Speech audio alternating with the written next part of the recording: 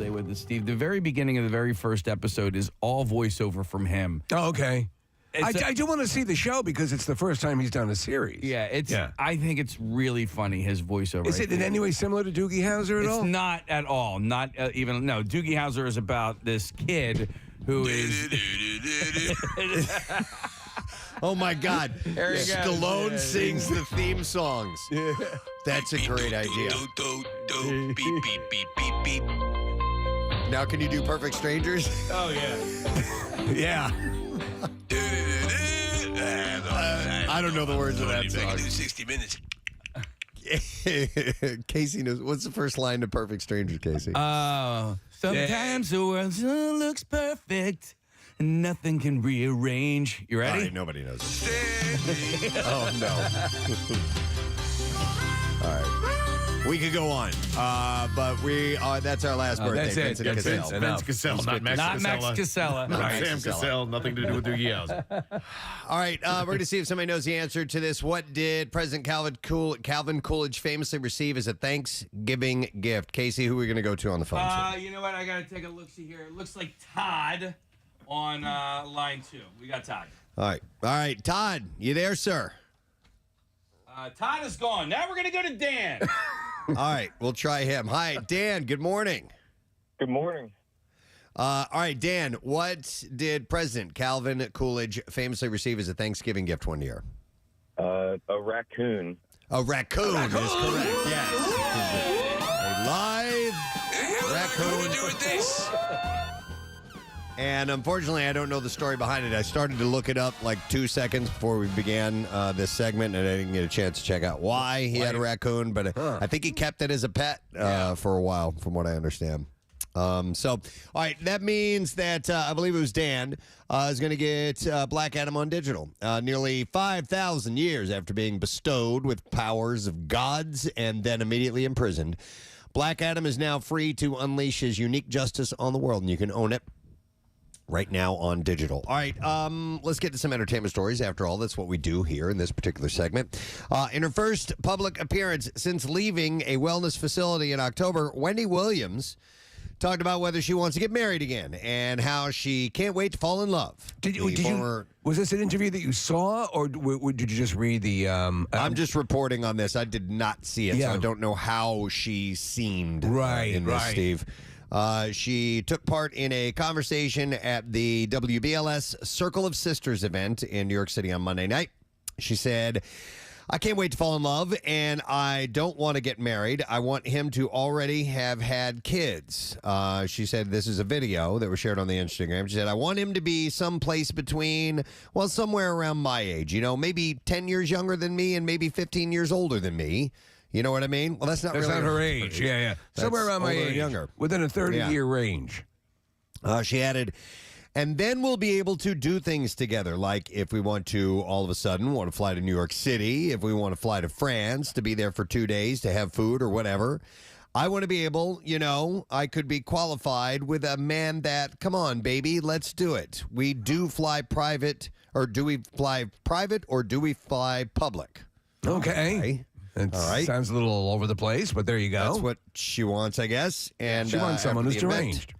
Her former publicist told Entertainment Tonight Wendy Williams was invited out to her former radio station's annual WBLS Circle of Sisters event as she shared a momentous and sentimental moment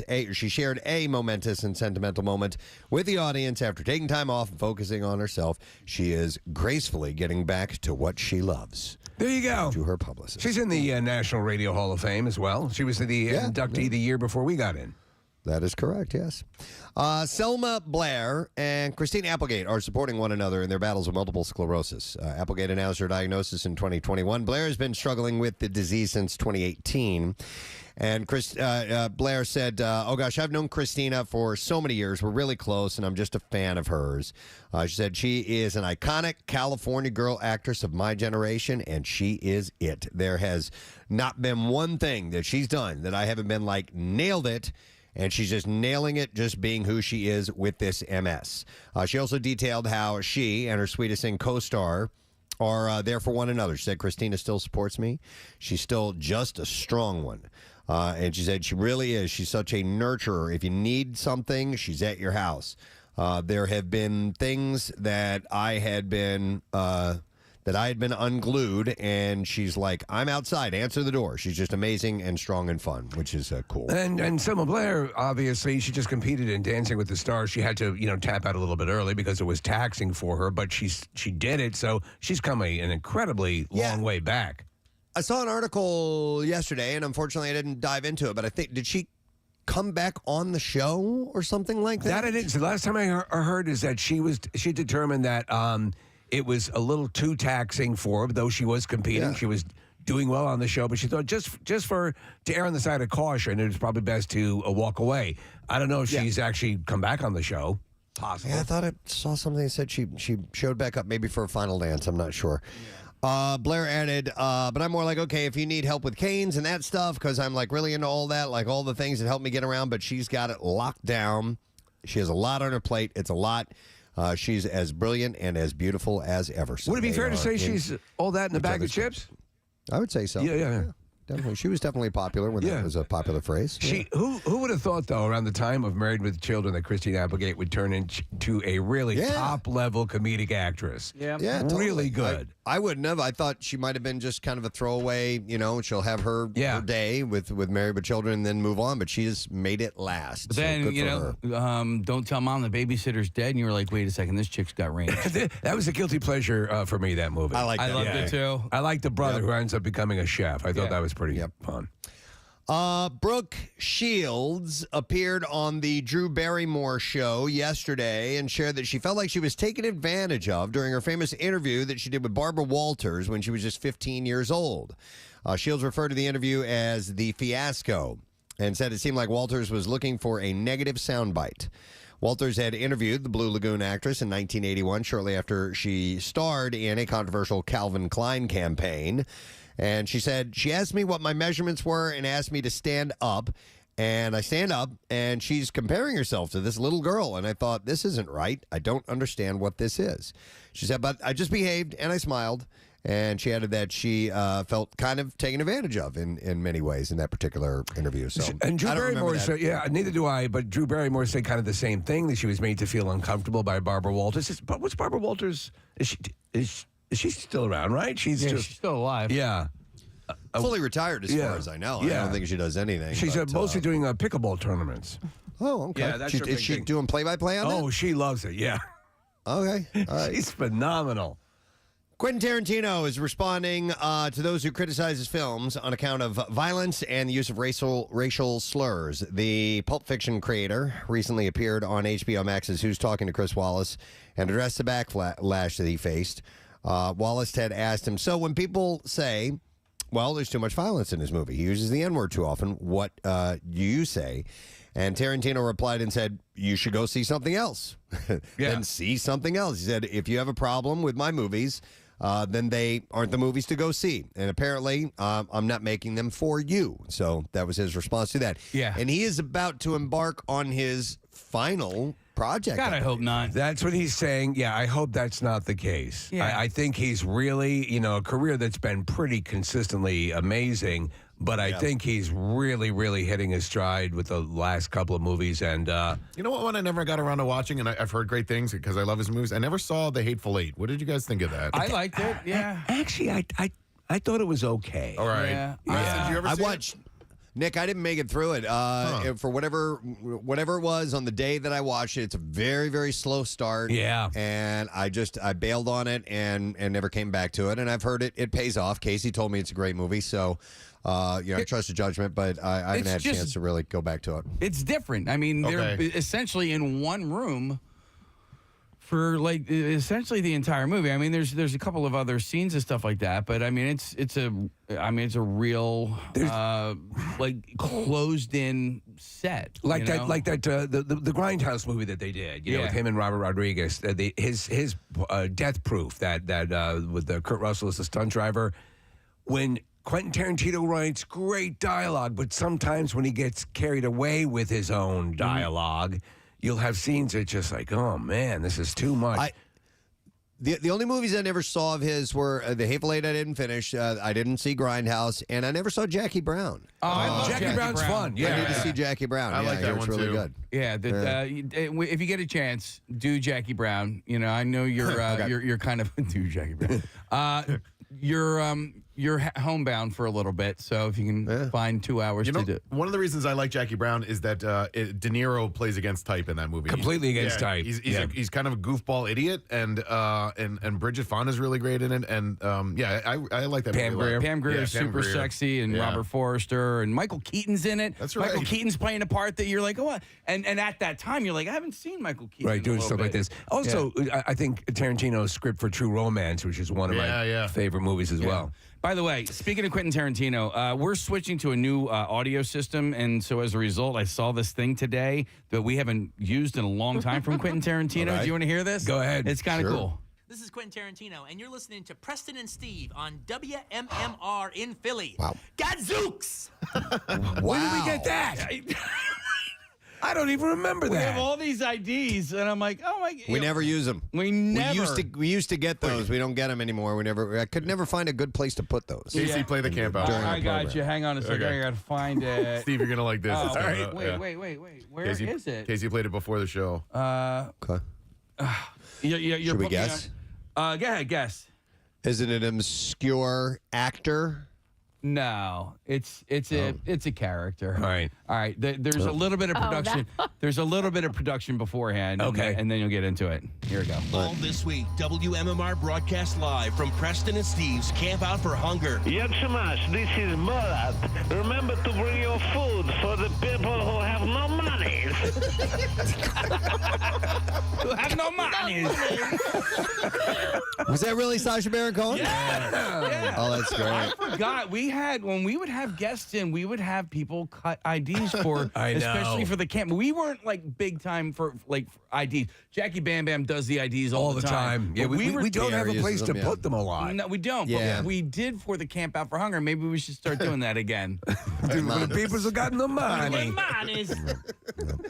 All right, well, here's some people who do have some money. The Page Six reports that Kanye West didn't show up for a scheduled deposition in his divorce with Kim Kardashian.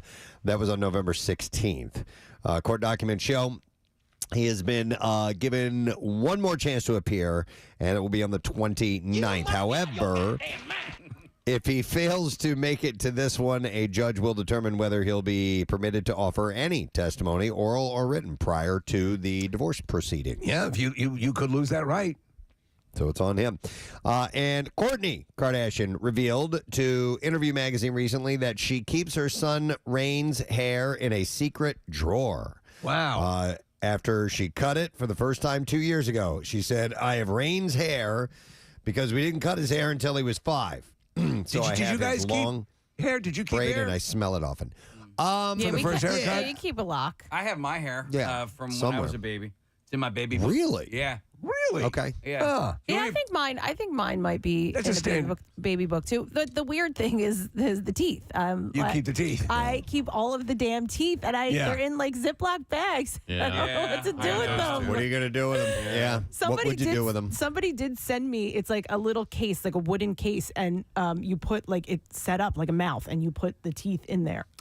Ooh. I think that is totally effed up. I My know. mother had a necklace made out of human ears, which But Steve, I have them now, so it's like I can't throw. I don't know. I throw wonder them out. if people That's effed do up. make jewelry with their kids' teeth. I'll bet you somebody has like a of course. ring with an incisor on it. I think which that's what is I'm going to get bizarre. into now. I'm Yes. gonna teeth jewelry. dental jewelry. Tooth jewelry. I can see Kathy doing that. KR Collection tooth jewelry. Wow. All right. Let's see. After the news broke that Todd and Julie Chrisley were sentenced to a respective 12 and 7 years in prison for fraud and tax evasion, Deadline reports that Chrisley Knows Best and Growing Up Chrisley have been canceled. Oh, no! I'm incarcerated, Lloyd. However, some episodes of the 10th season of Chrisley Knows Best will star on NBC. It will still air, on NBC, and they were filmed prior to the sentencing. So show they're is- going to run those episodes. So goddamn horrible. It's the worst of sculpted reality television, quote unquote. The most annoying family. Horrible. You know, we've been binging, and I'm not a big reality programming fan at all, but while F-Boy in Island? this time off, we've been watching Life Below Deck. Oh, that's a good show. The yacht thing. When I say good, it's not a good show, but it's fun. It's cool to watch where they go and what they do and Yes. things like that. And the drama between the castmates is nominal. It's not ridiculous. All right. It's a little bit of fun. But the one thing I can't stand, and Nick, next time you watch this, All right. are the super fast edits that they make. Like, they do not linger on a shot. I kid you not. For more than 2 seconds. Yes. Yeah, I know sat exactly there what you're talking and about. counted Oh, with that's Rochelle. I annoying. counted the Yeah. seconds per cut. Yep. And every now and then there's like a little 10-second thing that'll happen because there's a moment of conversation that have to flesh out. But for the most part, it's literally 1 and 2 second cuts for an hour. And it's ridiculous. That's the standard rule, actually. So it's like 1, 2, cut. 1, Yeah. 2, cut. and a lot of it's- these are one cut. Yeah. One cut. One cut. So who's your One. favorite And it's just character, Preston? Who's your favorite? I don't know. person? It's too freaking fast. I don't know their names, man. And plus, they have different seasons, so I'm just like, I'm mainly watching it for the scenery. And wow, I wonder how much it would cost to rent a boat like that, and stuff. So anyway, nonetheless, that's reality programming for you. All right, in other entertainment news, according to Page Six, Prince Harry and Meghan Markle's Netflix docuseries is going to arrive on the platform December 8th. Speaking about the show, Markle told... What? Markle, I glanced at the name of the show, The Cut. Yeah. And I thought it said something else. Oh, my God. Oh. Dear Lord, Yeah, wow. we have thought a there was- royal emergency. I thought there was an N. No, I thought there was an N in there Right. somewhere in The The Cut. C word. The piece of my... She told The Cut, Yes. the piece of my life I haven't been able to share, that people haven't been able to see, is our love story. What exactly is the name of this program? Yes, so that will be out on December 8th. All right, how about this? This sounds fun. People reports that the cast of the holiday classic Love Actually is scheduled to reunite for the laughter and secrets of Love Actually 20 years later, which is a Diane Sawyer special. So it's called The Laughter and Secrets of Love Actually 20 years later. That's kind of a universally loved movie. I think it's a state of the art sort of rom-com, right? Yeah. I love Less it. calm, I but- think it's great, even though in hindsight there are some cringe moments in the movie. It's still great. There's Yeah. something about it. It's very, very charming, I think, And I love any type of movie that uses the intertwining storylines as a Yes. as a thread that goes through. I think that's clever when they're able to do that. And also like Rowan Atkinson's kind of Mr. Destiny character that flows through that. I love that. They did a sort of mini reunion 2 or 3 years ago, maybe more, maybe pre-pandemic. Anyway, for that Red Nose Day. Yes, that's right. And Yeah. it was pretty cool. They had Hugh Grant was a part of it. Most of the cast members showed up for it, so it's nice to see them reconnect again. Yeah, so it's coming out next Tuesday, and that will be at 8 o'clock on ABC. So if you're a fan of that, then you'll definitely want to look into that. Let's see, we got time. There's a little bit more time left. So Jay Leno, by the way, I meant to report this yesterday, has left the Grossman Burn Center.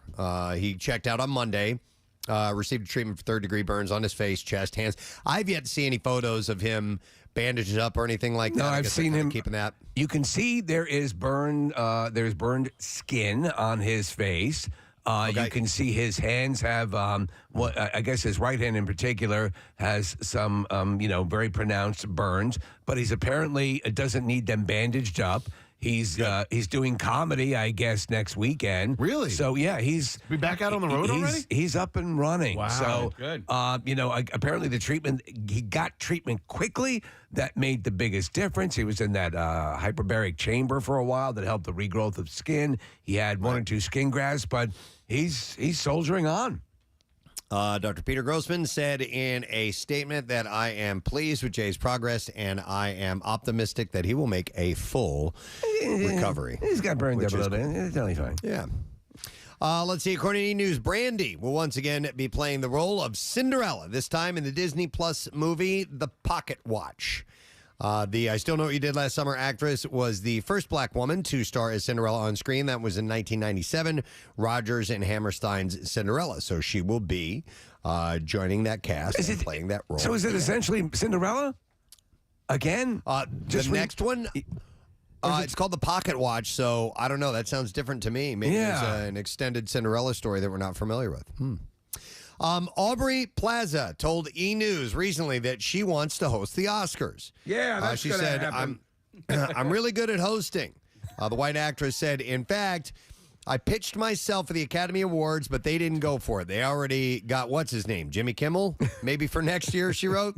She's the And then she confirmed that she was serious about the hosting gig and commented on the approach that she would take. She said, no political bull S, just good old-fashioned honoring films and the magic of movies. You know, she said, I'm the Billy Crystal of this generation. Everybody tells me that. I do love her, though. Yeah. By the way, she's the White Lotus actress. You called her the White actress, and she is white, and she's an actress. Sorry. The name of the show is The White Lotus. You know, the white actress. Is that actress white? Yeah, she's in You're season right. 2. White Lotus Yes. actress. And she's not blonde. Have you seen? Recent I saw pics? the pictures. Yeah. I like the brunette better, but I I do, think too. that it's fun that she's branching out and playing with her flirty self, being blonde and everything. Preston, we missed a hair change story. Wait, what? What? You have it? Well, One got past me? Well, Aubrey Plaza, right? Oh, yeah. It's after the fact now. This just in, Aubrey Plaza is now blonde. All There you right. go. Yeah, I totally Iglesiasky outside the United Nations in New York. I don't know why I'm here. All right, and then one last story. Paramount Plus announced that Top Gun Maverick, the top grossing film of 2022, will be available to stream globally on the services beginning Thursday, December 22nd. In the U.S., as well as Canada, Australia, Germany, Switzerland, Austria, Italy, and previously announced markets, the U.K. and Latin America. It will be available in South Korea and France in 2023. So it's not available now because when I went on Paramount Plus last night, you said December 22nd? December 22nd. Yes. It's November, though. You can buy it, I believe. So I bought it to watch it at home. Did you watch it without renting it or buying it, Case? No, that's how I ended up on Tulsa King because I've already seen it twice. I did buy it. No planes in this one. But for some reason, I thought it was available. It didn't register with me whether or not it said, purchase now on. But usually, if it's on Paramount Plus, it's ready to go. No, you can go on Apple TV and you can rent and you can buy it. Okay. So, but if you have the service, it'll be you can watch as many times as you want on Paramount part Plus. of your streaming purchase. Streaming, yeah. Right. All right. By the way, we do have that voiceover from Tulsa King. If you wanted to hear that, You want to hear it, Preston? Yeah. All right, let's do it. all right. This is USP Canaan, a federal prison in northern Pennsylvania. Definitely not a great choice for a destination wedding. I've subsisted in hellholes like this for the last 25 years. And to keep what's left of my brain from deteriorating, I read some very good literature and wrote some very bad poems and tried to avoid getting shanked for a second time. And it just kind of goes on like that for a little while. His mouth has gotten a little bit more flappy. Well, Western Pennsylvania, that's where Nick went to college. It's more, you can hear drooping lip. You can only assume that because he went for 7 years, he's got a medical degree. You've been to Lewisburg? I've been to Lewisburg. I went over to watch the Crown Dog come out. It was incredible over there. Did you ever go to the Bull Run Inn? No, but no, I'm going to check it out now. Hey, I'm a big fan of anything that's Nick approved. They got really good purple Hooters. How do chicken wings over there? Oh, my They're pretty God. good. Purple Hooters. Purple Hooters, yeah. Oh, When my your God. bra's on too tight. I remember when those were the shot to No, do. the redheaded slut. Yeah, and the kamikaze, but around that time. 2 filthy cheap whores, please. Okay. 2 syphilitic whores, please. Anyway, back to Top Gun Maverick. We now join the show already in progress. It crossed the $1.4 billion mark. They should have Stallone doing the parade. You know, Oh, they're like the Thanksgiving Day parade? It was a marching band from some high school. I don't know. They got a bunch of kids doing the instruments. The growl, the growl is what I love. It's so resonant. There's another band coming along, and there's Karen Rogers handing out donuts and stuff like that. I don't know how these people. It's very cold out here. Yeah, it doesn't. They don't mix. You know? They don't. No, he doesn't have the excitement you need. Anyway, $1.4 billion mark worldwide, becoming one of the top grossing films of all time. Wow. And by the way, it is the highest grossing film of Tom Cruise's career. Oh. And you know what? One of the biggest cinematic hits of all time. He was originally reticent to it, and then the director and co-screenwriter came over to his house. They did the little pitch, and he said, so they were having trouble getting it on, the schedule for the movie for Paramount to make it, and so Cruise hopped on the phone, and within like 10 seconds, it was a go, and they did it. Yep. And so look at it; it's huge. And it deserves to be. It's a really good movie.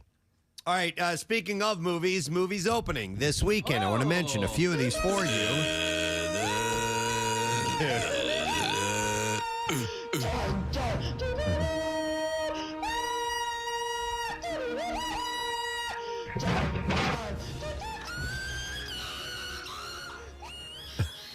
Did that just fade out? It did, yeah.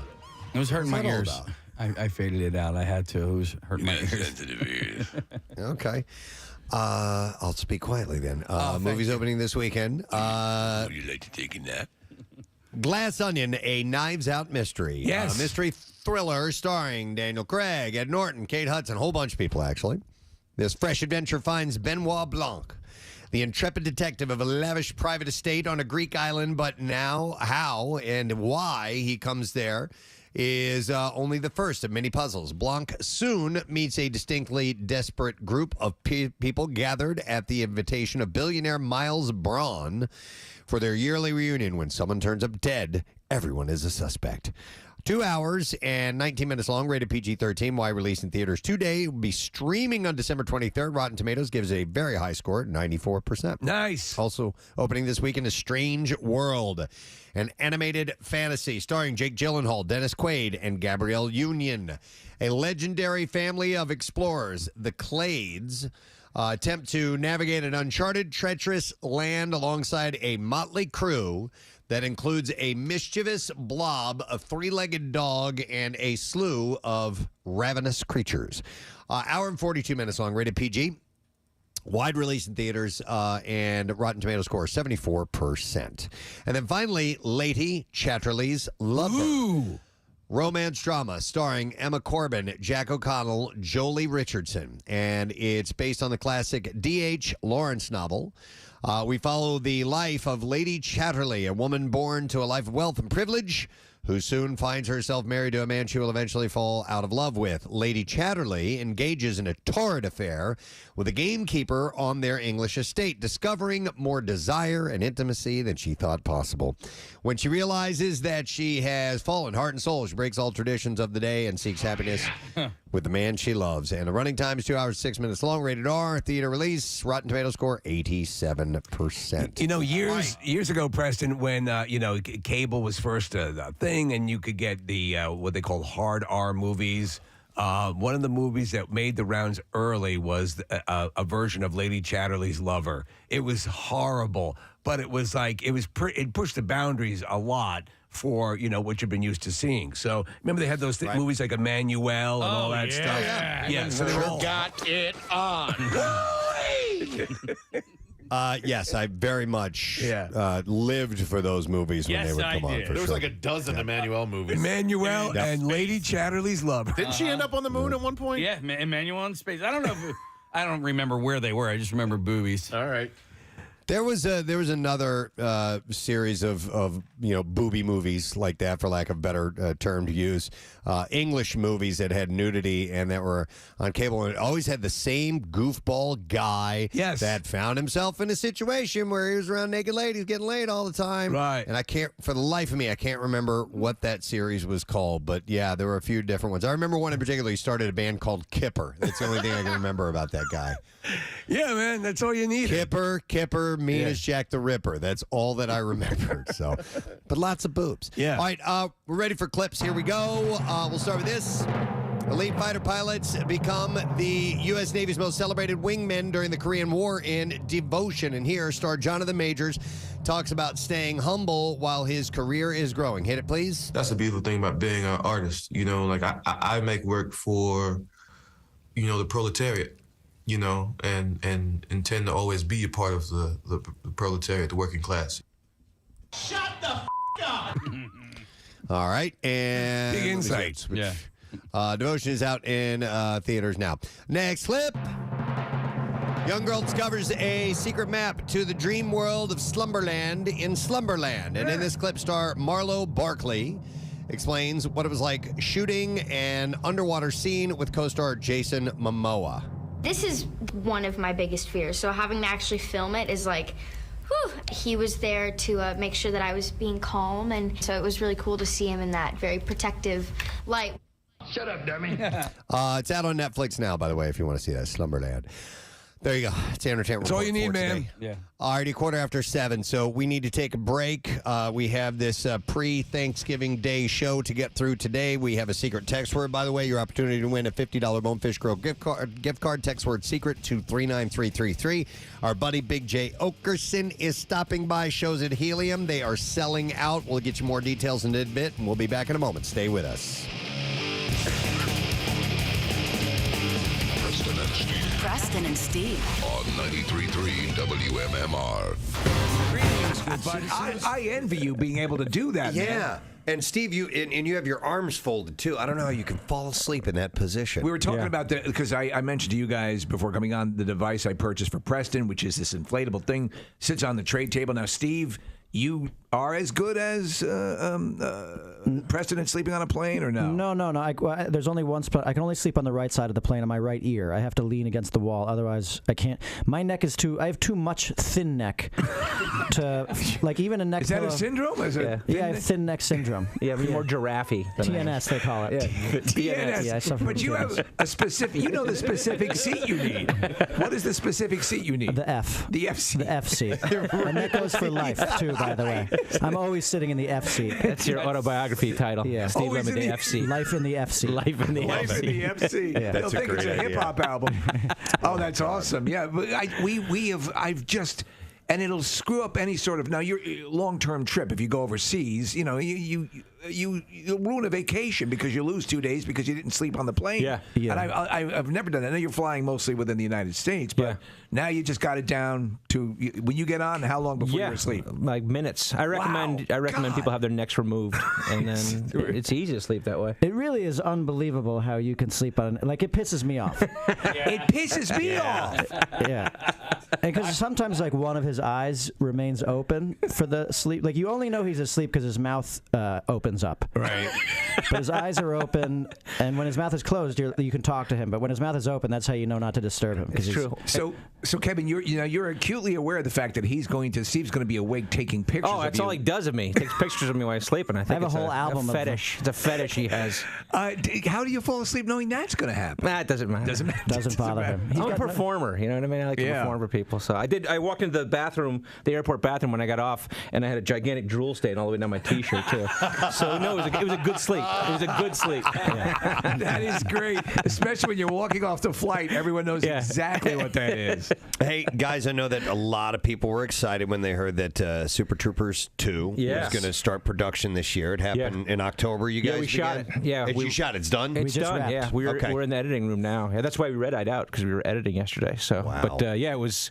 We finished about first week of October, and we shot for 2 months up in Boston. So with the with your stage show, and you guys you guys go out and tour. And you've done it for a while. The other three, I guess, go off and do their deal. But yeah, we're the funny ones. You're We're the funny guys, ones. yeah. You're, So- yeah, but I love your kind of your stage shows is a synthesis of different things. It's a storytelling and stand up, and it's almost like an evening with. Yeah, we each do a traditional stand-up comedy set, but we also we come out together and we'll tell behind-the-scenes stories of the making of our movies. In fact, this weekend we're telling a fresh new story about Super Troopers 2. A tease because I I'll love, tease it. I love the. I'll tease you, Steve. Tease me like crazy. Tickle my ass with an ostrich. I'll tease. So tease, yeah. What is it? I have a really exciting love scene in Super Troopers 2. I have a very exciting love scene. It's which Carlito's Way member do you look like? No, it's me with my mustache, but I'm going mustache to mustache with Rodney Farva. Wow. Kevin and I have a love scene together. Yeah. Really? We have a thing. Yeah, we make out in this movie. Yeah, we can't really give away how it happens, but it does happen. Yeah. I love that. I love because I was watching a lot of your stuff, and there's an elaborate Patrick Swayze encounter story that I thought was hilarious. And you, Steve, are a huge Patrick Swayze fan. We're all Kevin and I are both big Patrick Swayze fans, but Kevin missed his opportunity to meet him because he was over at the free buffet table. I had a moment. The window opened for a second, and Kevin was not Open there bar, for it. dude. What I loved about it is that you guys are, because you guys, you obviously have this degree of success, but you're just the same sort of guys that we all would be in the same situation. When you meet someone you're sort of a fanboy for, and you realized in short order that you were that annoying fan. Oh yeah, totally. Yeah. No, we were like, we saw Swayze, and we ran down the list. Like we were like, all right, what should we say to Swayze? And we ran down the list. Yeah, Point Break, Youngblood, Dirty Dancing, Roadhouse. Yeah, we Next were of zipping Kin. through all the movies. You were trying to pick the movie to lead with because you wanted to set the tone. I was just gonna have him just like talk about every single movie he ever made. And Kevin. We didn't think we were actually gonna speak to him, but Kevin walked away, and our Super Troopers producer came over and said, I know Swayze. Do you want to come meet him? He's about to leave though, so you have to come right now. Which is why Kevin missed the opportunity. But then I got Swayze. I brought him over to a Japanese lantern in the corner of this party, and then I froze. I couldn't remember a single movie. And and then I was like, so is Swayze like your stage name or? And you saw him do the non-discreet security hand movement that. Yeah, he made a little signal. I caught it. I didn't register what was happening until Matt Dillon swooped in between us. With his back to me. He was like, "Excuse me, bub." And after about 60 seconds, I was like, "Oh my God." Swayze gave him the signal, the help signal, and they were not coming back to me. And I sulked and I walked away. And then Heffernan was waiting for me, and he was so fired up. He was like, "Oh my God, Patrick Swayze and Matt Dillon, tell me everything." And I had crashed and burned. So, in retrospect, what movie should you have led with had you have remembered? What is the ultimate Swayze movie? Point to Break. lead? Point Break. Yeah. Okay, definitely. Point Break or Roadhouse. Too. Yeah. I should have gone. I think Next to Kin gets forgotten a lot. Next to Kin is great. Black Dog is a deep cut, which is pretty solid. Ghost. I could go Ghost. But you're a Dirty Dancing guy. I'll do Dirty Dancing. Hey, look, in Club Dread, I play a character named Juan Castillo. Yeah. And if you translate that into English, it translates into Johnny Castle, which is the name of Pete Swayze's character in Dirty Dancing. Pete Swayze. Yeah. That's our homage. That's homage. Wow. Sofia Vergara's attorney, this is a follow-up, spoke out about the reports the actress is being sued by her own embryos and an ongoing legal battle with former fiancé Nick Loeb. Are they going to put the embryos on stand? I'm wondering if that's a bold legal maneuver or not, and if they'll try it, but we'll wait and see. The Right to Live lawsuit was filed on behalf of the fertilized eggs, listed as plaintiffs Emma and Isabella on Tuesday in Louisiana. The defendant, Sofia Vergara. The plaintiff, her embryos. Loeb and Vergara created the embryos in 2013, and Loeb has since been battling to have them carried to term and then taken to custody. And then he takes them to custody. The latest maneuver, this is according to her attorney, this latest maneuver is nothing more than another attempt on the part of Mr. Loeb to keep himself in the public eye by keeping himself linked to Miss Vergara. You notice that's always what lawyers say. This is another attempt at publicity. Another shameless attempt. They always go there. We have every intention of putting the embryos up on the stage, and I will cross-examine them vigorously. So there's the... Look at you. You're not even developed. You have no arms or legs. You're simply an embryo. You're a gelatinous mass, and you show up here with without even wearing a suit. You insult the court's speech. I think you should be held in contempt. Yeah. Not entertain this circus. Loeb's suit comes just 1 week before it. Besides that, you left a slimy trail all the way up to the stairs. And everyone else will now slip in it. And that might be a that lawsuit. Could be another right lawsuit there. in the making. And I am frankly shocked that the court would allow this to happen. We ask that anyone taking the stand, please clean up their slimy trails after them. These from the Geeter bag. Oh, These are, what are these?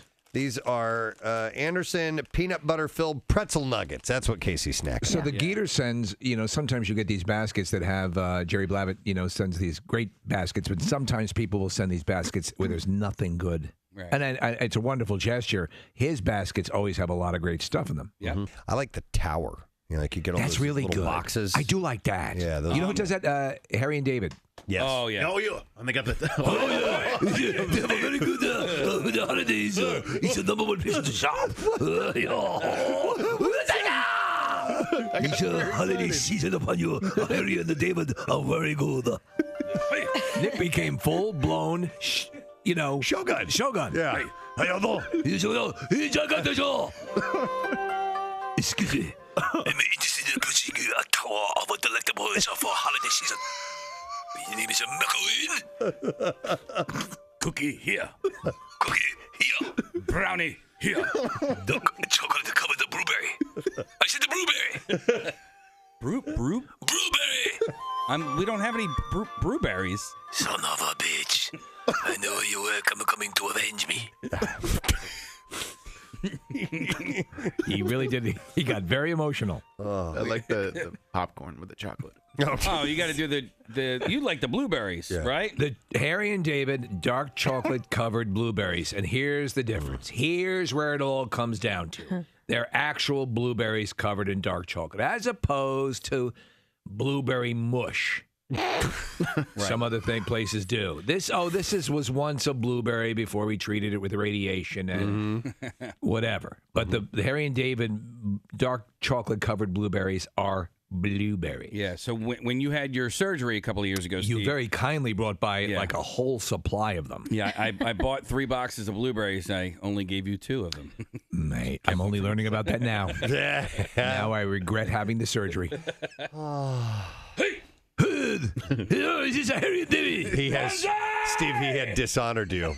You make me rose face. In front of Harry and David, I will kill you. You have dishonored my tower of chocolate covered popcorn. Nick, that was just so guttural, so raw. Your Holy crap.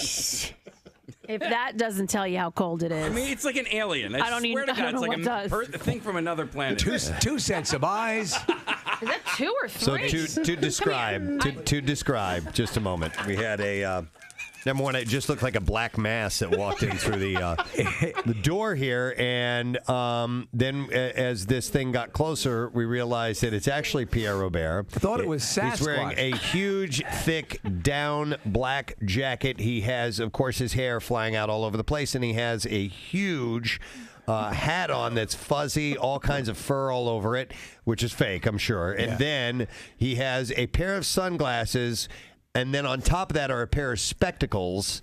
And his mouth is opening and closing. Well, I'm trying to get a word in. I'm just describing for the audience what we're seeing here. He's trying to breathe.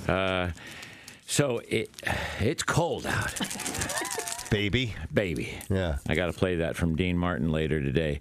But I found this hat somewhere in my travels, and I go, this hat will make me look like a Ruski, and then I can hack into the U.S. political system.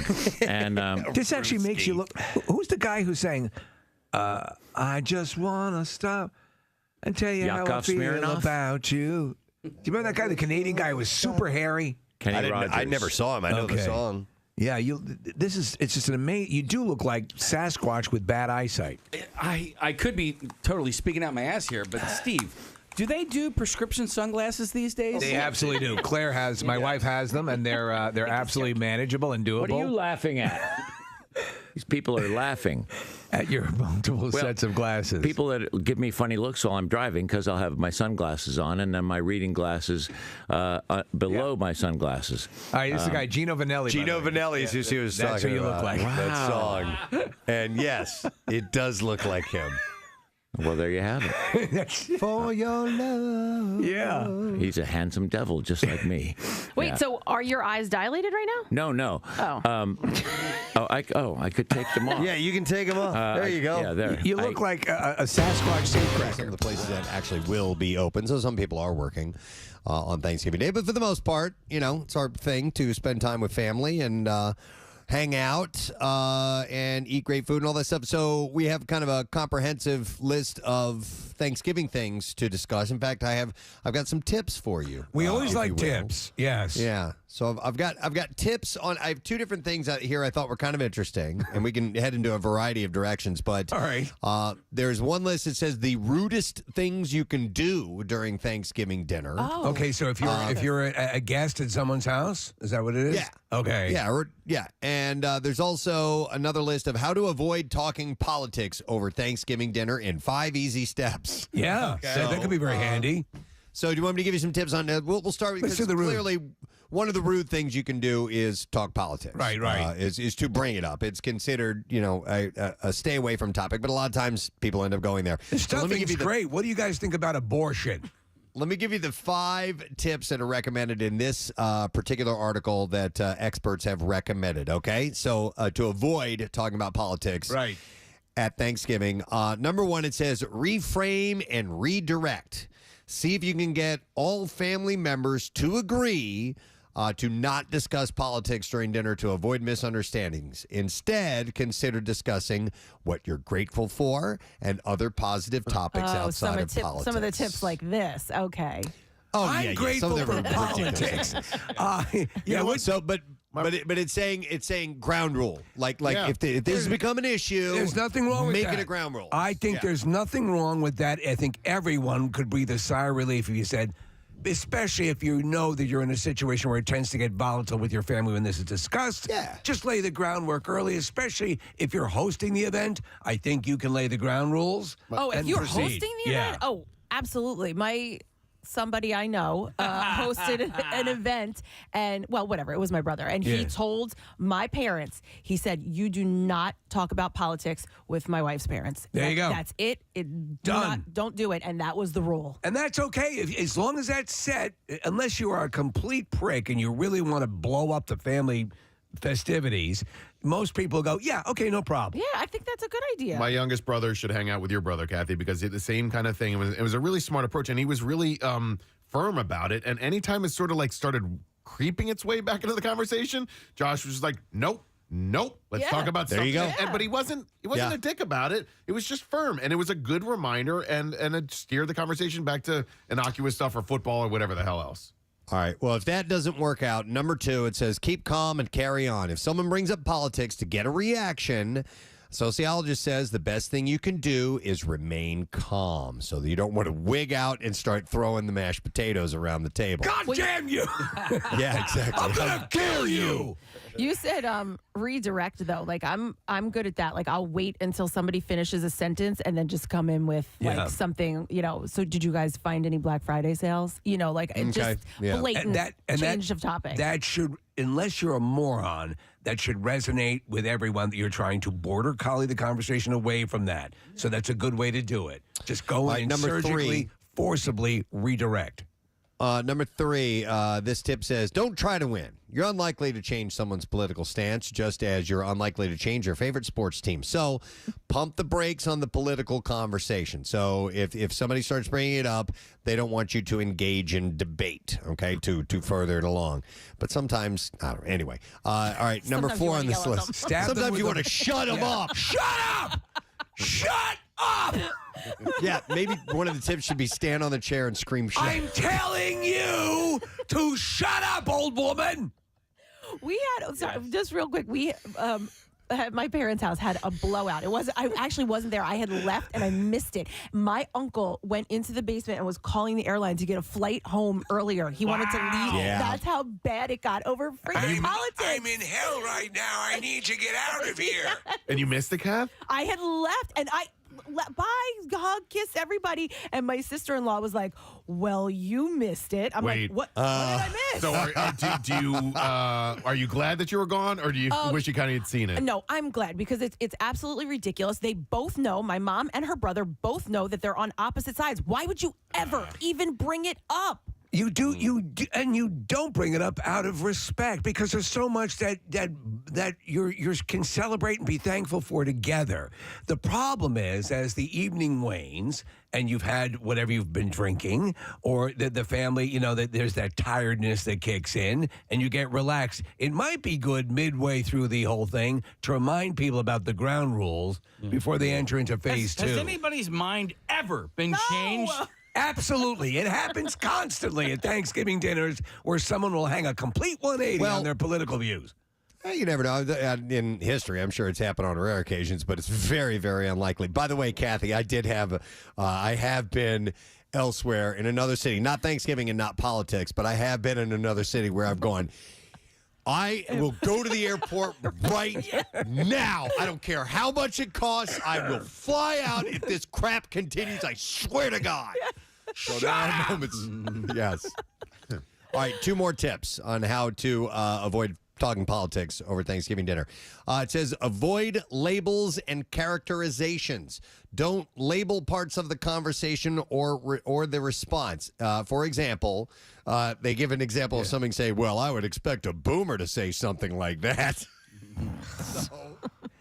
Every family, to avoid comments like that. Not every family, but a lot of families have the bomb thrower. They have the one who loves to stir the S up and then step back and watch it all burn down. So, remember know who those people are and know how to isolate them. Oh, yeah, without question. I put your food out in the garage.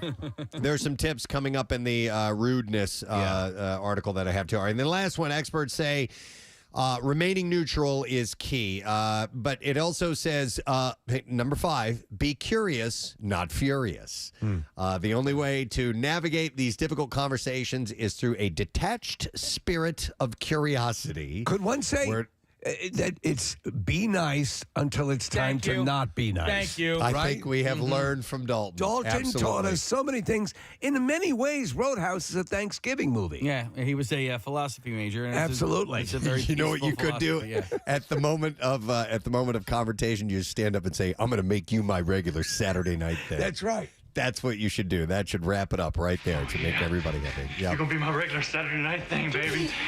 Oh, yeah. What if the host calls my mother a whore? Well, is she?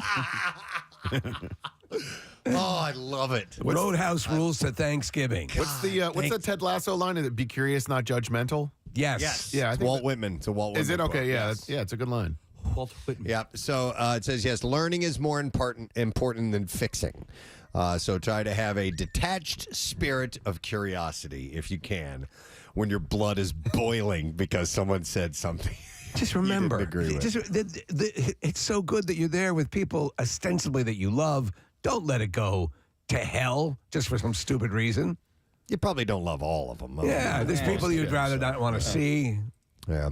All right. So on to the rudest things you can do during Thanksgiving dinner. I assume defecating out in open, right?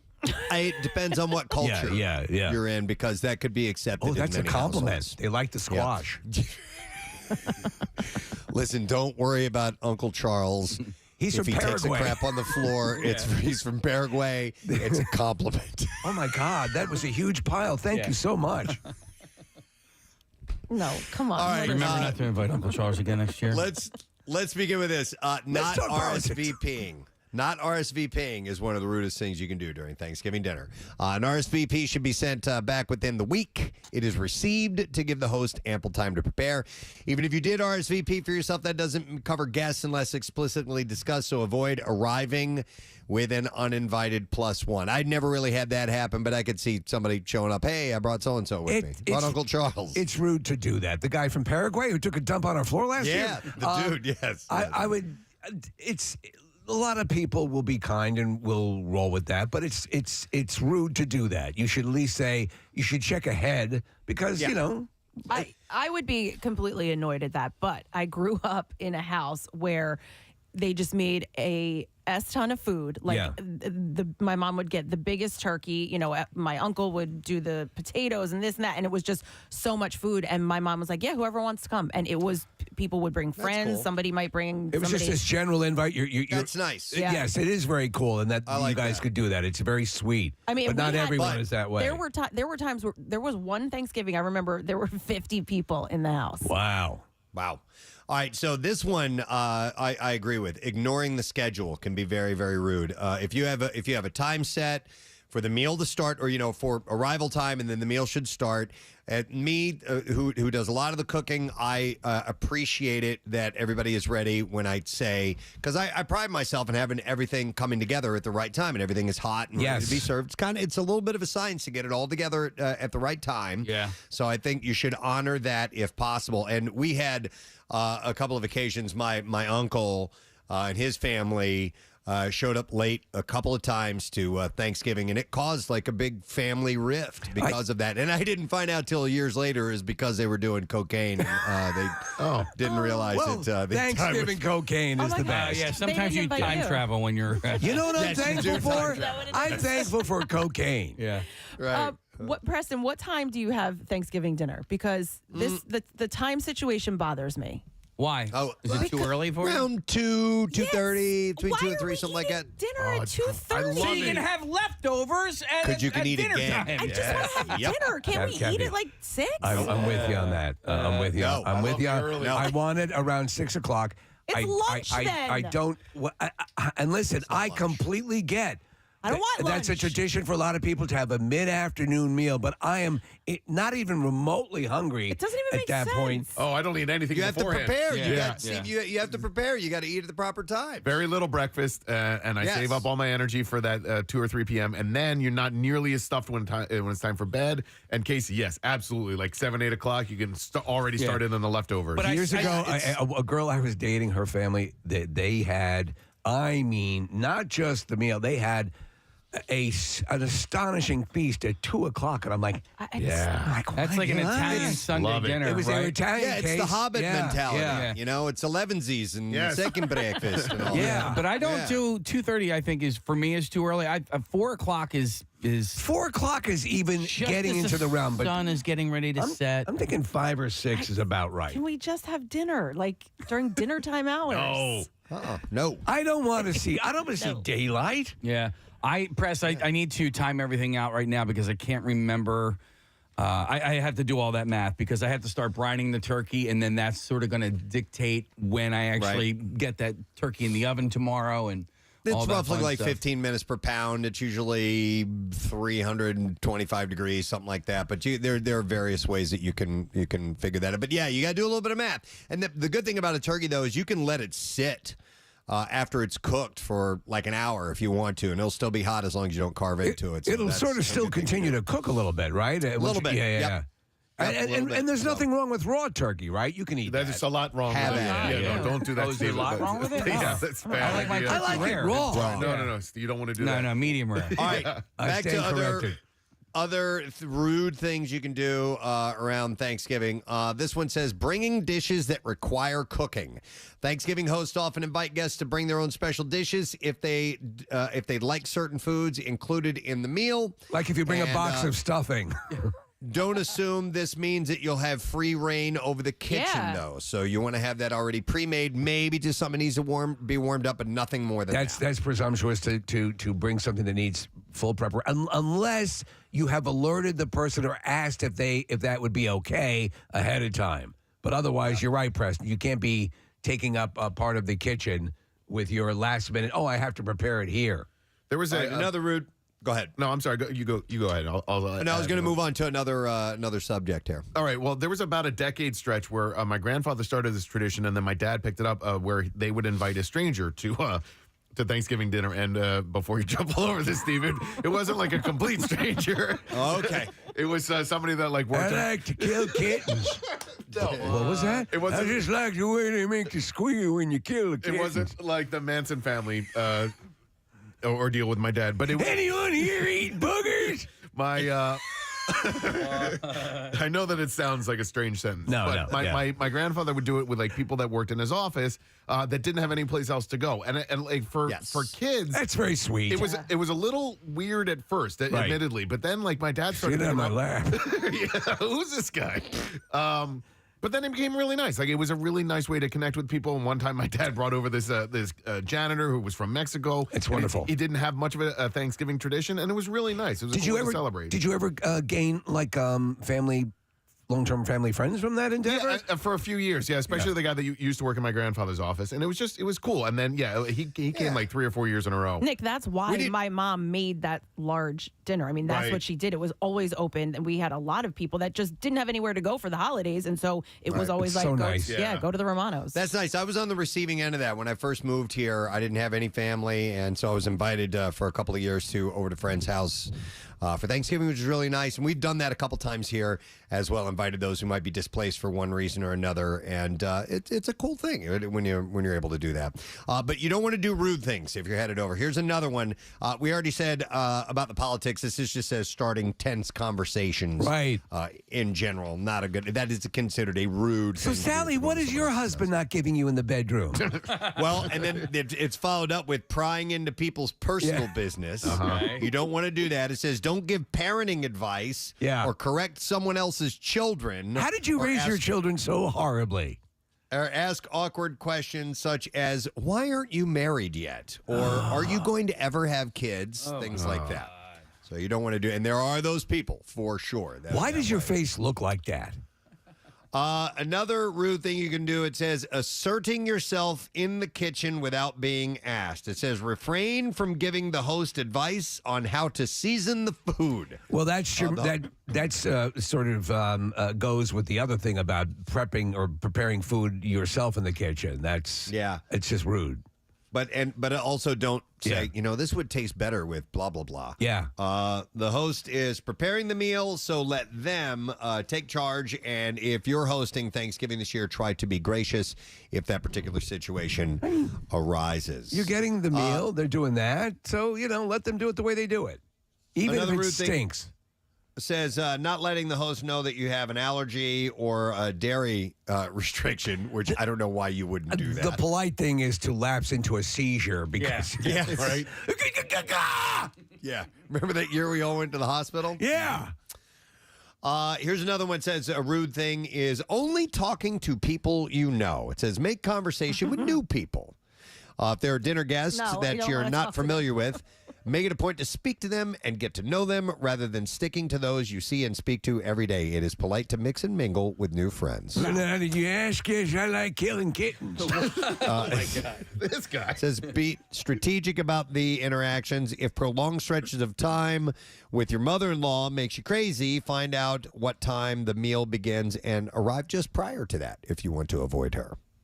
If that's an issue, would it help to perhaps at the beginning of the evening take your mother-in-law upstairs, get intimate with her to loosen things up a bit? Get intimate with her? I think so. Yeah, Steve's got. There are lots of videos that show their stepsons and the Swedish erotica series. Yes, son-in-laws being with the mother-in-law. It happens pretty regularly. Have you guys ever had a repeat Halloween Thanksgiving dinner where you knew that there was going to be somebody there that you just didn't want to spend any time with? Yes. Yeah, same. And it's awkward, and you just like you end up going in the other room or watching football for a stretch or whatever. But Nick,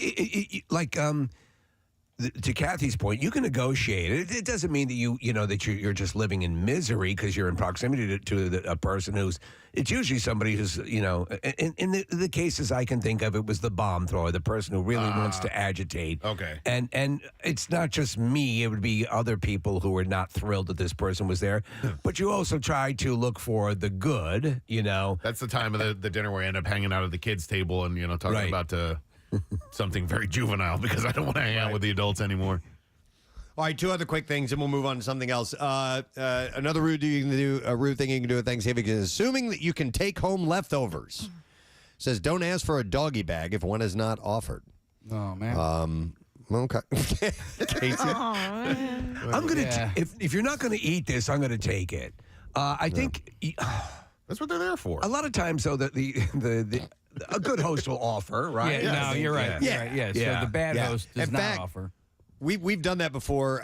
It might have been around Christmas though, but actually where we had so much food that we started, and Rochelle collects all sorts of leftover containers. So do we. We have tons of them. As Chuck says, I don't know why my wife washes our garbage, but we collect those, and then we started making to-go packages for everybody. It was great because a lot of that food's going to sit around and go bad anyway, so why not send it off to people who are going to eat it? And the last rude thing you can do, according to this particular list at Thanksgiving, is hanging around too long after dinner. Yeah. Don't overstay your welcome. At the point when the host changed into their pajamas, it's usually a good hint that it is time to go. When they're asleep, completely asleep, and you're walking around with a flashlight, you've exceeded your welcome. But you know what else I don't like though is leaving too early. So like if yes, because if the host is working the entire time, right? They finally serve dinner, they clean up after dinner, desserts out, and they finally get a chance to sit down. If you're then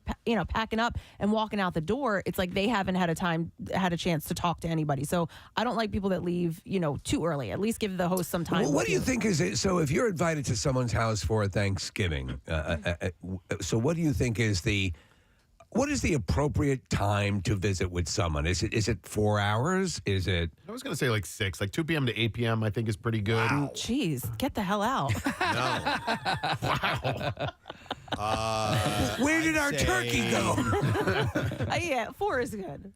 I'd say an hour after the meal, you're good to go. Yeah, that's enough time. Yeah. And by the way, I found this. There was a poll, an ongoing online poll of over 1,500 people that reveal what time is best to eat Thanksgiving dinner. So this is according to this poll. And this talks about what we were going. Number 1 on this list is with 34% is 4:30 to 6 p.m. Okay. Oh, yeah, there you go. There we go. Dinner. Number second on the list, 22% is 2:30 to 4 p.m. So Nick, that's in our camp. All right. And then noon to 2 is 19%. Still a fairly high amount for that. Noon to 2. And then 12% is 6:30 to 8 p.m. What the hell? So that's kind of a late day. Who are they? Yeah. And then 2% said 8 p.m. or later to do Thanksgiving. It's too late. Yeah. It's too late. Yeah. You got to go. So, that's. So it seems like the majority of people say dinner time, but I like the early thing. We've always done it early. We usually are in our pajamas for Thanksgiving, which is awesome. Did your family? Did your own your father and mother and did you guys eat around that time at 2:00, or were you? Yeah, or did that it was tradition an earlier start? in the day thing? So that's what I've always been around. I guess that's why we do it that way. So we always did the 5 to 6:30 range. So. Yeah. It's all tradition. Tradition. I guess so. Tradition. I guess it does fall into that. Whatever you're used to, whatever it's become to known as for you. What the holidays become to known as. So, are we programming question? Are we going on Fox Good Day this morning, Casey? Yes, we are, and we got a little bit of time here, so we can got like 6 minutes, right? Yeah. Yeah, but all right. So more Thanksgiving keep stuff going. to dispense. Oh, I got loads. All right. Heavy plethora. So let me see. We can get into some specifics about. I thought this was kind of weird. If you have a fussy eater at home, a picky eater, punch them. You should avoid serving them food in a red bowl. Why? Oh my gosh, why? Researchers found both saltiness and desirability to eat a snack were influenced by the color of the bowl that it was served to for picky eaters. Oh, my gosh. And the group rated saltiness higher when tasting food from blue bowls and red bowls than they did from tasting food from a white bowl. Wait, so don't My serve it bowls in the are so blue. don't serve it in the blue or the red? If they're a fussy eater, yes. So avoid that. If So if you got someone's somebody really at your If somebody's really fussy, do you think that matters? They're saying it does, but I you know, they're saying it does, yeah. Yeah, I mean, I don't know. Were you any of you fussy eaters growing up? Oh, or- yeah. Believe it or not, yes, I was. Yeah, I would eat. There was a stretch where it was either plain hot dogs, and then or butter sandwiches. Oh my God. Yeah, that was about it. And I've evolved since then. But Now you butter the hot dog. I'll eat anything. You that, starved yourself for so long. Now you just eat anything. yeah, maybe I'm making up for lost time. That's right.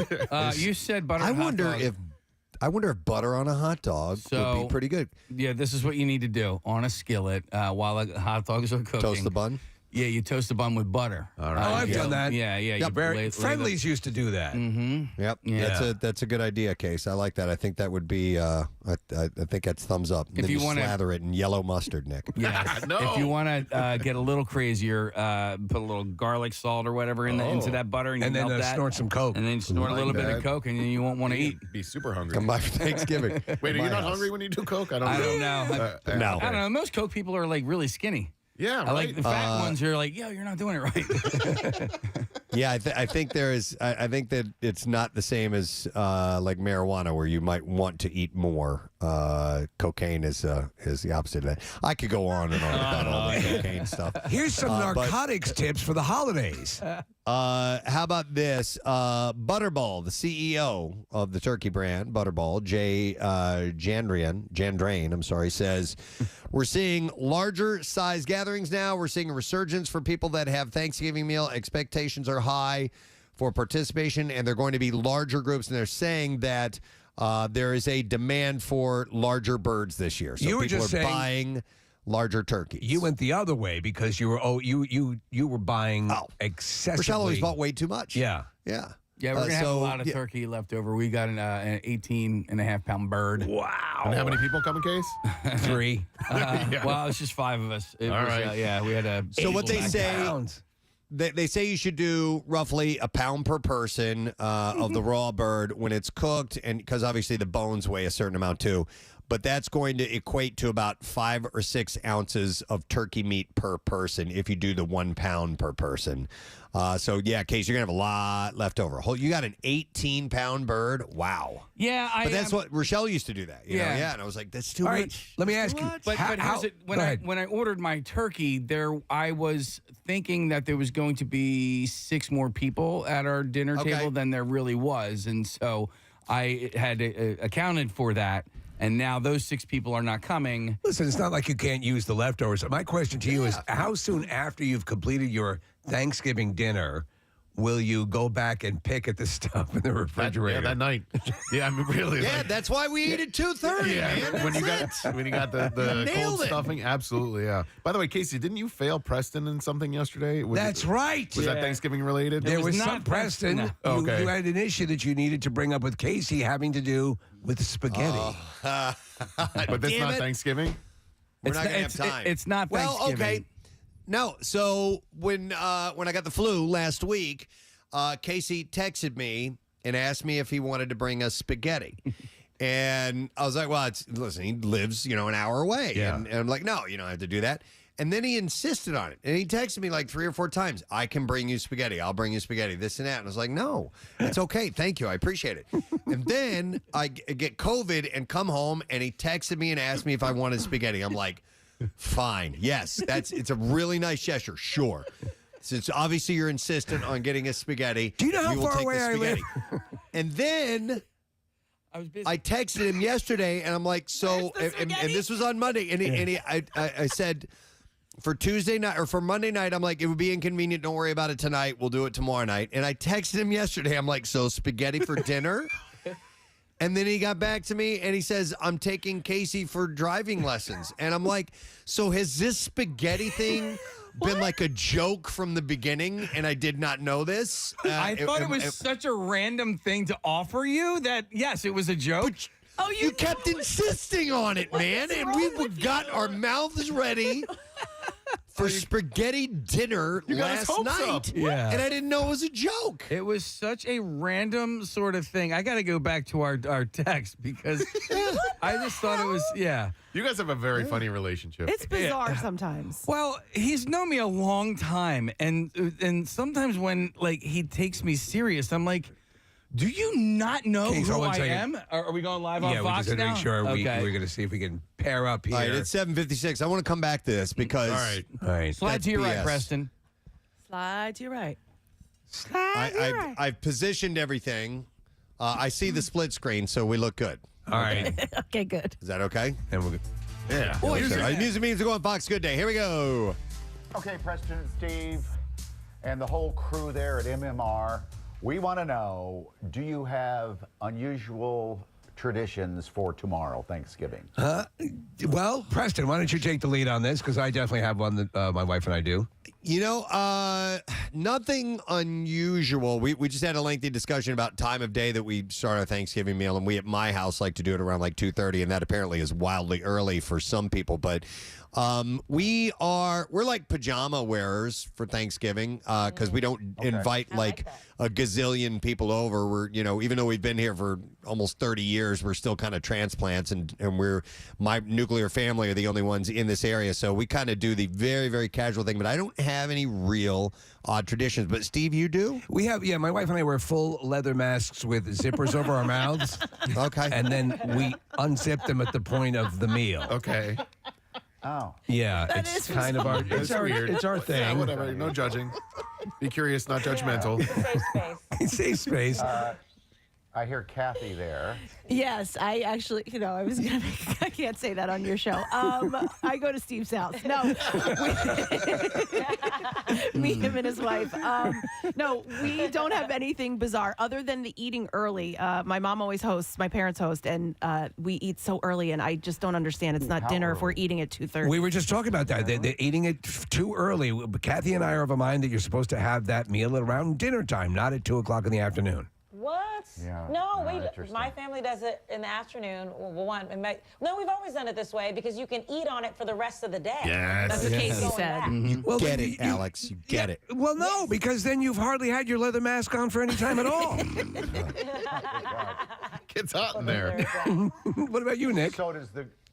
Well, I was saying this earlier too, guys. We used to bring my grandfather and my father would invite somebody we didn't know over. You know, it'd be somebody that worked in the office. That's great. And so every year it was kind of like a stranger that would show up at Thanksgiving. And initially, as kids, you know, we found that to be a bit odd. But then it was just somebody that didn't have some place to go for Thanksgiving, and it became a really nice family tradition. Oh, that is nice. Here's the other thing, though. We're discovering more and more people, too, and some folks find it weird, that they don't have turkey. Yes. Thanksgiving? Yeah. Though, and I forget as the reason as to why turkey became the prominent. If you look at the actual original, what was supposed to be the menu item, It was like eel. Yeah, and lobster and stuff Yeah, they like had that. shellfish Yeah. and stuff like that. But the reason it had a resurgence later on, I think in the 1800s, and they had looked back in history and that turkeys were a prominent bird in New England, so they assumed that they had turkeys, and that's why. So depending on if it had been a different situation, we could have been sitting down to emu for Thanksgiving, correct? Ooh. Have a great Thanksgiving. You too. Happy Thanksgiving to you. You guys too. Thank you. Happy Thanksgiving. We're thankful for you. We love you guys. Love you. Unzipping. All right. It's back to your bizarre relationship with Casey. Yeah. Okay. So I thought you were bringing us spaghetti. I think you were. I apologized for the miscommunication. You actually meant that as a practical joke? It's not a practical joke. It was just random. So yeah, but we were sick. You were offering food. It is a thing that people do. It is if a thing there that people are do. groups, if there are sick people, that they will bring food. Rochelle does that type of thing. Casey and, brought me chocolate-covered blueberries when I had my operation years ago. Came by the house. I said I asked for spaghetti. You offered it over and over enough times where I'm like, okay, he must be very proud of his spaghetti, and therefore we will accept this gracious offer of spaghetti. And I had no idea you were joking, dude. I apologize. Yes, so I brought it. I'm going through our text messages, and you could see where he might get the impression that you were legitimately providing spaghetti. Well, it was one of his responses. I was like, "Oh man, he thinks I'm serious." Why didn't you tell him then? But at one point, you said you have spaghetti, and I go, I can make spaghetti, and then you said ha ha ha ha. So I thought maybe you understood, the joke or whatever. That's like when a kid. Yeah. That's like when a kid in school. My dad's Chuck Norris. Well, no, he's not. And then you get kind of backed into a corner. Yeah. And you're like, oh well, no, I guess I have to bring spaghetti now. But so you were kind of offering. Did you think for a sec? I guess the question here is, why did you keep hitting it when he kept saying we don't need it? There's something else to this. There's something you're not telling us. No, there's nothing I'm not telling you. I think spaghetti is kind of a funny sounding word, and I thought that's really what it was about. Seriously, it's just fun to say the word spaghetti. It's such a random thing to offer. You would think chicken soup, right? When you're thinking what you bring people who are sick, just anything, chicken soup, meal, spaghetti. Yeah, but in my defense, like let's say I was serious about the spaghetti offer. Things came up. I wasn't able to. I had to take my daughter for her driving lesson. She's going for her license next week. Couldn't you drive by a place that sold spaghetti? Yeah, and by the way, I wasn't driving her in her lesson. I had to drive her to this driving school, and then I had to wait for 2 hours. So it was impossible for me to bring you some spaghetti. So even if the offer was true. I'm going to read these text messages. All right, let's read them into the congressional record. Okay. Hey, Roast Beef, how you feeling? I hope you're feeling better. Want me to bring you some spaghetti? I wrote back, thanks, man. Feeling a little better. Going to be a few more days until I'm 100%, but definitely good to have, good for tomorrow. And then I wrote, you have spaghetti? And he writes, I can make spaghetti. I wrote, ha, ha, ha. That's okay, bud, but thanks. So I thank you. Ended it. And you even gave a ha, ha, ha. Like, and then he here's the follow-up. If you change your mind, let me know. I can whip up a batch pretty quickly. There's no emoji. Yeah. There's nothing. Ha-ha. He's offering to bring a sick family dinner. So you've had the introduction of the possibility that there's a joke aspect to it, and that was actually. He actually came back and doubled down, saying, I can make spaghetti. All right. Yeah. I have a two-part question. At one point, Preston, did you ever think that he was kidding? And Casey, were you ever serious? Initially, it looks like you did think he was kidding, Preston. At the very beginning, and then the insistence upon it, and then I can whip up a batch pretty quickly. I'm like, oh, he's serious about the spaghetti. All right, so fast forward to Monday. Thinking like, oh, he's playing along. Jesus Christ. All right, and then fast forward to Monday. He writes, how you feeling? Feel fine. And I put a smile emoji. How's Rochelle? She's got a nasty hack. Not quite as bad the last couple days, but still very guttural and deep. Does she want some spaghetti? And then I do an official. I wrote, if you would like to bring us spaghetti, we would gladly accept and eat your gracious offer. And then I put a little spaghetti emoji. And then I wrote, would it be more convenient tomorrow? Because this was in the afternoon. So that, to me, at that point. And then he writes back, probably, I'm at the gym right now. And I sent a thumbs up. Notice I didn't commit. I just said probably. What the hell is wrong? I think this is weird. This whole thing is so weird. Right? Thank you. No, on That's your what I was going for. What this is a man not having the tools to tell another man he loves him. I think I can read tone into most people's texts. I really can. Casey, I am often blind when your texts come out. Yeah. I don't know if it's a joke, if it's sarcasm, if you're angry. Like, I have a really difficult time discerning tone on Casey's text. But here's the thing. This is what because this is something Casey would do. Insist that he bring Preston something He's a to eat. really nurturing kind of guy. Yes. So the gift of spaghetti from Casey is not that outlandish. It's a gift of love. Well, it's a gift of love. It's a gift of spaghetti. Yeah. Well, and especially, I think especially with you, Preston, he wants to make you happy. So, and you're sick, and your family is sick. So the fact that it was a joke is I don't get it. All right, so there's more to this. So we left this when we last left the spaghetti incident. So we left this on Monday. He wrote, I said, would it be more convenient tomorrow? And he wrote, probably. I'm at the gym now. Okay. All right. So then fast forward to yesterday.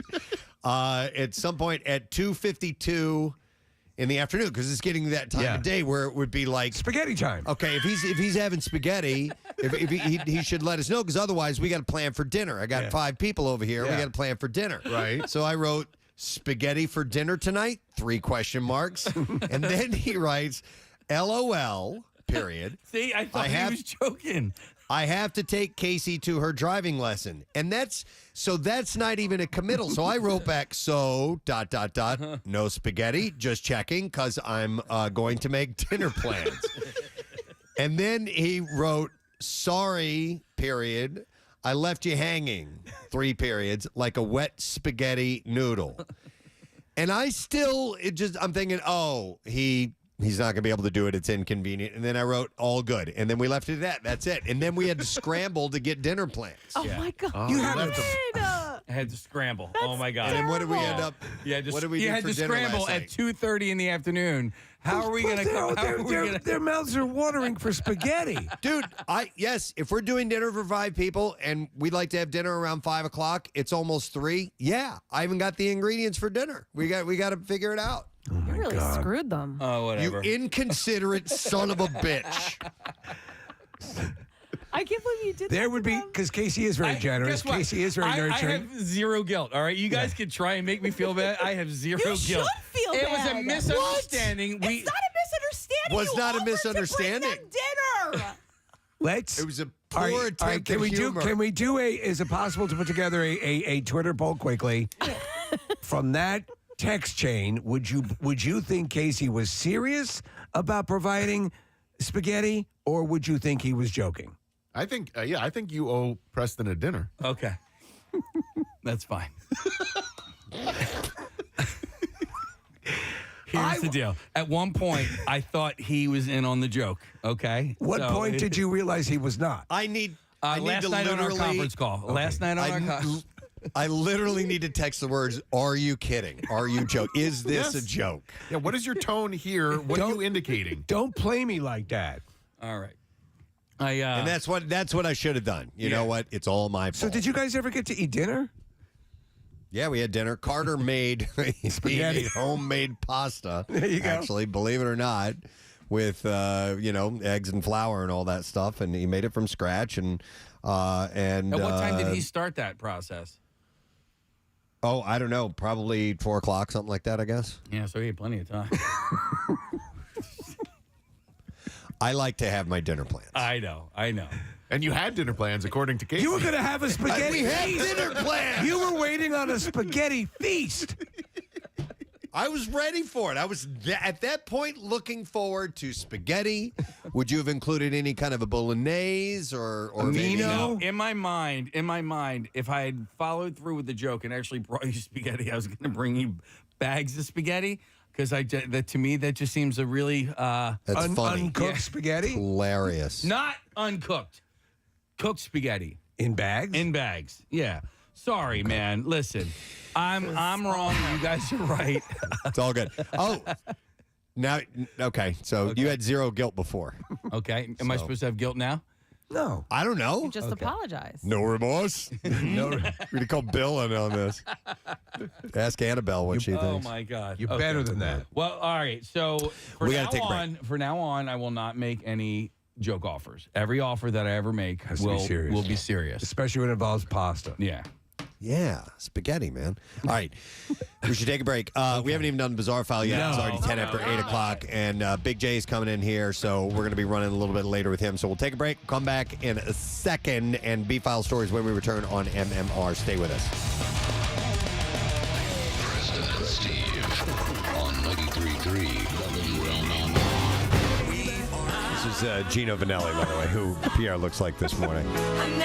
It's this big black fuzzy fake fur hat with flaps.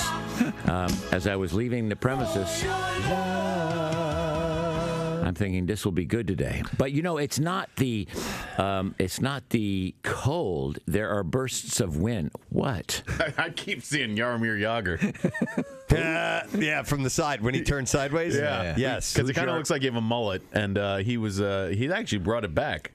Who's He's a hockey player. He's a hockey player, yeah. with the I shouldn't mullet. have used the sports reference. I thought it was another movie thing that I'd missed. No, it was a hockey The Break thing that you Bad missed. Guys. So Darth Vader's cousin. Okay. Yeah, so it is. Yeah, here we go. Yeah, exactly. Here we go. Well, honestly, it's the picture's worth 1,000 words. Oh. We're putting it up. It's the wind bursts that get you. Yes, the wind chill. So the cold is not so bad, but that wind is tough. So buckle up if you're going out. Buckle up heartily. Yeah. Wear your warmest buckles. Buckle up for safety. Buckle up. And for warmth. Yeah. Sitting to my left, ladies and gentlemen, Adrian Zemed. Adrian Smed, I thought he was dead. Oh my God. We're not kidding. We've been talking about you forever, right, Preston? We have. We absolutely have. We are fans. Has anybody ever said to you, I thought you were dead before, though? That's a slight insult. Well, actually, there was an episode of The Simpsons where I was in one of their musical numbers, and I popped out of a coffin saying, "And I'm not dead." Here you are in this play, and again, Middletown, and it's two couples, and they're sort of there's some comedy, there's some sadness, but it's the way they've grown over the years. And what drew you to this? Exactly that. I'm used to, I've been through the Eastern Seaboard so many times with musicals. Yeah. And I'm used to just being drenched in sweat by the end of the show and doing it. And then I read this play, and it was such a simple play. It's just about two couples who have dinner every Friday night for 33 years. Right. They're best friends, and they're normal people, and life happens to them. And it truly is a roller coaster of emotions. I mean, we suck you in by all our little charming quirks that the couples have and everything, and then life happens. There are tragedies in life that you have to deal with, relationship problems with your spouse and everything. But what is the great fascinating thing about this play is that the words speak for themselves. I'm actually first generation Romanian, so my family came, to America for their kids to, be doctors and lawyers, and I'd come up to my dad and say, "I'm going to be an actor." And it's like, the funny thing about him is I won him over. I literally out of acting school, I got one of the last national tours of the original Grease, and we were playing in my hometown of Chicago. You were playing Zuko. Yeah, I was playing Danny, and we were going into a very big theater into Chicago, and there was and nobody really knew very much about Grease at that time. Right. The movie had not come out yet. It was just a hit on Broadway, and there were a few national tours. So the company manager said, "Look, we're having a lot of trouble with this opening night. We're going to paper the house. Tell your dad that you can invite the entire congregation." So, oh man, that's a I didn't mention that my father is a priest, an Orthodox priest. Right, They can get married. And Greece is Eastern Orthodox priests can get married. Yeah. Greece is very profane.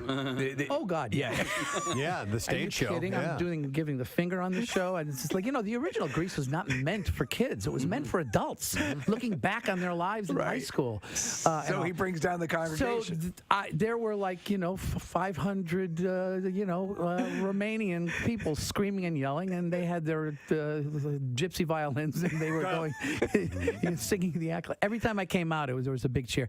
It was then that my father was won over, and he kind of, although he didn't understand when I ended up getting television and film when I was doing TJ Hooker. he didn't really understand what that was all about. So he says, You work for 1 hour. What you do rest of week? That's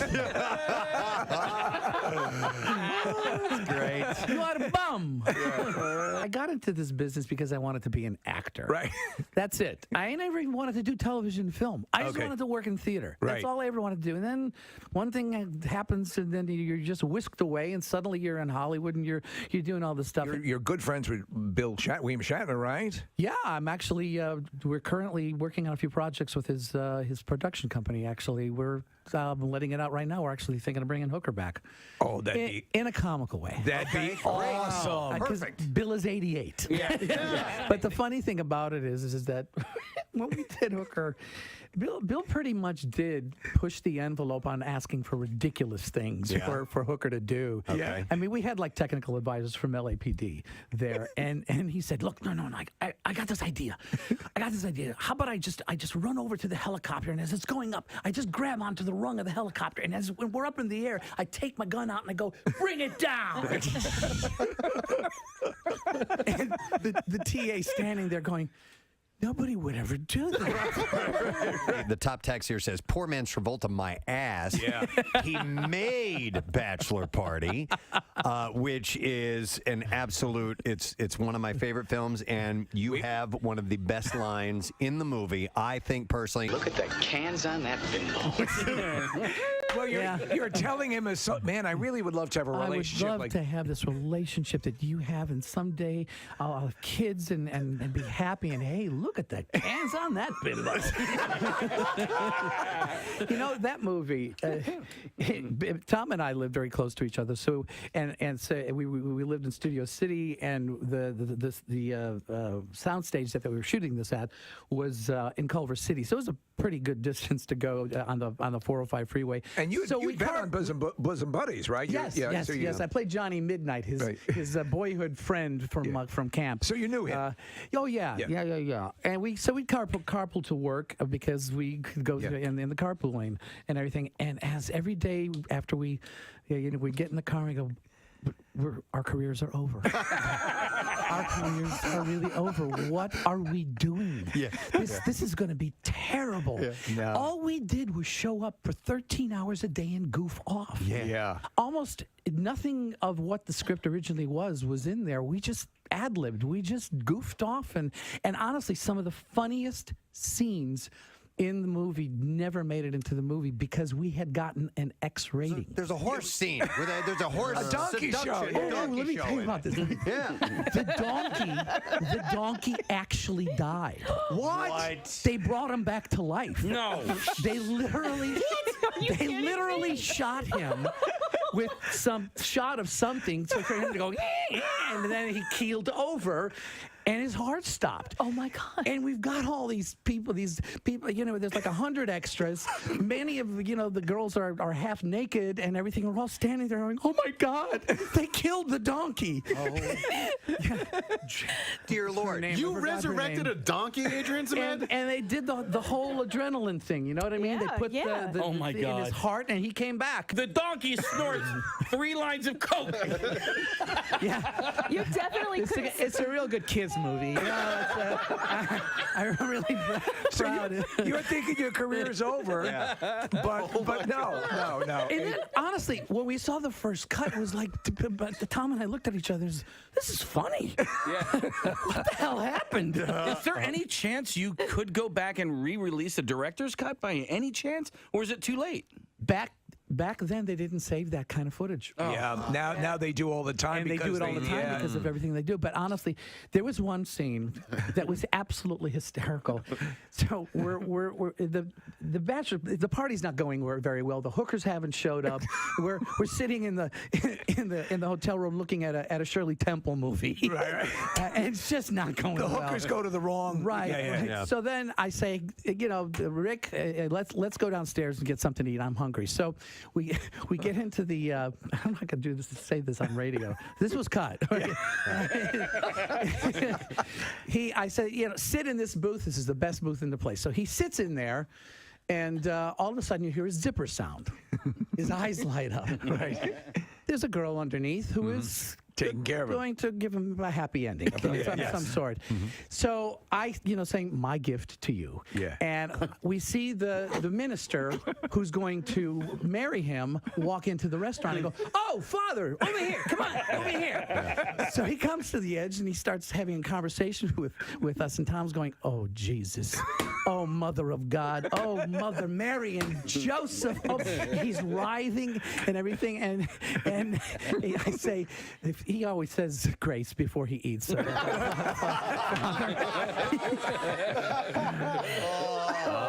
That's great. He can't take it anymore. He gets up and runs out. And I said, Father, sit here. It's the best seat in the house. Close up on his face, you hear the zipper sound, and his eyes go like That's great. Didn't make it in the movie. We had offended everybody else. They didn't want to offend the Catholics. It's so freaking funny. You and Tom were friends. Could you tell then what a talent he was and what he was going to go on to and be? honestly, one of the nicest guys in the business. Everything that's ever happened to him, he deserves every bit of it. He's a great guy. That's great. Very talented. Wow. Yeah. I wanted to ask you. You know, a lot of people don't know this, but Tom was not originally cast in that role, and neither was Tawny Katane. Tawny Katane was the it girl of the time, and she was the White Snake videos. It predates, I think, the White Snake video. Who was? Well, we shot 1 month with the other cast. Who was it? Oh, no way. It was Paul Reiser. Really? And Kelly McGinnis. Oh, my goodness. Did they get fired? Well, the producers just felt there wasn't a chemistry going on and everything. And Tom, they had just seen a screening of Splash. Okay. Oh. And they said, we really need to get that guy that's for this. I couldn't even imagine. And Paul Reiser's talented, man. Oh, but he's great. He just doesn't have the kinetic. He was very funny. Was he? He was very funny. Yeah. There just wasn't a chemistry that was going on. That's happened before. Back to the Future. Eric Stoltz was. They filmed for quite a while with him in the lead role. And the scene where he falls and hits his head. That's Eric Stoltz's head. When he falls out of the tree, bonks his head on the. I didn't know that. Yeah, that's Eric Stoltz. Wow. Okay. Did not know that. It's if you've never seen Bachelor Party, and it's worth going back for a visit. A number of people also texting in asking if we're going to bowl tonight, Adrian. You know, it's funny. I've had the great fortune and lucky to have 2 cult classic movies that are really. They're targeting completely different people. Yeah. And it's just really kind of cool after all these years.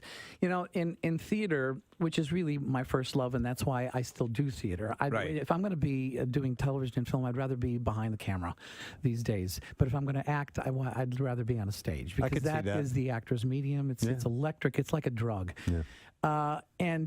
Grease too. It was an opportunity to put it was my Danny Zuko that I put on film. Right, because you weren't. They had to create created another character, which is basically Danny Zuko. Yeah, and it was a weird thing because you had Grease comes out. You have Travolta's on a meteoric rise. You have Olivia Newton-John. You have all these big stars in it, and then they go with Grease 2 and they cast. Not unknowns, but they actually did something really kind of. They took a big chance. Yes. In what they did. They did not. It was very unique what they did. They also created they created a musical that was never a proven hit on Broadway. Right. So none of these songs had ever been heard. It didn't have a track record or anything. And a lot of people, you know, Grease 1 obviously was a massive, huge success. But Grease 2 didn't actually do badly. It in its theatrical release, it made about $80 to $100 million. I watched at that time, and people think that it wasn't as big a hit, but today it outrents and outsells Grease 1. Really? It's more kid friendly, and it's actually more of the essence of what Grease, the original Broadway show, was about. It was about all the TV. 3 WMMR. Thank you, Kathy. Let's do the Bizarre File, shall we? WMMR presents Preston and Steve's Bizarre File. All right, the Bizarre File this morning is brought to you by Primo Hoagies, turkey, stuffing, cranberry sauce, and mayo. A meal best served cold. The Primo Pilgrim is back.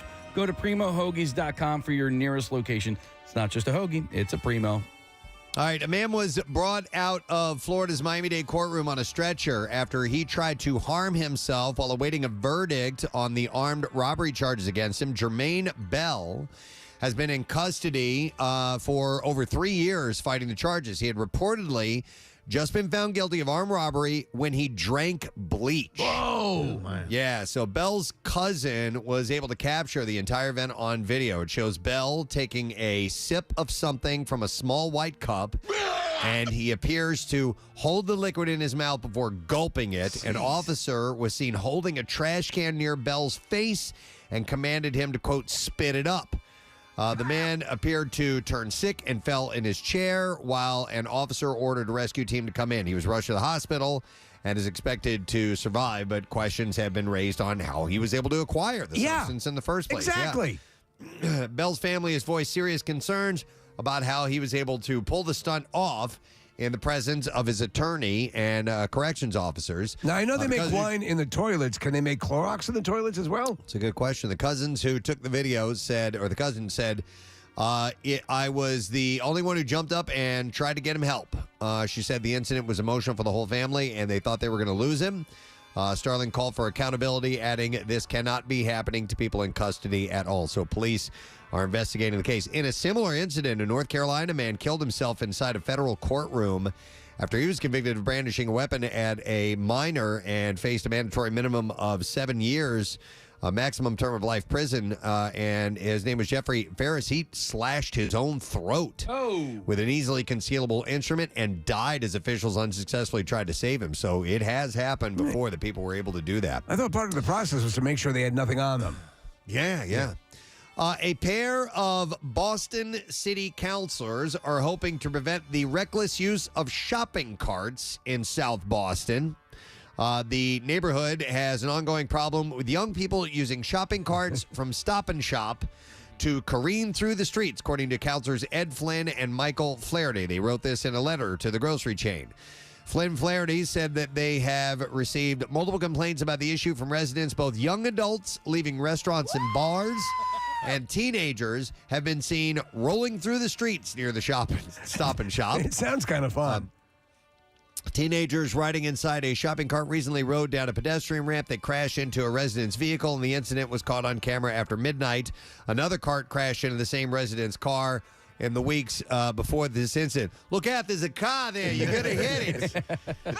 Flynn said that officials should better enforce an ordinance that was passed specifically to deal with issues like that, and they're asking for essentially the grocery store to keep an eye on their carts and lock them up or something like that. So Preston, who knows? they have this weird thing at the Acme in Wildwood where they might not have it anymore, but like there's like a geofence around the parking lot that if you go to move the cart like onto the sidewalk, because sometimes people park on the street there, the wheels lock up. There is a wheel. What? There is a wheel lock, and that's how it. That's cool. It is cool. I don't know if they have it anymore, but at least a couple of summers ago they had that. Okay. Pretty well. I could see. Yeah, because you get a lot of tourists, and they might, just stroll off with the shopping cart. Bastards. A woman has died in a shocking accident after she fell onto the conveyor belt of an industrial potato chipper. Oh no. Yeah. Rafaela Alves dos Santos was killed by the machine at her workplace in southeastern Brazil as it sucked her into its mechanism. Oh, my God. Jesus. Ms. dos Santos sustained severe head injuries after the engine mount crushed her.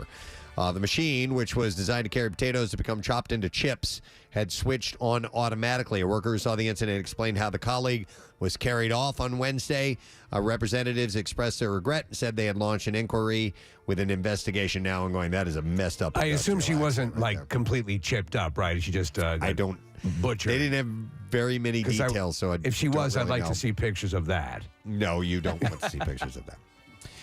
Andy Hackett reeled in a stunning 67-pound orange carp nicknamed the Carrot while fishing in France. And essentially, it looks like a gigantic goldfish. That's pretty much I saw a what they picture of are. this thing. It's enormous. Yeah, the father of two spent 25 minutes battling to pull the 5-stone fish, a hybrid of a leather carp and a koi.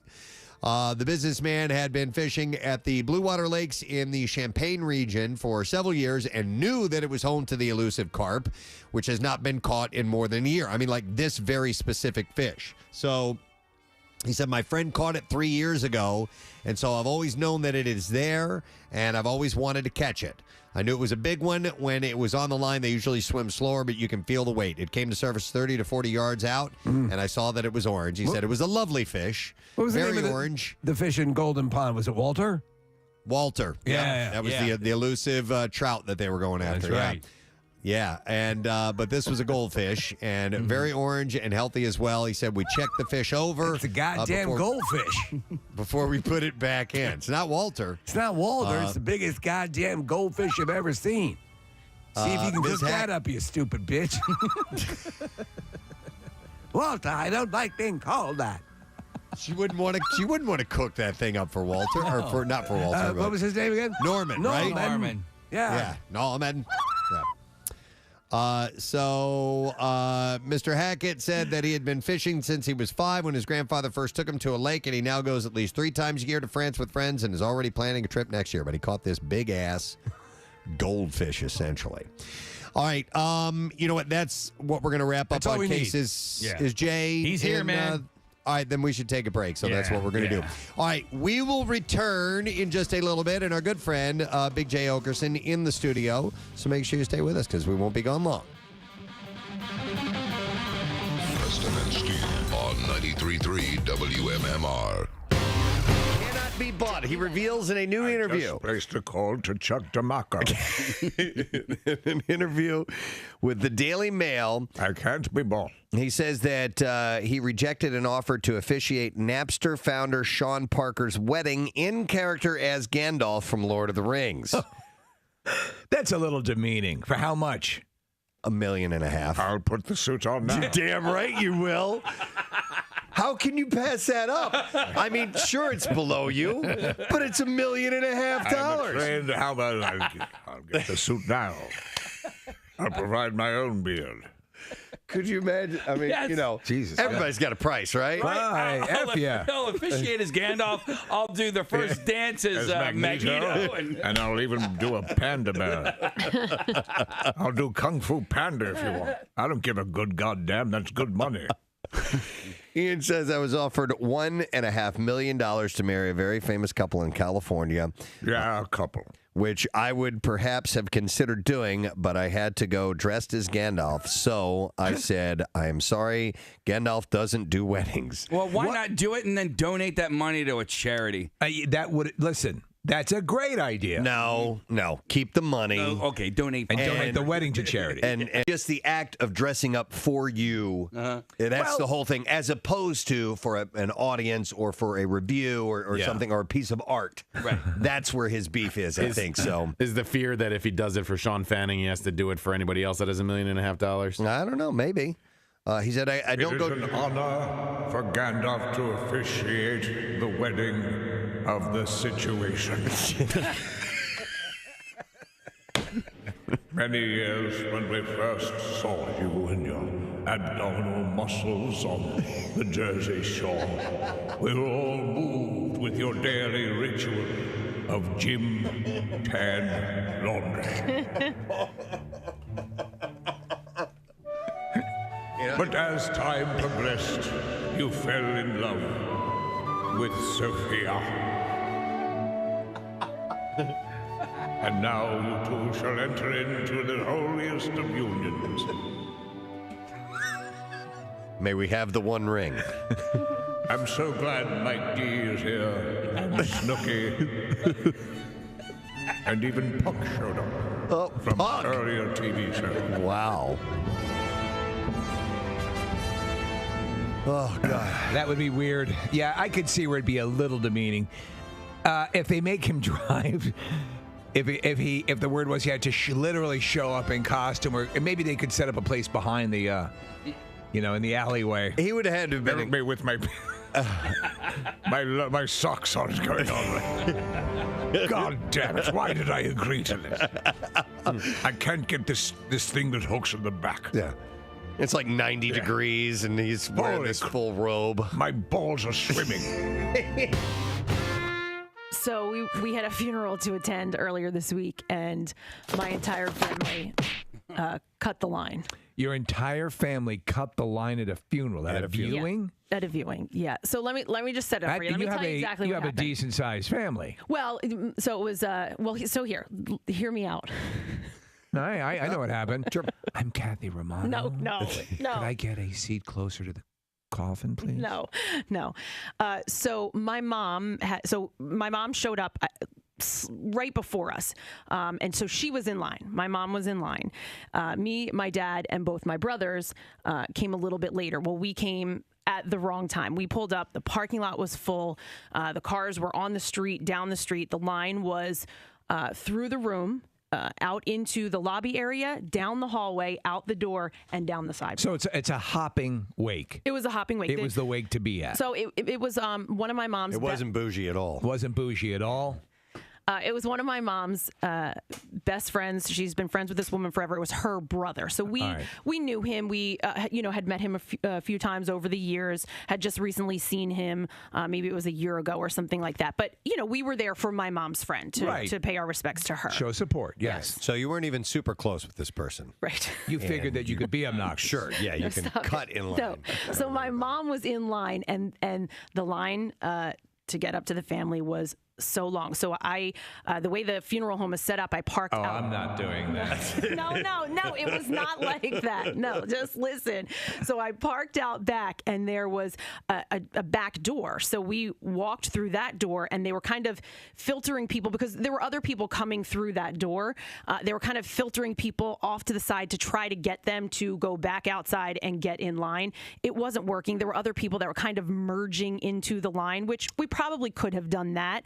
But I looked into the room, and my Christopher goes, "Look, there's Mom," and he just beelined it. He walked directly. Go. And they had they had ropes set up, and because there were so many people, they were expecting a lot of people. No, it was Christopher. It wasn't me. It's like the wake version of Goodfellas, where she comes into the back through the kitchen, and they, what do you do for a living? I'm on radio. So Christopher just walks right over to my mom and, says, "Hi, Mom," gives her a hug. Now, my mom is maybe 10 people away from the family, so she was right up front. She had yet to reach the casket, but she was right there. Yeah. And my dad, not caring about anything, just same thing. He walked over and just he went, "Excuse me," to the people behind my mom and just stepped right in front of them. So now I'm there, and I'm like, okay. And so I follow suit. I go over and I say hi. And now my mom is facing directly forward, and she's like, "I can't even look at the people behind us. I just can't." She was like, she's mortified. Mortified. And I'm like, "I'm going to go sit in the chairs. I'm not going to wait in line so that all three of us have now, butted in line. I'm going to go sit at the chairs." So I went over, I sat at the chairs. And then when they got up to the family, I just snuck over and I got in. I said hi to my mom's friend and all of the other family members. Now we're finished. We said hi to the family, paid our respects, and we're now exiting. And they have a line set up for the people exiting. Well, why didn't you take some flowers on the way out? Right. Listen, it actually gets worse. Oh no. So as we're leaving, when I butted in line, I went in front of my mom. She's wearing. I was the first of my family. So I'm leaving now, and all of a sudden I see my brother Jim, and he's walking down the exit line. He walked up the exit line. He walked up the exit line, ran over to my mom's friend, paid his respects to the family, and then we all got out. Now we're in the lobby, and the people who were behind us the entire time. I'm sorry, it's fantasy football night. Right. Who never said anything. Yeah. I see them walking out, and I'm like, we got to go. I'm like, let's go. I mean, we were all pretty embarrassed, but you saved a lot of time. We just didn't want to wait. I'll tell you this. Really. Khloe Kardashian has a thing for basketball players. Of course, her soon-to-be ex-husband, I just love him. Lamar Odom, starred for the Los Angeles Lakers, and now her ex-boyfriend James Harden and Rashad McCants were also NBA players. And it looks like Kardashian has hooked up with another. She was spotted vacation in Cabo San Lucas with. You're a cutie. What's your name? Yoo-hoo. An avalanche starts.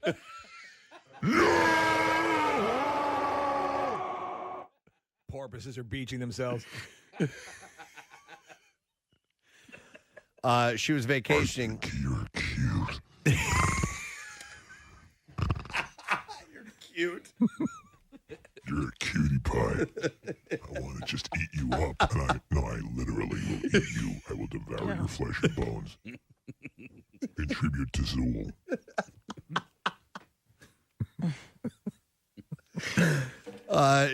She was in Cabo with Tristan Thompson of the Cleveland Cavaliers. Yeah, I say this with all due respect. If you have had the checkered history with basketball players that she's had, as the family's had up to this point, right? Maybe deviate from that a little bit. But she she needs big guys because she's a big girl. True. You know what I mean? Well, then And get the she needs who's guys the guy that are from Game of taller. Thrones?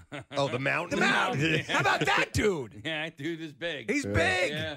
Yeah. Thor, isn't that his name? Oh, no. Did you get my email about Pine Valley? Yes, that they have. You can go walk the course. Yeah, that Crump Cup thing that they have every year. Are you interested in doing that? I was actually going to play the golf course. I know, and that's I have why an I brought invitation to it. So Don't you want to walk it first? Shut up, man. It is the #1 golf course in the world. In the world. A lot of people don't realize that. Here, right across the river in New Jersey, kind of near the Blackwood area. It's in Clementon. Is it's by Clementon Park. Right. The #1 golf course in the world. According to Golf Digest, according to Golf Magazine. Yes. In the world? In the world. Right here? Well, then, all right, dare I say the universe. Because I'm pretty sure they're not playing golf in the anywhere known else. universe, yes. It's called Pine Valley. It's super duper, extremely exclusive. I read that whole Just article. one you second, sent. if you. Just 1 second. Okay.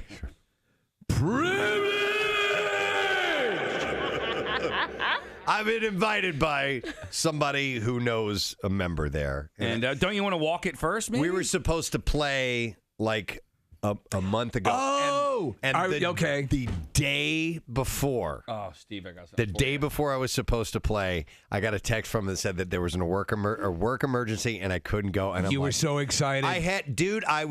I'm not even making this up. I'm not saying this figuratively. I literally was having a dream about it the night before. I was that stoked to go. Steve, And it hasn't come together yet. So is this the privilege approaching? Privilege. Privilege, privilege. Privilege, privilege, privilege, privilege. Privilege, privilege.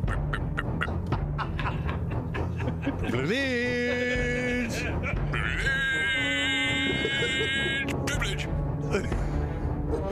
Steve was showing me a video this morning. The Paralympics are going on right now. They're fascinating to watch. I saw two things the other day. I saw, Nick showed me a volleyball player who's 8 feet tall, and he just sit on the ground and play volleyball, but he's an 8-footer, so he's got a bit of an advantage. Yeah, basically he's taller than the net. Yeah, and then I saw a guy in an archery competition with no arms.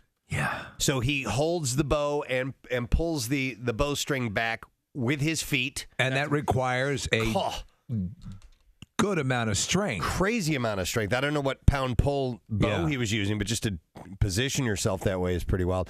So it got me thinking, us as non-amputees or people born without limbs, are there things that you ever try to do without using your hands or your arms? Hey, wait a second. Yeah, Casey found a cup that he can shove in his mouth. WMMR. Thank you, Kathy. Our next guest is in the studio. He's going to be at Helium Comedy Club tonight and then Friday, Saturday as well. And in fact, tonight's 7:30 show is sold out. Saturday's 7:30 is sold out as well. And I have a feeling the other shows are going to sell. So you gotta get your tickets right now. HeliumComedy.com. Back in Philadelphia is Big J Okerson. Hey, it's good to Hi, be back. Jay. Good to be Kathy, here. well- Kathy, can you put a little oomph in those traffic reads? You're giving such bad news. People will feel better if you're like this. Skookle's back. The Skookle for a change. Yeah, it's great to when you get here. You obviously this is your hometown, but you hearing those traffic jams got to sound familiar. Got to be a little slice of nostalgia for you. Oh yeah. Everything coming back here. You come back here quite a bit. I mean, you're a huge Sixers fan. How many times you make it down here for Sixers games? I try to hit at least like 3 or 4 a year. Really? Yeah, Okay. I try to do at least one Eagles game. Yeah, I was at a game in the playoffs and saw Jay. You were there with your daughter. I was there with my son, and it was the game that Embiid came back, and it was cool seeing you. You had much better seats than I did. You were sitting like Don't center. worry, I paid for them. Yeah. Did you go last night? I went last night to the game. Yeah. Paid for those too. You guys will love. I told here a couple years ago, my Mark Sanchez getting me the worst tickets in the house. Oh, again. Yeah, it was horrible. I had another about a year or so ago. I was at a game, and I said I just sit there and loom at the front row. The people whose, like, you know, the feet are on the court. Right, yeah. I go, look at that person next to M. Night Shyamalan. She doesn't care. Yeah. And I just sit there and get angry at everyone sitting on the sideline. And while I was looking at that and complaining, someone taps me on the back and they point up to the screen. They go, dude, you're on the screen. So I look up and I hear Matt Cord, who I know Matt Cord. Yeah. I know Matt. So I thought he was giving me a little nod, and he goes, oh, there he is. Is that my guy right there? And I was like, wow. And then it cut to somebody else, and I was like, him, how about him? And then it just goes, nope, there it is, the Schick beard of the game. And the only like solace I took was that, well, Matt Cord was still, when he saw it was me, was giving a little extra kind of nod there. Yeah, sure. And then after the game, I saw Matt, and he goes, oh, I didn't know you were here. I didn't even know it was nothing. You always run that risk, and it's something that happens. And listen, so we do get recognized when you're out and about, but I never presume that someone is a listener, or if someone calls my name, it could be I look like their uncle. And if you've ever had that happen, it's just like, oh, well, you know. You feel so stupid. Preston, you were at a restaurant. What was it? You thought, oh, they sent over a nice dessert, and I'm like, oh, well, this clearly they know who I am. And that was wonderful. No, it's like the standard brunch thing. They send over this cinnamon roll, and I'm like, oh, they recognize I'm a VIP. Yeah. It's the most deflating, but it's just that's why I say I never presume. You just want to make sure you don't make that mistake, because it will haunt you. He's like, oh, what a dick I am. So, oh, to really like, hi, how are you? It's a pleasure. Oh, yes, I will move my car. How was the Camp Out for Hunger, guys? It was huge, man. We had the cool thing was we did it during, you know, the height of COVID and all that stuff, and still did it in a modified way. But this was a record breaker. What are the full amounts? 1.8 million pounds of food collected. 2.8 million. Oh, 2.8 million? 2.8 million pounds. Yeah. 1,400 tons. Did I get that wrong? Yeah, no, it was $1.8 million, 2.8 million pounds. So something like that. No, it was awesome. $1,076,000, I think. Okay. And 2.8 million pounds? Yeah. I love the concept. A bunch of white people glamp to show you guys know what it's like to struggle. It used to be a lot harder. Yeah. There was a time when it was hard, and no one believed we were doing freezing. it. But people kept coming. People kept coming and hanging around, and we're like, well, we got to make it nicer for them. So that's what we did. We used to literally. You remember the Adams Mark, you know, right? So, yeah. You know, so we used to be in that lower parking lot. And we've told the story countless times. So the power for the RV would be plugged into the billboard for the Marker restaurant, which used to be in there. And every time that light came on in the evening, the power would shut down. Oh yeah, it was horrible. But so yeah, we prefer this way. It's a lot better, rock star, you know, wise. But it's cool. But when you're in town now for Thanksgiving, are you gonna you go visit family, or what's the story? How many people? Yeah, I called in last year. I do remember now for the show, because I really ran down my sister, who was cooking dinner last year, and said it was going to be awful because my mother can't cook. Right. So I assume my sister can't cook. And I went, fantastic food. Really? Okay. So I believe she's cooking again at my mom's house. As long as my mom stays away from it, it's all good. That's the one edict, is you got to stay away. And my mom used to make spaghetti sauce, and it was sugar ketchup, which is already sugary. Yeah. Right, yeah. Ketchup. Yeah. It was just, she made a weird sauce. Do you have any chops in the kitchen? Do you do any cooking? I make like 4 crazy fattening things. Which are? Stromboli, mac and cheese, Stromboli. I throw in a pretty sick meatloaf and a stuffed pepper. That's not bad. Do you make your own like bread for the Stromboli, or is it like yeah? Dude, well, I that's pretty mean, good. I should say I buy like, you know, a pizza dough and I roll it out. I put flour on it. Doesn't count. But actually Jay and I could cook together. You could. But making your own pizza dough is actually not that hard. It Really? Yeah. You knead it together, but the real secret, because it says, you should let it like sit and rise for at least a half an hour. I would give it an entire day. Let it rise for a day. It just makes it so much better. Look at Culinary Corner Casey over here. I'm really not. I'm really not. It's just simple Ask him about his spaghetti recipe. My spaghetti's I pretty good. heard driving over. If I offered you spaghetti, would you take that seriously? Probably. Just like loose spaghetti? Yeah. No. I would think that was a joke. Are you gonna put it like in mom's spaghetti in like in a box? You guys have had a pretty glorious text exchange in the past, you and Casey. There was a moment where he asked you to send a deep pic. Well, yeah, he goes, I'm here. I'm like, all right, prove it. Send me a picture of your wiener. And you had one on. Like, it's not like you just took a picture. You're like, no, I got one in the photo library. Oh, it's the one. Yeah. Yeah. That's it. Yeah, that was the one day I got ready for picture day. Fresh cut. It's really. Pretty soon that picture's gonna be sold. You could tell it's not my age anymore. This must be from a while ago. Look how taut that skin is. It's tan. It's tan. Have we all taken pictures of our junk at some point? No. Oh, I know women don't. Shut up, Kathy. Yeah, you did. Yeah, you did. Right, but I did. Remember, for some reason, the lighting made it very, very red, and you guys called me Big Red. Yeah. That's what Polaroids used to be great for. That. I mean, that was not the thing you'd want to send over to CVS. But I think you're saying you could underdevelop it on purpose. And like through that haze, you could see what a monster that is. I do have a great picture, though. It was taken by accident. I didn't take the photo trying to be sexy, but my boobs look giant. It looks like I have a tiny waist. I was trying to get a picture of my necklace. Oh, right. It's the greatest picture. It's on Instagram, is it? No, I would not. No, I couldn't post it. It's on OnlyFans, right? No, It's on my OnlyFans, yeah. Kathy posted a picture of her doing a yoga pose and posted it on Instagram. But the problem was the pants she was wearing were pretty much skin tone. Oh, that's and right. And it looked like she's doing like some naked namaste pose. And I actually ended up posting a video case with those pants on also, not forgetting. Oh my God. And somebody commented, was like, there she is with no pants on again. Well, speaking of because they also have that dark triangle right around the crotch area.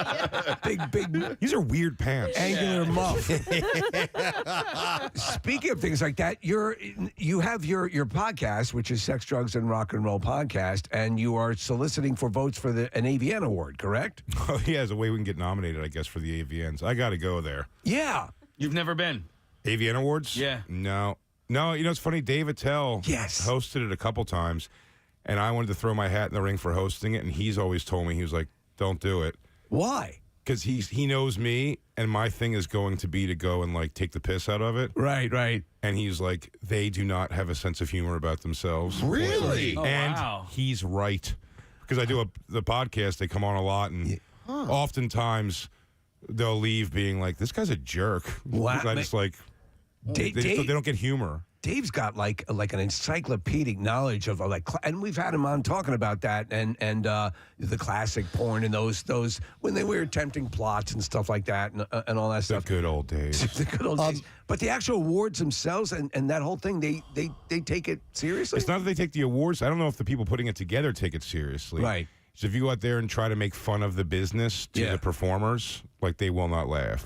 It's you have to really pay tribute to it, and I can't do that. That's kind of messed up. I mean, they're bringing in somebody like Attell, that's entirely what his sense of humor is. You would think that they would know better. No, he does well because he goes in there and does the right thing. He pays tribute to it. I would have a problem for sure, without a doubt. I've had that. That's the problem I have when I do the podcast sometimes. Well, explain the tone of the podcast and what you're doing, because I love the idea of people, I guess, living dangerous lives or living excessive lives. It's an interesting podcast because it's exploitative in nature, and at the same time, I feel horrible about what we're doing.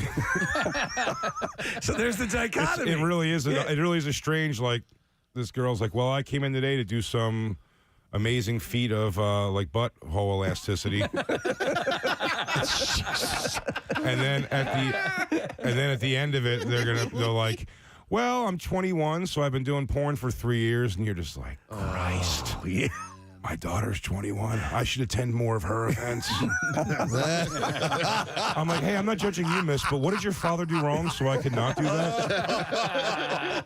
Oh, man. We've already gotten out of the molesting woods. What else? So who leads? You know, obviously you're a comedian for many years and have encountered a number of celebrities. We have rock stars come through and so on and so forth.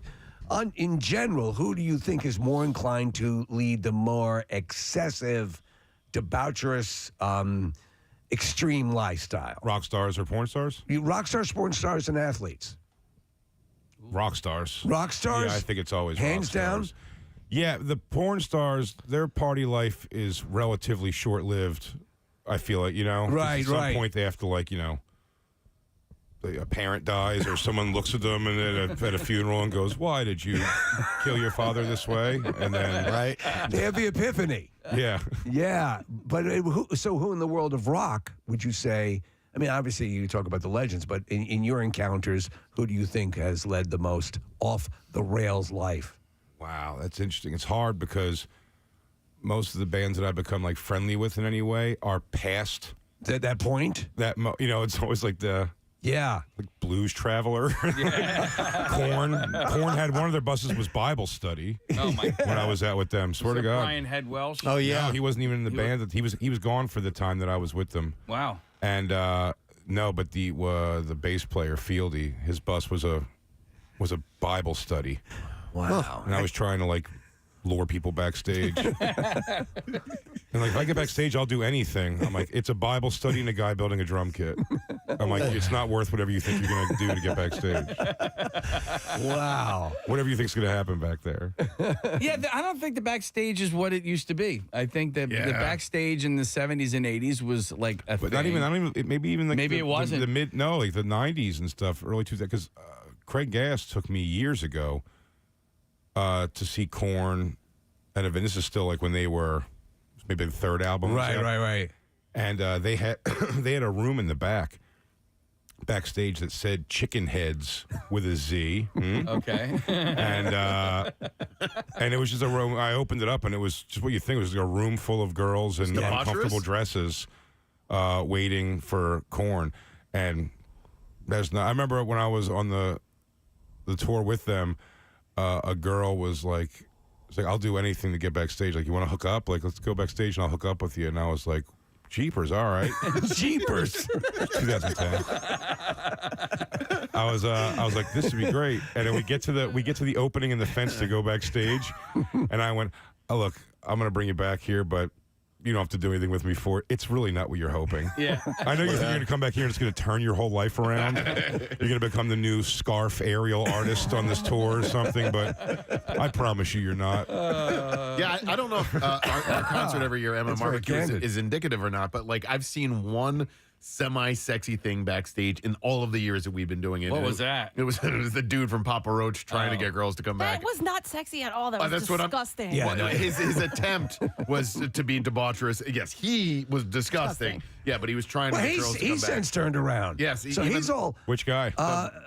Jacoby. Yeah, this is like 2007, 2008. So ratcheted in, a lot more, at a certain point, they're the legends that were able to do it for a long time, but there's no way you can conduct an active touring lifestyle and run that same tab when you're, 60s and 70s. And stuff. Backstage at a comedy club's very similar, right? Those giant green rooms that you guys have. Oh, debaucherous.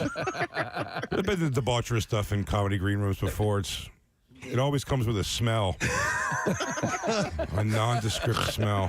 Nondescript smell. I can always tell from the, it's funny when you sit for the listeners, when you're in the waiting room to come in here, there's a giant TV with a photo gallery going on and on. You learn a lot from that photo gallery. One, if it's if it's a big deal show or not, if Marissa's wearing her Children of the Corn hat.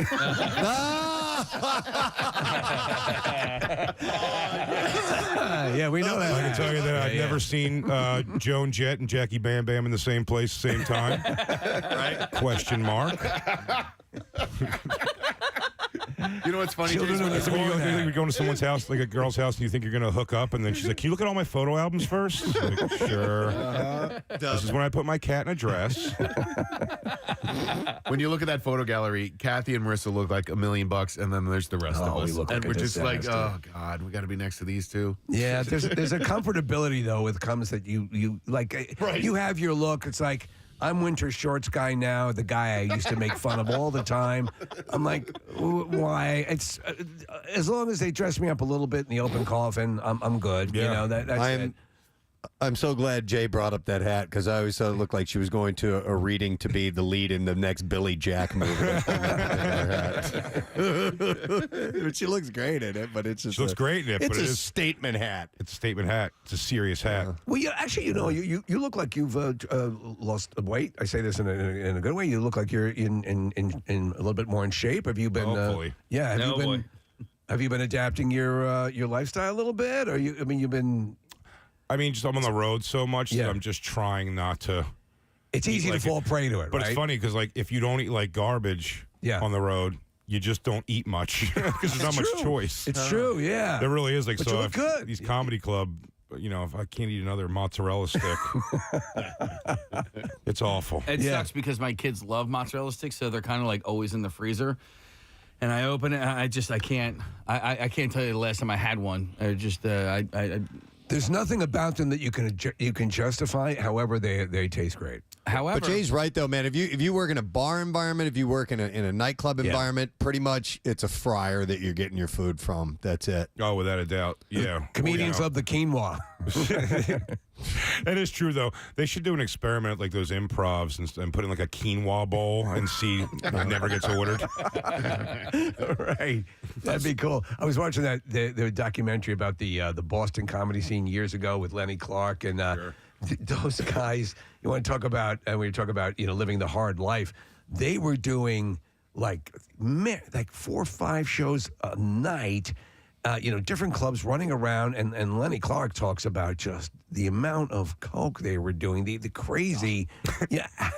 You know what's funny is I didn't do, not that I was a nerd or anything, but I just really didn't do a lot of drugs or experiment with stuff or drink or anything when I was younger, especially in comedy because one drove all the time. I had a kid pretty young, I was 23 when she was born. And, I didn't really experiment in all those things. What's funny now at 44 years old is, when someone's like, hey, I have Molly. I'm like, I'll do a little Molly. I'm like, you're supposed to be 20 years of stop doing Molly. I go, well, this is only the 3rd time I've done it. It's all new to me. And now no one can do it with you because they're like, oh, no, I had a problem. Like, I was part of a vehicular homicide or something. You're like, oh, God, well... I don't know. I just did a little and went home, went to sleep. I was fine. More responsible. Yeah. So with your daughter, and we've talked about the fact that she's got a good sense of humor and so on and so forth. Is what do you think the long-term plan is for her? Is entertainment, you think, eventually going to end up in her roster? I don't know. It's funny. She took a comedy class and did like one set years ago now. I remember you said she was gravitating a little bit to it. 8 years ago, yeah. And then she did online college for a year, then took what she's calling a gap year, which I think is forever. Yeah. That's the danger of the gap year. Yeah. I don't mind if she, I want her to do whatever she wants to do. She didn't really seem drawn to stand-up necessarily, but she likes to write and everything. She's working now. She just got a job. She's a PA on Impractical Jokers. Oh, wow. Nice. You and Sal are pretty tight. Nepotism. She didn't earn it. Remind her every time you get a chance. Take that, NYU student in television and film production. My daughter was sleeping till 2 in the afternoon until 3 days ago before she started this job. But listen, you got to do what you got to do. Yeah. No, she's a good kid. I tell you what, that's at 20 years old. She's 20 years old. Like, I got to say, the best thing is, like, she's a good kid. She's a good person. If she's out doing, if she goes out to these underground parties and she tells me she's going, which I hate, but I'm happy she tells me, and then if she gets home at 3 in the morning, she'll text me she's home safe and everything. That's wild. We were talking to Natasha Leggero. She has this book out now about having her kid and what she was before and I asked her about the perception of what she was prior to, would she ever believe she's the person she is now? Now, you had your daughter when you were younger, but prior to that, would the perception, would you ever perceive yourself being the father you are now? And then, in other words, does that change automatically kick in the second it happens? Well, it's funny. It was almost in a responsibility sense. I had to take care of my brother and sister so much. I'm like 11 years older than my brother. Oh, I didn't know that. 15 years older than my first sister, 19 years older than my second sister. Wow. So, like, the one I'm 19 years older than is the one cooking. There you go. Wow. You have to fall far from the tree to be able to cook in that. But I had I took so much care of them growing up. You were already set up for it. Well, I thought so. Yeah. And then when it is yours, you're like, oh, no. Oh, you can't just stop at some point and say, here, back to you. Right. But, no, I didn't like, I think I'm kind of the father I thought I would be. Like, I'm weirdly, it's funny. She always says that her friends think because they see me or come to the shows with her, to a comedy show, and they always think, like, your dad would probably get us Coke if we asked. And she's like, wow, you are not reading the right things to this guy. So it's funny, I look the part, but everyone always says that, like, do you smoke pot with your daughter? I'm like, no. Right. I'm like, I can't. Now, we've been to concerts together where she's seen me smoking it. Right. And then if she tried to grab it, I would look at her like, no. I know you have, but I just can't. No, that seems weird. I also equated the house you can go. People always talked about, like, oh, so-and-so had the coolest house because the parents would let you smoke and drink. And I'm like, I feel like those were terrible parents, even when I was a teenager. Right. I was happy to be there. Yeah. I'm like, oh, this is where the fun's at. But, like, even at 14, 15, be like, you guys are not good parents, I don't think. Listen, I just heard that. You're just not good parents. There was a guy that I went to high school with, and I didn't know this. He was a year younger than me, but, like, his parents would buy kegs, and they would collect. The responsible thing that they would do is they would collect car keys, so they made sure that you wouldn't drive home. But I'm still like, oh, good. What? So the dad could have sex with all the daughter's friends. That's how that begins. Let me ask you: was there a moratorium on your daughter seeing your act? Did you pick an age at which you thought it'd be okay? I thought about 16 was the age. Maybe 14 actually was probably the age where I started having to run by her things I was going to say. Ah, right. Because I was like, if I was going to be on TV or something like that, you'd be like, hey, I'm going to say this. It's just a joke. Even if it wasn't, I would just say it was. It's just a joke. This for sure didn't actually happen 3 days ago. And then now it's like it's fun that she's like 20 years old now because she does get it. She came out. We did our festival. I filmed my special a couple weeks ago at our festival out in Vegas. We do Skankfest. Yeah, right. And she came out to that for the first time, but she was only able to come to my special taping. Well, and like 2 other things. I was going to ask you when you had a special coming out because I saw you posted about Ari Shafir's special, which came out, and I watched that. It's called Jew. It's so on. Good. It's really good. I mean, it's essentially all about religion, from beginning to end, and it's really brilliantly lit, and I've always loved this stand up. But I was wondering when the next time we're going to see you, and which platform is it going to be on? So I think YouTube is what we're going to do. It's being edited right now. Ari Shafir actually helped me produce it a lot, which was amazing. Nice. I used the same kind of crew and everything that he used, and we did it out in Vegas. How much crowd work is in it? When it's all edited out, I might pull a bunch of it and make it like its own thing. Okay. But I'd say it's 80%. And I don't know if you know this or if like people talk to you about this because I just saw Nate Bargatze on Friday night and I was talking to him after the show and I talked to him about you. And I truly feel this way. I'm not just saying this because we're face to face. I've said this behind your back. That I just don't think that there's anybody who does crowd work better than you. Oh, thank you. You do such a great job, and I know you had an entire special of just crowd work. It is an art. Yeah. Yeah, I'm gonna start releasing. I think more stuff like that, like recording maybe like every month or two, like a new crowd work thing's released on Spotify. It takes no effort. other than just being like, sharp. You know who's gotten better at it is Mark Neumann. His crowd work, because he posts his stuff on Instagram and all the time. And you guys all run in the same circle. Is that right? Like, yeah, Mark just did our podcast Monday. How does that work out? I mean, because you guys are all on the road all the time. So how do you maintain a friendship with all those guys? Well, podcasts helps during the week doing stuff like that. And like I said, because we have the radio show on Sirius, having them in as guests, you know what I mean? So it's like we get cross paths that way a bunch. I just pulled up Ari's special, which is also on YouTube, and it's called Jew, and the full special is there, and it has nearly 4 million views. Hits. Yeah, I know. Which is remarkable to me. And so has that model changed, Jay? Because it used to be you wanted to get to Netflix or one of the streaming platforms, and now it seems like if you own it and put it on YouTube, that's a better way to go about the business. The idea is that it'll fill rooms, it'll fill rooms with audience. Oh, so you'll sell more tickets to the next show. The idea is to sell more tickets because it's expensive. I found out really to self-produce this. Yeah. No, for sure. But that's a good example. I mean, 4 million hits, and I mean it's been out for 2-3 weeks. Yeah. Now, Does YouTube do they invest, or do they have any sort of say or any sort of guidance, or is it basically hands off? Yeah. Well, I think if there's complaints, they would say something. But I do want. There's a fun time coming up. I'll keep you guys posted that I'm gonna, when we have the line cut and everything's done, before I release it on YouTube, which is where I plan to do it. I said that I want to reject Netflix. I'll send it to them because Netflix does a thing now. They don't really produce many specials. Right. They now purchase them. Right. Or lease them, whatever you call it. And they'll have it for a couple years. And I was like, I'm like, let's give it to them. And then when they say, we'll give you that deal that we give everyone now, say no. It's going to be funny if they take it and go, we're not interested.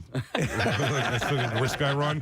I'm planning on doing it on YouTube anyway, but I want to give that refusal. And it goes, sure. Netflix didn't even want it. They're like, well, we don't care. Financially, how's that stuff reconciled? So, what are the benchmarks you hit? Like for 4 million views on YouTube, does that monetarily, does that work out being something that's lucrative for Ari, or is no? Just like in ticket sales, just I think the whole thing. Well, he's got his Venmo and PayPal. I was going to say, there's up. probably little donation buttons, but I hate that. Yeah. I don't know. I can't. It's the weirdest thing. It's the reason I don't bring merch on shows, but I have to change at some point because I'm like, I don't know. They're already getting gouged for drink prices and everything that I'm like. Yeah, but if they want it, then they want it. No, I know. You're right. You're not wrong. And Ari's right too. But I just have a thing. Years ago, I saw things taint you for a while. I was at Caroline's Comedy Club in New York, and the late great John Witherspoon, Pops from Friday. Yeah, great. He had a thing at the end of his show that people would line up, and he would take a Polaroid, and they put it in this crappy cardboard frame, staple it, $25. Also a weird price point. Yeah. Because you often have to make change. And he would do this and sign the thing, but was the weirdest thing to me. I know you don't have to do it this way, but it just always tainted me on the idea of merch, was that people would pull out $30 to give him, and he would go in his own pocket. Pops from Friday, and pull out a wad of cash, and slice you off your $5 change, and put the 20 in between all the hundreds and 20s, and then smile for a picture with you. And I'm like, it just seemed, I know you don't have to do it that way, but it's just always seemed that's kind of what it is. Right. Would you do at the end of it? Would you do Cameo? Because that seems like something. We have made so much fun of our friends that do Cameo. Okay. Really? Robert Kelly, who's a brilliant comic, hilarious. We did on Bonfire a couple weeks ago, discovered his. Dude, he did one. He didn't know until we tell him. Yeah. And we called him on the phone on the show. Oh, no. He didn't know until we called him that. He thought, as I would assume too, when you do a Cameo, this person who pays for it gets it. Yeah. And they have it, and they can do whatever they want with it, but they own it. Right. Cameo posts every cameo you make to the site. Oh. So poor Bobby Kelly, who just dropped over 100 pounds, Bobby. Wow. He looks fantastic, but he was at his heaviest, and he's got a string of them where he is dressed like his wife convinced him to dress like Cupid and do Valentine's Day things, and he didn't know. So a comedy show, just looking, we go, let's see what Bobby's are, and he's like, hey Melissa, it's me, Cupid, and just like, what are you doing? Oh, Jesus. Wow. Also, I'd be the person who would fall for like. Yeah. Don't they like have like athletes all the time? They're like, hey, to all the guys down at the White Power Lodge. Yes, totally. From Hail Hitlersville. Snooki was doing them for John Fetterman. Yeah, but there was an athlete who found out that it was like the Aryan Congress. Yeah, like the Proud Boys, and stuff like that. Yeah, they'll sneak that in there. Right. Why would you say things like it goes? And for the 402 boys, keep killing them. And it's just like that's the name of like the people who like hung Emmett Till or something. Oh my God. Right. Wow. They don't even know. They're just eating cereal, going like, "Hey, everybody down there burning mausoleums." Oh my God! Way to go, guys! Yeah. Happy birthday. So how did Bob react to you guys showing him all the Cupid? So it's pretty great. So we were doing, it was a pre-record we found this on. So we do one pre-record a week for Thursdays. And that's what we called them on. And it's great because there's two sides. You see two sides of the story unfolding, because when we see that right away, I go tell Christine, our producer, I'm like, text Bobby, see if he can call on the show right now. She does, he doesn't answer. I go, send a screenshot of him dressed as Cupid. Tell him it's important. Tell him it's important. He doesn't answer again. So we take, a faux break for a second.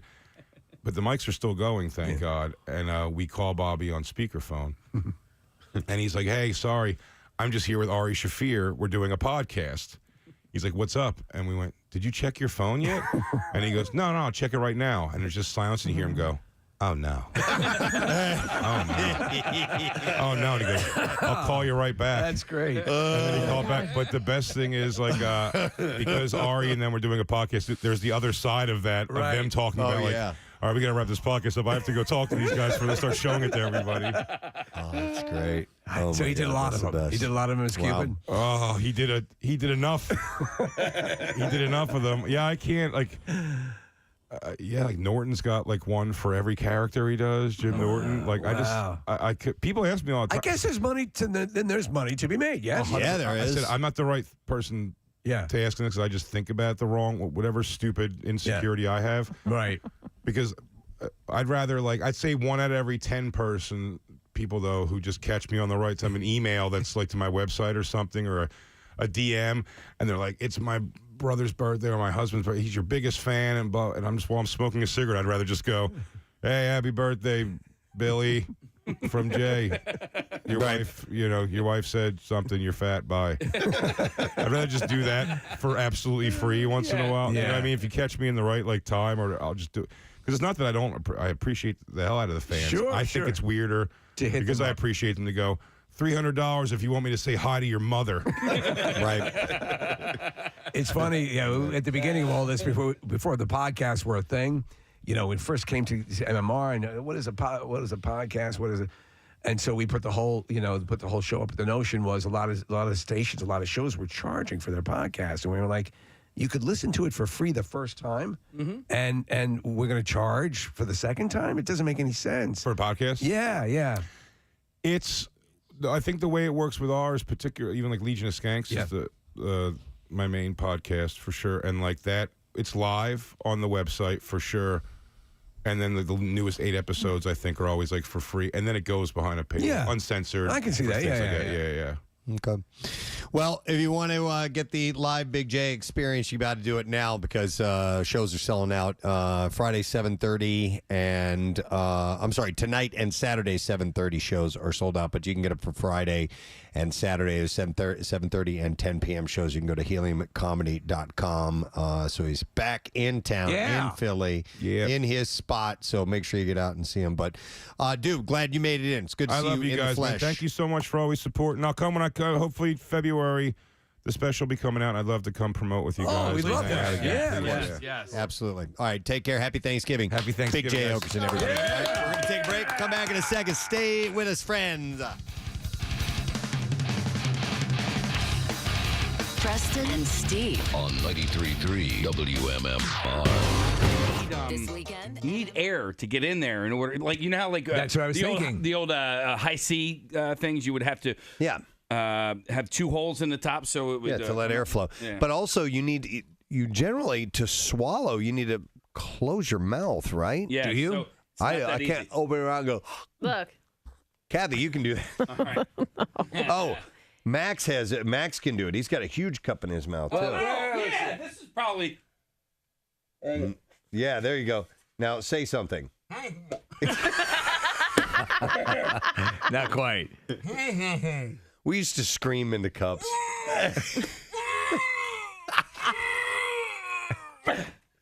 I got a little light A broadcaster died during a morning show. This is all well and good, but we have yet to see you actually drink from that cup. What is it? Okay, I got a little bit grossed out because the It's water, a urine color, isn't it? It is, but you know what? Piss? Was that apple juice? No, it's water, but no, it's whiskey. This whole time, guys, I've been drinking whiskey. No, it's water, but I had coffee in there first, so it's a discolored water. Okay. Let's see it. That's my story. I'm sticking to it. Uh-huh. All right, so with no hands. All right, so Casey has placed Let's it get this on video. Yeah. on a tray in front of him. All right. And he is now leaning down. He is putting his mouth around it, not using hands at all. See, he's trying to. That's too big.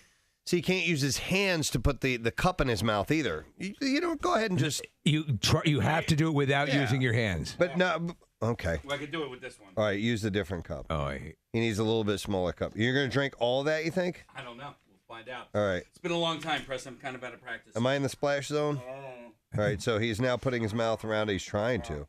I think he needs a little assistance from his hands. Do you need a little slow jazz? No, here we go. What? He's gonna wrap his mouth around it, and all right, here we go. I want to see this. It's around his mouth. He's throwing his head back. Oh my god! Oh my god! He's doing it. Gross. He did it. I'm impressed. Yeah. Good job. That is disgusting. It is, right? Yeah. You have to, Jen. You're just pouring it down your maw. You're not.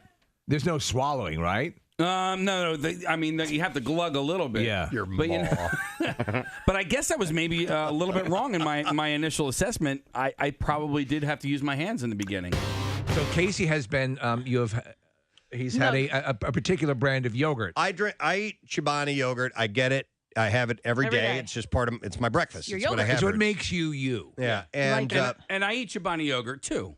I do. But what's the other brand? Dannon makes a yogurt called Oikos, which Oikos. That's it. Okay. Which I prefer. It's a little bit creamier. So I brought some Oikos yogurt in this morning. I asked hey, have you ever had a chance to try that Oikos yogurt yet? Because you've recommended it. Well, here's the first great part about this is that Casey asks as if he's never asked before. No. Which I think is what bothers Preston. He's asked me several times. You really have to understand the intentions behind my question because it was a brand new yogurt that I have not eaten yet Yogurt. with a spoon that I have not used yet. So the question really was. It's now or never. I was going to offer him some. He wants you to try this yogurt so bad. I asked him. I said, "Oh, have you ever had the chance to try that yogurt yet?" And then he responds. He's like, "No, you asked me that like a year ago." And No, he said you've been asking me for a year. That's what he said. So Because it's been a number of times, and so finally, I sensed some irritation on your part. Total irritation. So then the irritation comes to me because I literally, including today, have asked him twice. So he's like, "You've been asking me for a year." No. I literally have asked him two times. You have, Casey. It's been.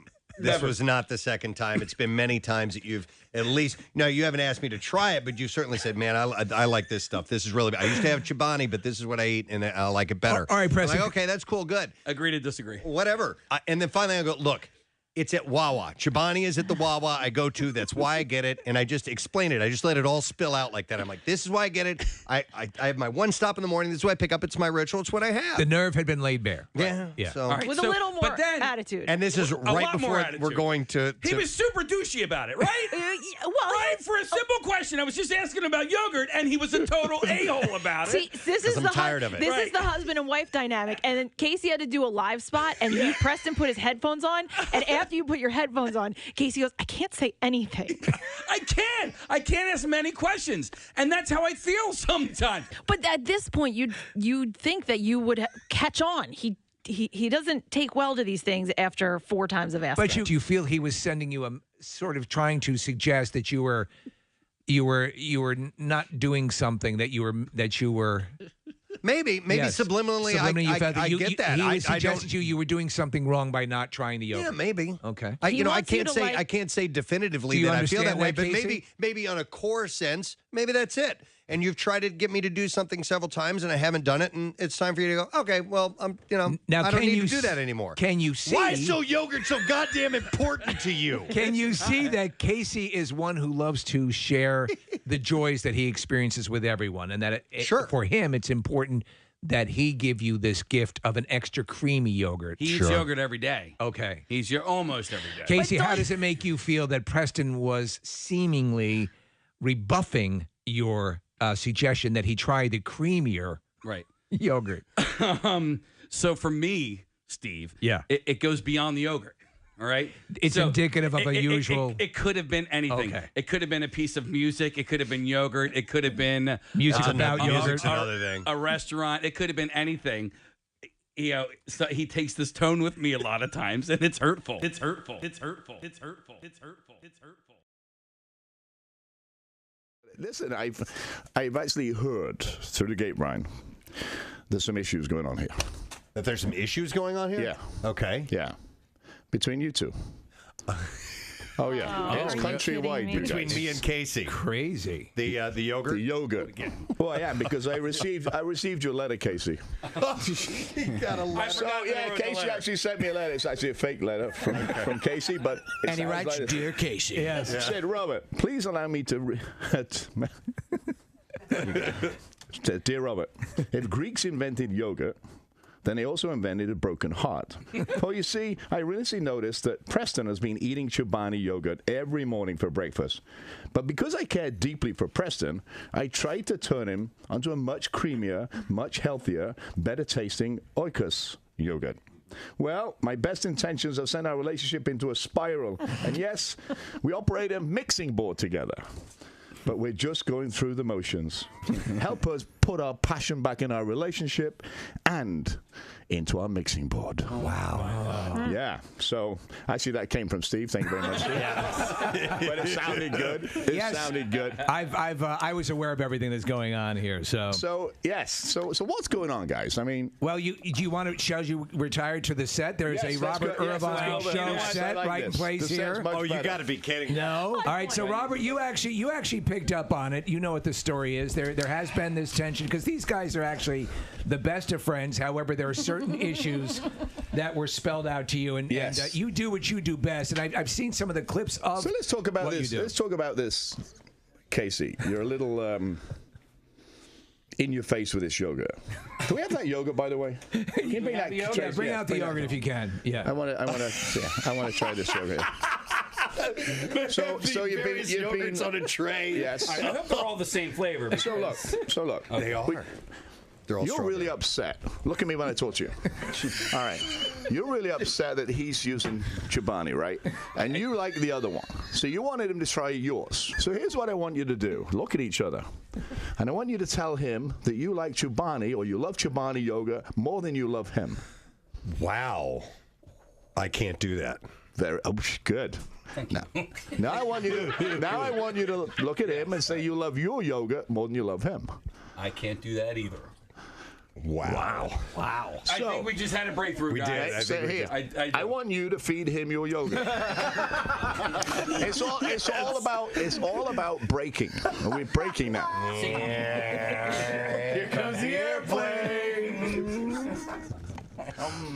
Okay. Now, what do you taste there? I taste love. Great. Now you take your yogurt and do the same thing to Preston. All right, here comes the train.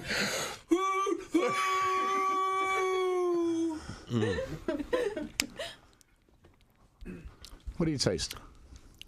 It is a little creamier. I will give you that case. Breakthrough number 2. Because I don't have any bitterness involved anymore. Well, but here's the that's thing. Clouding my taste buds. See, okay, so the last time you were gonna not like it as much regardless. I kind of tore through that little container, 5 and 3.3 ounces. Okay. Very quickly, but now that I've tasted it, it's pretty good. Thank you. I appreciate that. This is called compromise. When in a relationship for 18, 20 years, whatever the number is, compromise. You have to listen to each other. But when people get on your nerves, like him, yes. When they get on your nerve, you have to have more patience. It's like being in marriage. Look at him. He's upset visibly now. Compromise and patience. Wow. I don't think that I am saying, hey, you need to experience this. You really need to do this. You really and after a couple times I try it and I get a cue from him that he's not interested, then I will back off of that. Right. Casey keeps going and going and going, and it's just what you do. You know, I mean, sure. Well, you got to learn to let that go. If he doesn't go with yoga after the yogurt 10 thing. weeks, See, I mean, you got to give it up. But the yogurt thing, or whatever, it doesn't have to be yoga. So I thought he was over exaggerating. You know, like your little chihuahua. How in his face I was about the yogurt. Okay. He said I've been asking him for like a year, and I felt like maybe I only asked him a couple of times. And I thought the most hurtful part was I had actually was going to let him try some of the yogurt because I knew, and it was just like The Departed. He didn't see it, so I brought it in for him, and I gave him the DVD because I thought, hey, this brought me joy. That's like you saying to him, hey, you didn't listen to me. Here, watch it now. Right. So now you're telling him what to do. Right. And he feels confronted. Now you've like. All right, now alienated. I'm seeing it. Now I'm seeing it from your perspective. May I jump in here, Robert? Yeah, because I think also in a case they both love each other and they have things that excite them and they want the other to experience that, but they can't communicate on how to get. They feel that they are less because the other hasn't embraced something that excites them. So is that correct? All right, and here's the other part of it all. We have the peanut gallery. Okay, so Preston said what he said, and then my feelings got hurt, and maybe I said something so he couldn't hear because his headphones were on. But what did he say? I didn't hear it. I can't say anything. Well, I can't say anything. And then I made sure you knew that. And then yes, you did. Yeah. So then, right, legging on from Kathy over there. Yeah. This thing that just would have went away, right? I would have had hurt feelings for about 30 seconds, and it would have went away. Got brought up on the air and became a bit without either of us really approving it or intending it or anything. So you have to respect each other's piece. If you have something you want to say, and you're in a peanut gallery situation, then write it down. So, and then there's another write part it of down. This. That's a good way to do it. There's another part of this that, so after the show was over, our relationship was a little fractured. It really was. There were some hurt feelings. I knew I hurt his feelings, and he knew he hurt mine. He apologized, and we were about to talk it out. And then Matt Rovine, with his giant bushy eyebrows, came in and ruined everything. And then you never said anything because I didn't want to drum it back up. I was kind of hurt by that. I know. So did Rovine say something about the yogurt? No, he had a feral animal caught in one of his eyebrows, and he was looking for help. So now that it has been brought back up again, because I didn't want to beat a dead horse, right? Yep. So now that it has been brought back up again, Preston. What? I called you a couple of names that day. I apologize. I said you were being a dick, and I said you were being a douche. And I thought that was harsh, and those were my hurt feelings speaking, and that was not me, and I apologize. That's pretty bold of him. That's pretty... That's good. Okay, We're making breakthroughs. Right, stand up and give each other a hug. All right. Let's feed each other some yogurt. WMMR. Thanks, Kath. I want to do a shout-out real quick. I got a... email, and if I don't do this now, I'll never get to it. I think it's not, they don't want it till Monday, but it says, hey, Preston, former Bod Squad girl here, Danielle, hoping you'll give a big shout out to my mom's birthday, Monday the 28th. Well over a decade ago, I surprised her bright and early on her birthday so that we could sit in the studio with you guys. We were so happy to be there and meet all of you, so I know our shout-out will be a close second in her book. We love you guys. And a quick, he can't see without his glasses sound would also be fantastic. That still makes us both laugh.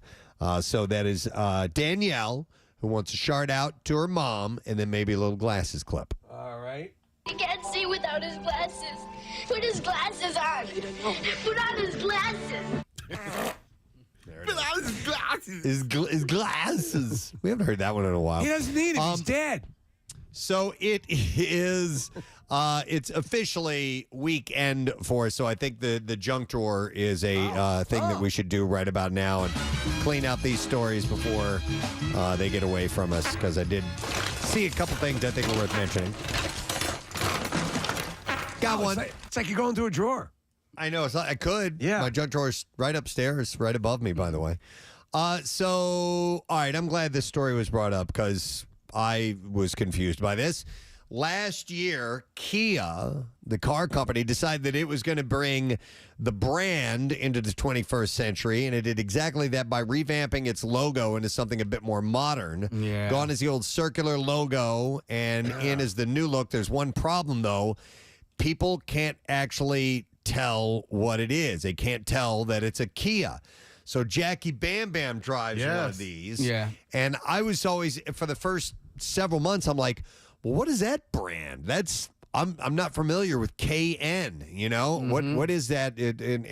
No, it's just Kia, but the logo looks like the letter K and N, and I don't know why they went with that. I have no idea. Is that supposed to be actually a KIA, but the N is like the I and the A put? I don't know I don't know why they went with KN. But it would be a backwards N. It's not a forwards N, Preston. So if you look at it carefully, yeah, you're right. It's KIA, but the I and the A are too close to each other, and so it looks like K and then backwards N. Doesn't anybody review these things before they make? You assume they really test the hell out of a new logo. You remember there was the, unless there's like a hidden meeting like in it, you know what I mean? Right. Where like like you look at the FedEx logo and you're like, oh, there's an arrow in there, you know? Right. So is there an N part I of don't think the so. company? Okay. Well, Amazon's a smile, correct? A to Z. And it also goes from A to Z, and like the Under Armour is a U and an A looped into each other. So some of them are really clever and cool. Remember there was a lawsuit a few years ago between Walgreens and the Washington Nationals? Yes. They both had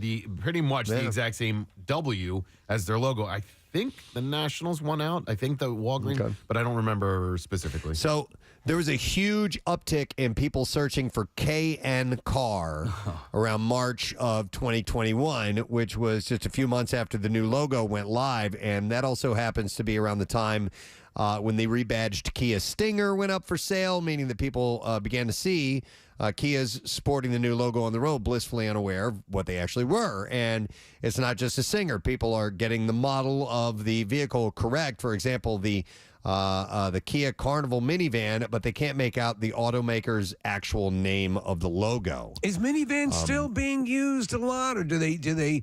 Because I know the classification of a crossover is not fully a minivan, but has minivan fallen out of favor as a used classification? I don't think so. I mean, we have a minivan. We've had one for 22 years now. Yeah. I think it's still classified as minivan. Yeah, if it's got that little side door, Then it's not. All right. Yeah. The crossover is not that. No. All right. Okay. I don't even know exactly what a crossover is. It's a classification that seems to fall halfway between a minivan and I thought a crossover is halfway between an SUV and a sedan. And a sedan. All right. And it's just a smaller SUV or a bigger sedan. You know, it's with these logos though, Preston. They for all the product testing and for all the, you assume that they have people who are panels that sit there and sort of review it. And they get civilians in there. But like even car companies and car names, you know, they do all this hand-wringing and testing. And one that still blows me away is the Murano.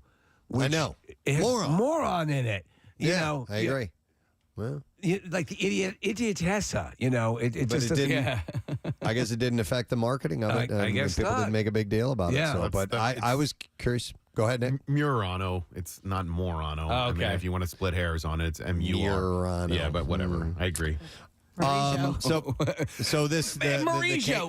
By the way, okay, let's go to Mauricio. real Remind quick. people what this was from yesterday. I have the person who won the Tattoos Day yesterday. Her name was spelled, and I'm going to it was uppercase M. Yeah. Okay, and then everything else was lowercase all together. Yeah. MARIJO. Yeah. Okay, all together. Marie-Jo. I handed it to my daughter, who is like, heads and tails smarter than me. And I go, what's this name? I'm like, read this name out loud. And she, because she takes Spanish, she says, is it Marijo? And she did. I'm like, believe it or not, it's Mary Jo. And I pronounce it as Marie-Jo. Preston, I feel your pain. Well, what's the where was the confusion? I mean, I understand. Mary but Jo does, would be. Does Mary Jo is the J capitalized in Mary Jo's name? I would have a Y in there, for Mary, and then I know, but she might not spell it that way. And then Joe would be capitalized or something along those lines. So that spelling is like the newer version of Mary Jo. It's become popular over the past couple of years. Marijo. And not capitalizing the J. Right, correct. Okay. Marie-Jo.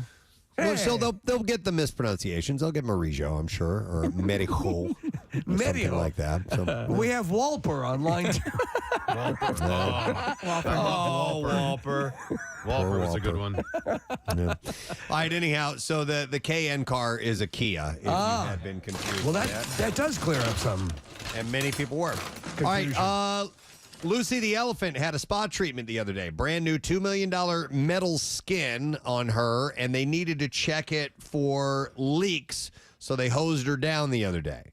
And firefighters were aiming the hose at Lucy, whose plastic wrapping has finally been removed after 14 months. And what's the status? Is that you can stay there? You can stay inside? It's an actual... Yeah, last I checked, you can rent. There's a suite inside Lucy. That's I remember that from a couple of years ago, and I assume that's still the same thing, Steve.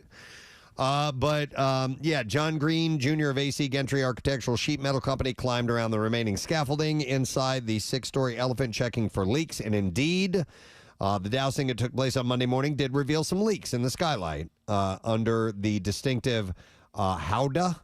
It says howdah, Howdah. I guess that's that riding thing that they would put, essentially on an elephant. Pronounced Mary Jo. And it's at the top of the roadside attraction. Volunteers with squeegees and mops sopped up the water underneath the skylight after the hosing. I didn't realize it was 6 stories tall. Yeah, that's pretty big. I've never seen Lucy in person. I didn't know it was 6. I was thinking more like 3 at the most. It didn't seem. No. How tall is this building? This building is 6 stories. This is 5 stories, or is this 6 stories? There's no way Lucy's as tall as this building. He just said 6 stories, right? Tiny stories. Yeah, tiny stories, like really 6 short stories. I went there. I rode my bike past there, and we had our pictures taken in front of it. There is no way that thing is 6 stories tall. Nick, pull up the dimensions, if you would, please, on Wikipedia and see how tall it is. I'm watching the video. Do some math, because the story's about, 10 feet, something like that, 10, 12 feet? There are some trucks parked next to Lucy the Elephant on Instagram, Preston. They posted a video of the bath time that you're talking about, and there are some trucks parked right next to it, and Casey's right. There's no way that this is 6 stories, but I'll find the dimensions. Okay. All right, yeah, because it says here, let me make sure I read that correctly. 6 stories and $250,000 pounds. 65 Yeah, it says feet tall. in the scaffolding inside the 6-story elephant. What? Well, the elephant, and then it's got that, whatever you call it, the howdah? a Marie-Jo on top of it, which makes it taller. The elephant itself is not. Yeah, it means the whole structure is 6 stories tall. The whole damn thing. It still doesn't seem that big. All right. Okay. I mean, when you're compared to, like, if you believe stand you. outside of this building and then you stand next to the elephant. Yeah, like if it's a bunch of hobbits in there, it's 6 feet tall. Yeah. Casey, even after the spaghetti thing, I believe you. See? He's building bridges. Oh, man, I'm never going to live that one down. Or at least it's going to be a little while. It's going to be a little Until while. until you send over spaghetti, this is going to stay active. So Lucy began in 1881 and was then known as the Elephant Bazaar. Oh. It was not her name. Yeah, it was designed to attract tourists and promote real estate. Lucy was named to the National Park Registry of Historical Landmarks in 1976. So I don't know where the name or when the name Lucy became the official moniker of that structure. So, by the way, they are having a benefit for Lucy starring Deanna Martin, the daughter of Dean Martin, on December 11th at Resorts Hotel and Casino. Deanna Martin, the daughter of Dean Martin? Yeah. Huh. Okay. Seems like sort of a bizarre call, but yeah, why not? Joining her is Stephen Maglio, a Sinatra-style singer. Huh. That's very cool. She brings along an 18-piece orchestra. Does she? Yeah, Sunday, December. Does she just watch them or does she sing? No, she looks like she's a performer. Huh. Sunday, December 11th at 8 p.m. at the Superstar Theater.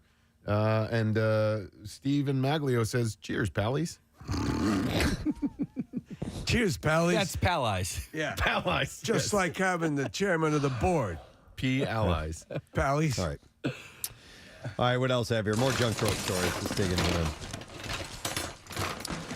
Bad news. Taking certain medications over the long term could actually be making your arthritis pain worse. The University of California researchers looked at people with moderate to severe osteoarthritis in their knees who had taken non-steroidal anti-inflammatory drugs, also known as NSAIDs, which are things like Advil and Aleve and ibuprofen.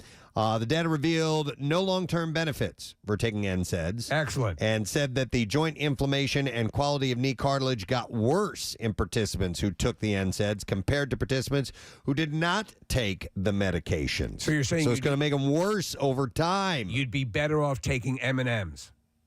Probably. Yeah.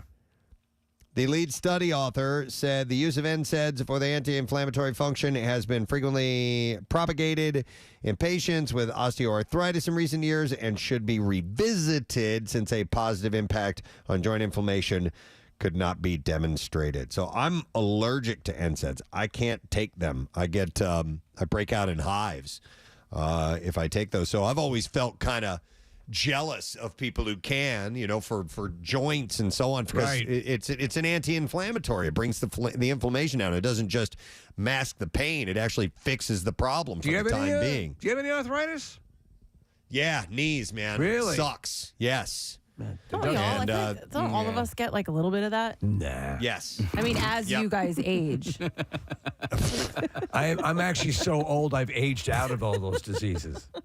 But yeah. So I definitely the knee issue. It's not debilitating or anything like that, but it will be if I live long enough. It's going to be a long-term problem eventually. Do you ever see? Well, you wouldn't do something like a knee swap, right? You wouldn't. I mean, it's not to that point. I don't know that I qualify for that. I'm not sure that it falls in that bag of issues that you have with getting knee replacements and things. So how about an exoskeleton? Could do. Oh, yeah, man, how would cool that be would that awesome? Be? Yeah, like an Aliens. Yeah, like the big mover thing. You could pick up stuff. Yeah. All right, what else? I got something else in here. All right, Bob Dylan's latest book is called The Philosophy of Modern Song. And there's a little bit of a scandal about this. Did you see this, Steve? Yeah, what's going on? All right, so 900 fans spent about $600 a piece to purchase a limited edition run, personally hand-signed copies. All right. But now those fans are set to receive refunds after supposedly a little bit of sleuthing found through Dylan's publisher, Simon & Schuster, sold them a false bill of goods. So What'd they do?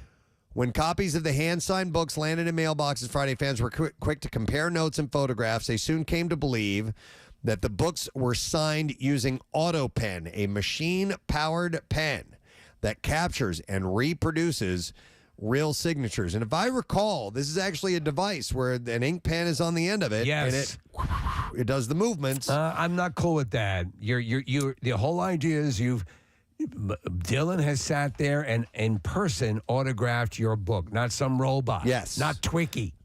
Yep. So Dylan's wouldn't be the first celebrity author to land in hot water over the use of AutoPen. Other musicians turned authors like Brian Wilson and Dolly Parton have been accused of the same scam. I could see. I mean, obviously, it's a lot to ask, but that's part of the reason you're paying a premium. It's 900 of them. Yeah. I mean, that's sitting down for days and days. It ain't so bad. Of signing over and over. It would be a long day or a long series of days signing autographs. I wonder how, with professional athletes, There has to be a day or a weekend where they are just okay. You got to come in and just sign all of this stuff. Have you ever seen it for like the Flyers Lives Fight for Lives Carnival? No. So basically, Casey, they have an entire room with like 1,000 pucks, and the guys will just go in and then they have to sign 1,000 sticks or whatever. And I've talked to a couple of the players afterwards. It's exhausting, but Steve, they don't use the mechanism. They sit there and they sign everything that they're supposed to sign. Well, you remember obviously we'd have the calendar releases and we'd have how much signing we would do at the camp. I mean, we would literally dry out marker after marker after marker. Yeah. For those guys, Nick, that do that, and it's also authors and musicians and so on. I've seen where musicians walk in and there's tables and tables just filled with albums, whatever it may be, and this is what we're doing for the next several hours. There has to be someone standing there going, people paid for this. Yeah. You're getting money for this. This is not just signing away because, you ran into somebody. This is a premium. They're actually paying you to do this very thing that you're doing. Need to move back to it. And if you can have someone reminding you of that, then the kind of laborious over and over repetitive nature might make sense to you. Speaking of that, this is a completely different turn on this, but of doing the same repeated motions over and over. Yesterday, I was doing some prep work and I came across, and it was an appreciation of farm workers and field workers, and it was video after video of what people actually do to get the food on your table. And it showed workers out in the field, like sorting through things that you've probably never seen that cultivated, like asparagus and Brussels sprouts. Oh, wow. And I was like, I know that's what that thing looks like, before they, pick it and cut it and get it to the store and everything.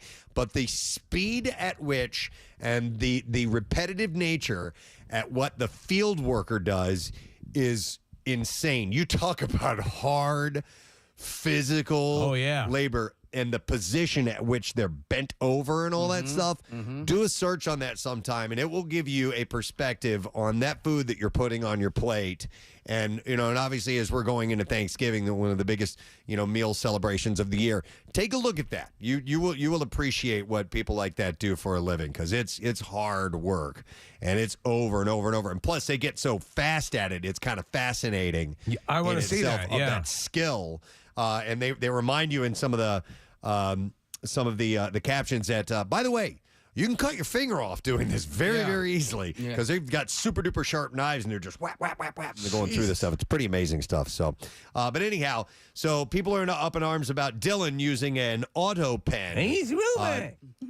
To sign his book. So they're offering refunds. Well, as well they should. They got called out on it. As well they should, yeah. Yep. All right, let me go to another. We only have time for one or two more. All right, got it. Bruce Lee may have died from drinking too much water. Doctors have claimed nearly 50 years after he passed away. Yep, he was 32 years old, summer of 1973. While in Hong Kong, an autopsy at the time showed that Bruce had died from brain swelling, which they still believe happened, but at the time they blamed on him taking a painkiller of type. It may have been like aspirin or something along those lines. But with the untimely passing sparked rumors that he may have been assassinated by Chinese gangsters, poisoned by a jealous lover, or the victim of a curse, all this other stuff. But now researchers have reviewed the evidence to rule that Bruce probably, more than likely, died of hyponatremia. So I think that's how you pronounce it. No, it's Mary Jo. Hyponatremia. In other words, they said, according to the Clinical Kidney Journal, a team of experts wrote that the kidney's inability to excrete excess water killed Bruce Lee.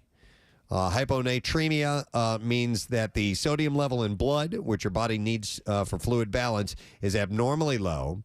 And imbalance causes cells in the body to swell, including ones in the brain. Isn't that wild?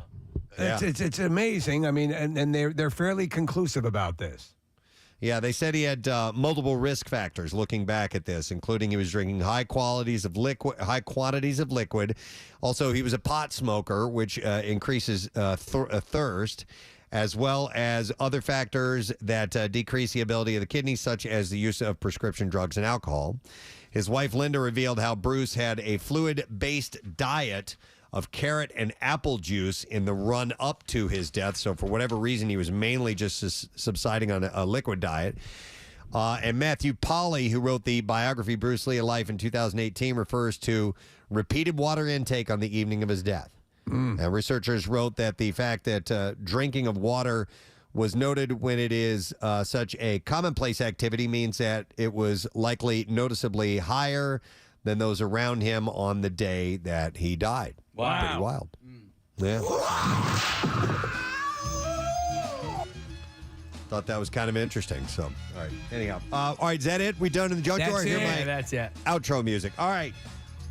With that, we're going to take a break. We're going to come back in a second. I think we have some more bizarre file stories that we'll dive into. Some more things to give away before the day is up. We'll be back in just a moment. Stay with us.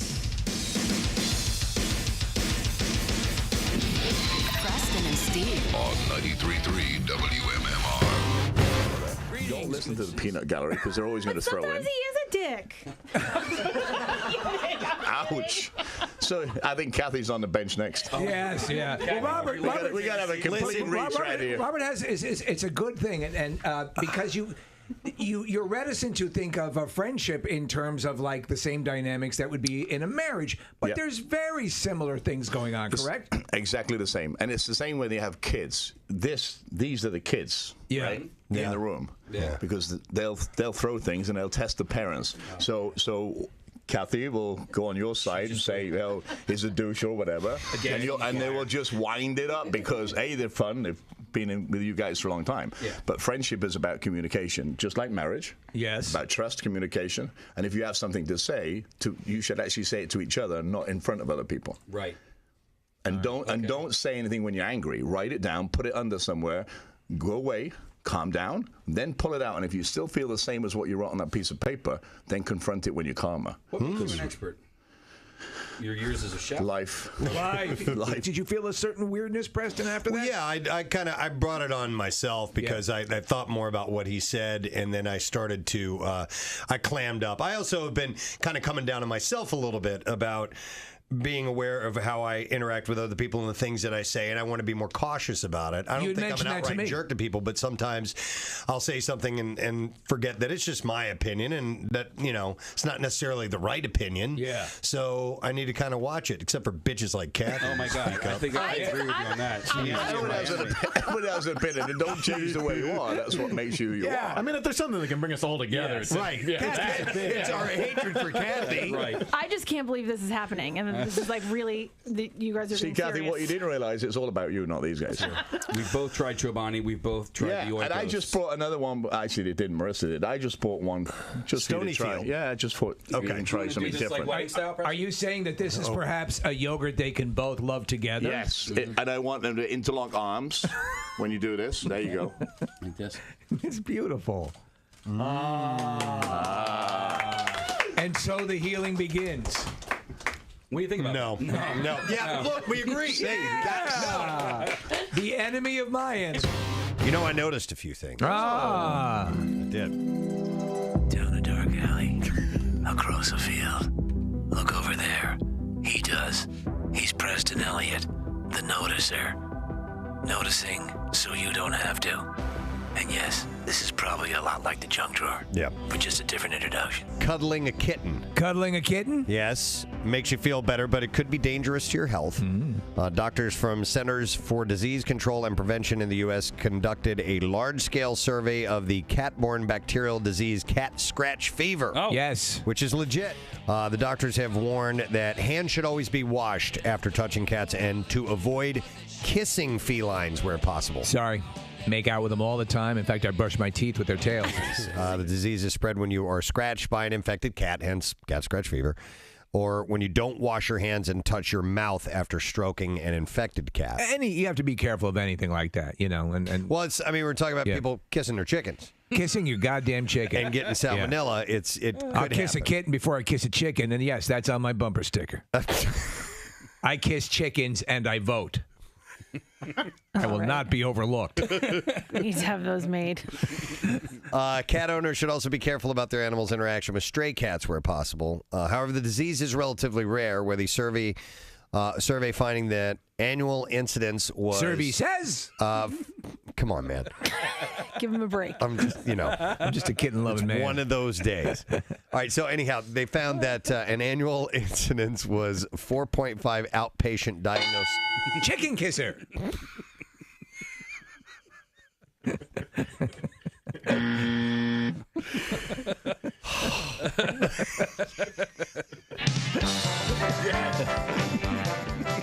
Number one answer on the board. Chicken kisser. The noticer. With that. He's ended his noticing for today, but the noticing will go on the Preston and Steve Show. I have a chance. I knew it. This is pretty cool. Jared Leto has signed on to star in a new biopic about Andy Warhol. That's pretty wild. And so he'll play Andy Warhol. I think he'll be great as Andy Warhol. Andy! Was that good? Yeah. It kind of sounded like Andy! Terrence Winter will pen the script based on the 1989 book Warhol, the biography. Do you find him at all interesting? Yeah. Of that time and I what he do. represents, I do as well. And just what an oddball, strange guy he was, and the fact that he created such a sensation with his artwork. So he also created the game Spud. Oh, a lot of people don't know that. No way. Yeah, Andy Warhol. Andy Warhol. Out of boardom, like yeah, a lot of people don't know that. Okay. Wait, how do you play Spud again? I was thinking of Chink. Excuse me? Racist. Oh, there's a game. Yeah, called okay. Chink. I'm sorry, Casey. You're late for your Klan rally. You've never heard of the game? I Chink? have. Okay. Yeah. Wait, I what's have. Spud? Spud, we always used to use a flat ball, like a ball. That wasn't fully. Yeah, we did too. What right? the hell was the point of that? It was invented by Andy Warhol. His wrists were weak. When you had a ball that you couldn't play foursquare with or something like that, and you had to find something else to do with it, and so you played Spud. Man, I loved that game. Spud was a lot of fun. I forgot how you did it. You throw it up. You picked a Everyone category. runs, right? Yeah, but you had to have a category. Right, and then you spell out as you move towards the person you're going to throw the ball at, right? Well, yeah, but there was like an it person, right? Who had Somebody's the ball. always it. Wait a And second. you picked a category. Say the category was colors, and everybody behind you had their color. So I would say I was the person. I would throw it up. That's it. And they'd I'd have to yell, run and catch it. I'd yell red, and if Steve was red, everybody else would take off. Steve would have to go get the ball. And then it turns into kind of dodgeball after that, right? Yeah, because you have to get closer to the person that you want to hit. Yeah. Yeah. That's Something along those- actually a fun game. I'll have to look up Because the, what happens on the throwing process is everyone runs in different directions, but if your name is called as you're running, you realize it's you or your color. Yeah, and you got to go back and get and then it. you've got to run back. I feel like I've missed out on my childhood. It was awesome. I've never played this game. And I never knew Andy Warhol invented it. Yeah. Well, he was a color guy, right? He was very much about Totally, Doesn't yeah. have to be colors though; it can be anything. Okay. Yeah, it could be all kinds of categories.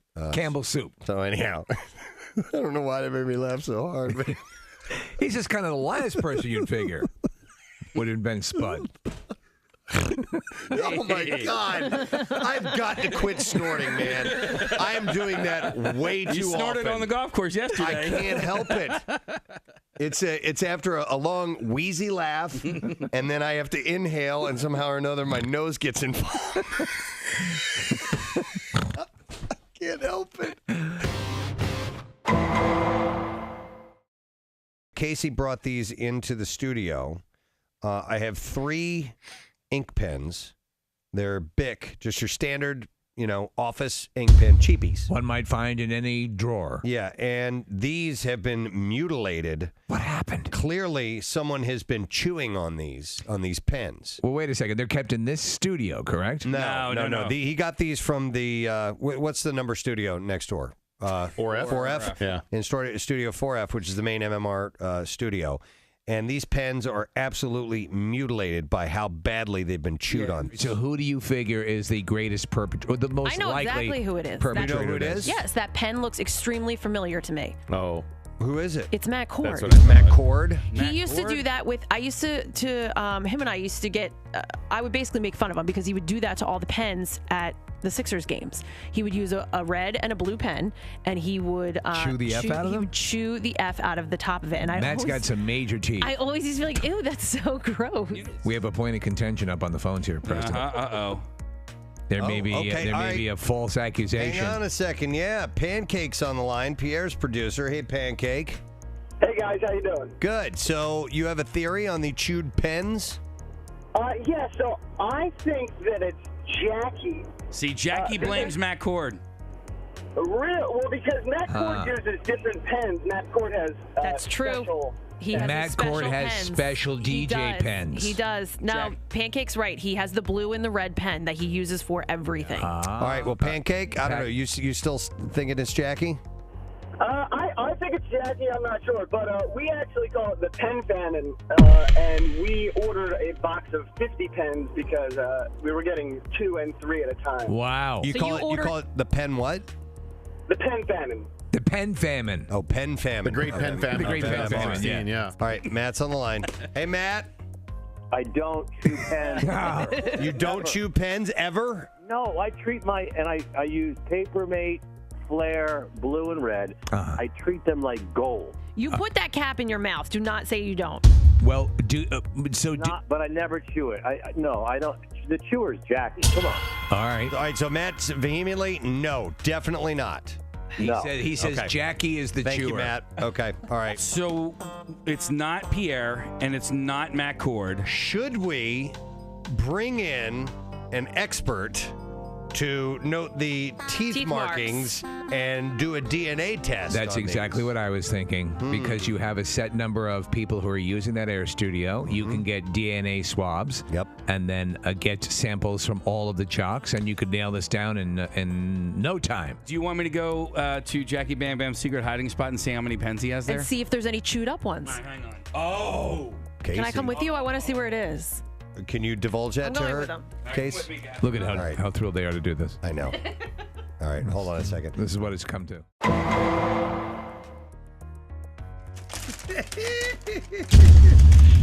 many? That looks like 50 pens. That's just from Jackie's hiding Here's hole. the chewed up ones. 1, 2, 3, 4, 5, 6, 7, 8, 9, 10, 11, 12, 13, 14, 15, 16. These are all chewed up ones. Wow. 17. WMMR. All right, let's get to the B file one more time. Here we go. WMMR presents Preston and Steve's Bizarre File. Alrighty. Got a few stories to share with you. We'll start with this one. Firefighters with Central Emergency Services in Alaska said they responded after a moose was found to have fallen through a window of a home, and he got trapped in the basement and was stuck there. Yep. Why the don't moose you forget the moose for a moment? was sedated, and rescuers used a people mover, a tarp, used to transport unconscious patients to carry the animal through the house and back outside. Wildlife biologist treated the moose for minor lacerations on its legs. We're talking and a administered, moose. Medication. Yes, it is a moose. Why don't you forget the moose for a moment? So they administered medication to reverse the sedative's side effects once the animal was outside, which I don't know what. Seahorse party. Maybe, I don't know what kind of side effects. Maybe, he sees things. The moose tried to back into the wild after about 15 minutes or so. All right, I have a horrible story to pass along to you, but I think it's worth reporting in the bizarre file.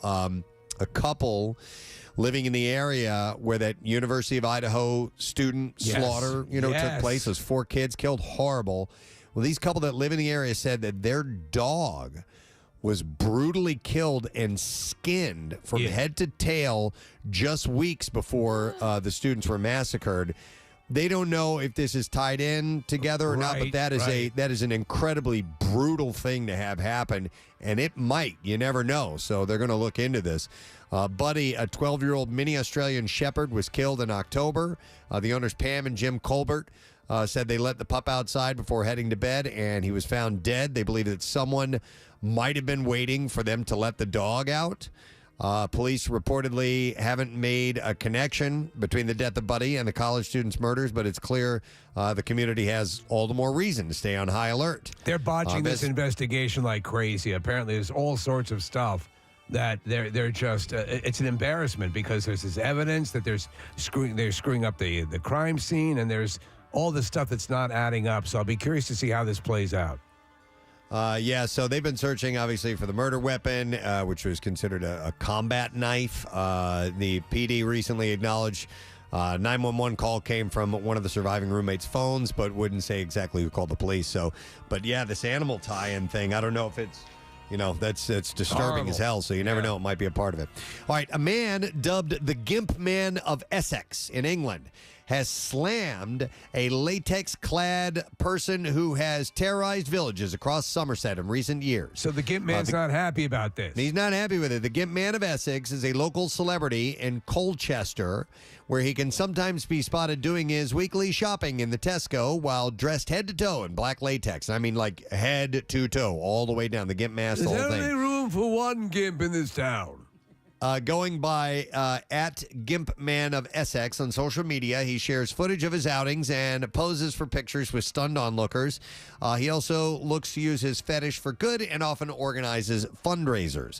However, he isn't the only so-called Gimp Man to have cropped up in the UK as of late, and not all of them are acting as saintly as he is.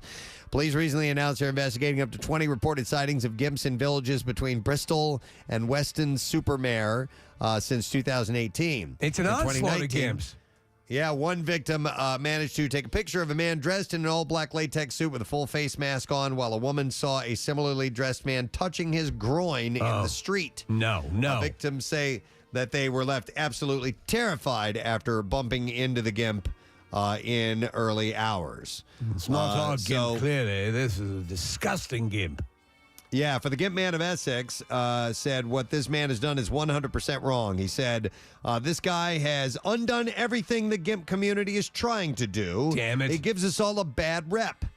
Jumping out on women, however you're dressed, isn't right. There are innocent guys like me who go out on walks in their Gimp suits. Just regular 9 to 5 Gimps, Preston, that's all. Hiding around in the dark and scaring people lifeless. He said that's different. So he wants it to stop right away. I'm putting my Gimp foot down. North Carolina man allegedly pulled a gun on a Wendy's employee after not receiving the sauce with his order from the fast food restaurant. Officers responded to reports of an altercation between a customer and employees at the restaurant. The man was driving around the parking lot brandishing a gun and refusing to leave. Officers spoke with an employee who told them that the man was upset that he didn't get any sauce with his meal. Is their sauce particularly good, or is it just regular sauce? I think it's just regular types. It depends on what he wanted. If he's getting nuggets, you can get a variety of sauces. Then it's worth pulling a gun. One. I mean, there's a guy that killed somebody over duck sauce. Yes. I remember that story in New York. So the man began arguing with the employee, pulled out a handgun, threatened to shoot the employee. The employee closed the drive-thru window and immediately called 911. Officers who were talking to the man in the parking lot recovered the handgun from the man's pants pocket and determined that the gun had been reportedly stolen in Mecklenburg County. The man has since been charged in that incident. A UK beautician claims to have seen the face of Jesus Christ in her bronzer. Wow. Kelly Passmore says that she was looking down at her Body Shop bronzer doing her makeup when she noticed the face. This is all making you look very slutty. Was so sure of what she saw that she shared a photo with friends. She claims 80% of the people that she showed the photo to agree that they saw Jesus. The image also went viral when she shared it on social media, but some said that they saw the face of Charles Manson. That's what I see. Rather than Jesus. 6 of one, a half dozen of the other. Rather than the face of Jesus in the bronzer. What is a bronzer, Kathy? It's like a darker foundation. You sort of just put it on like the accents on your face, like on your cheeks mostly. So she found this in her makeup. I thought it was like a piece of equipment or something. Oh, no. It's probably just from rubbing the brush on the powder, and then, eventually some parts of it start to go away, and Jesus was there. Jesus or Charles Manson, depending on what you want to see. Kathy, the photo's up here on the screen if you want to take a look. And, that's Jesus. It's definitely Jesus, Preston. I don't know if you don't think it's really? Yeah. I haven't seen it yet, so I'll have to make my my prediction a little later on. All right, and then we'll do one more story. Police in Queensland, Australia, are searching for hackers who they believe infiltrated a digital billboard on a busy road and configured the display for pornography for several minutes. The outdoor operator, GOA, said that the billboard in Brisbane began to show inappropriate content of pornographic nature on Sunday morning. Look, Daddy, that's what you do to mommy. It began at 9:23 a.m. and remained on the large billboard for 3.5 minutes. Wow. Within minutes of the breach occurring, IT techs began an immediate shutdown and investigation, according to a statement. They said, "We regret the offense or distress that this may have caused to members of the public who evidenced this transmission. We are particularly conscious this may have included children and adolescents as well." True. By the way, they said that it captured imagery of the individuals and have passed it around to police, and they maintain more than 70 of the LED billboards across southeast Queensland, so I don't know how many of those were affected. And that is what I have in the bizarre file for you. Preston, I'm sorry to interrupt. Oh, yeah, go ahead. Real quick, you mentioned billboards. I'm up on a billboard right now, believe it or not. I was honored for Man of the Year with the Leukemia and Lymphoma Society, and I didn't even know that they were going to do this, but if you are on the PA Turnpike west of 95 for west and eastbound traffic, you can see my smiling mug, and then also on... it's going to be in Delaware as well, but that's not until mid-December. So thanks so much to LLS, a great organization and a really nice honor. Wow, good for you. Yeah, Nice. thanks. Is it a digital billboard? Does it change? Digital Okay. billboard. Me and Cindy Webster and a couple other people who've been honored by LLS. But yeah, pretty nice thing. Okay, cool. Let's see, Casey, question. Can I give away some Christmas Miracle invites? Let me think about that. It's a Christmas miracle. Right. Yeah. I love it. All right. We're going to get another 3 callers right now. 3 callers who are at least 21 years of age available on Wednesday, the 21st of December to join us 6 a.m. at Parks Casino in Ben Salem for the Christmas Miracle. Now, you might be called up on stage to participate in our game, which is trivia-based, and it's all about the Preston and Steve show, so you got to know a thing or two. This is why we do this. It's to reward listeners who have been with us for a long time, and we have some great prizes that our sales and promotion staff are working on for this. And Miller Lite's our sponsor, so we do the Miller Lite Ugly Sweater Edition. Yeah. And we'll take the first 3 callers who want to be there, 215-263-WMMR. You will be able to join us in that audience that morning. It will be a good time. Whether you win or not, we will have fun hanging out together. All right, so we'll take those callers. We're going to take a break, come back in a second. Lesson question, trash, music news, those things are up next. Stay with us.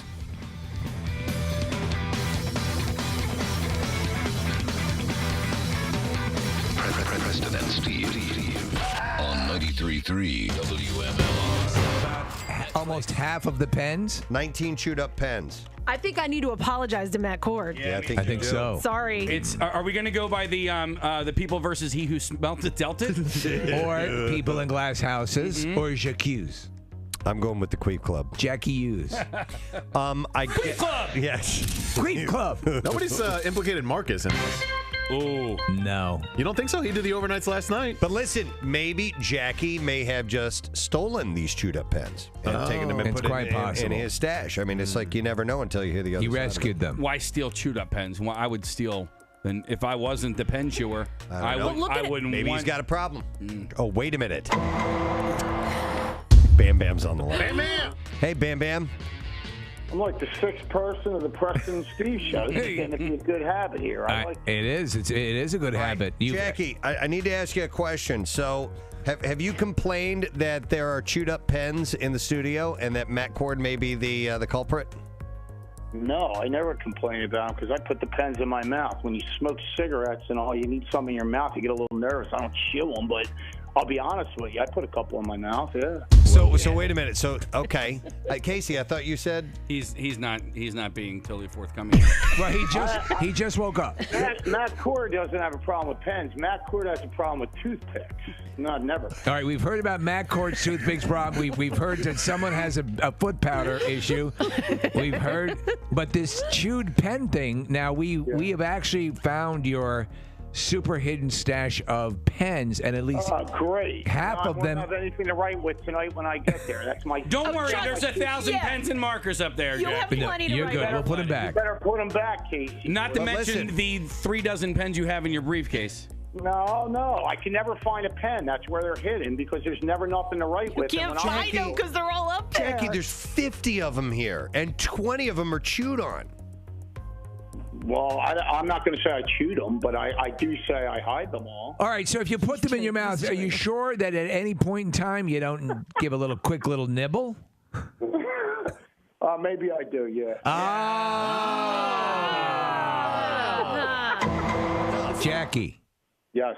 You just gave yourself a one-way ticket to the penitentiary.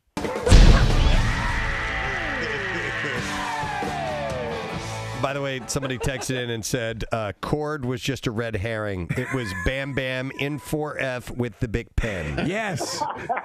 What about all the panties with skid marks in Kathy's garbage can? Those are mine. Oh, they're yours? Yeah. All right. We have All right, anyhow. Well, she immediately fessed up. But I think we solved something. We did. I know. I'm pretty happy that good. we got to the bottom of that. Yeah. Very rare that we actually do. So Teamwork. That was Well, cool. we have to talk to HR now. See what they're going to do. Bert Kreischer is still here, the machine, the conqueror himself, who will be at Helium Comedy Club today, tonight, and then through the weekend. Until the autopsy. Until the autopsy takes place. He's got his bottle of Fireball. There's no surprise ending for this one night. Been enjoying this morning. Just blackout. Our other guest we love having here anytime he can. There's a very cool party coming up. Some of us have been to it before, and it's for a great cause.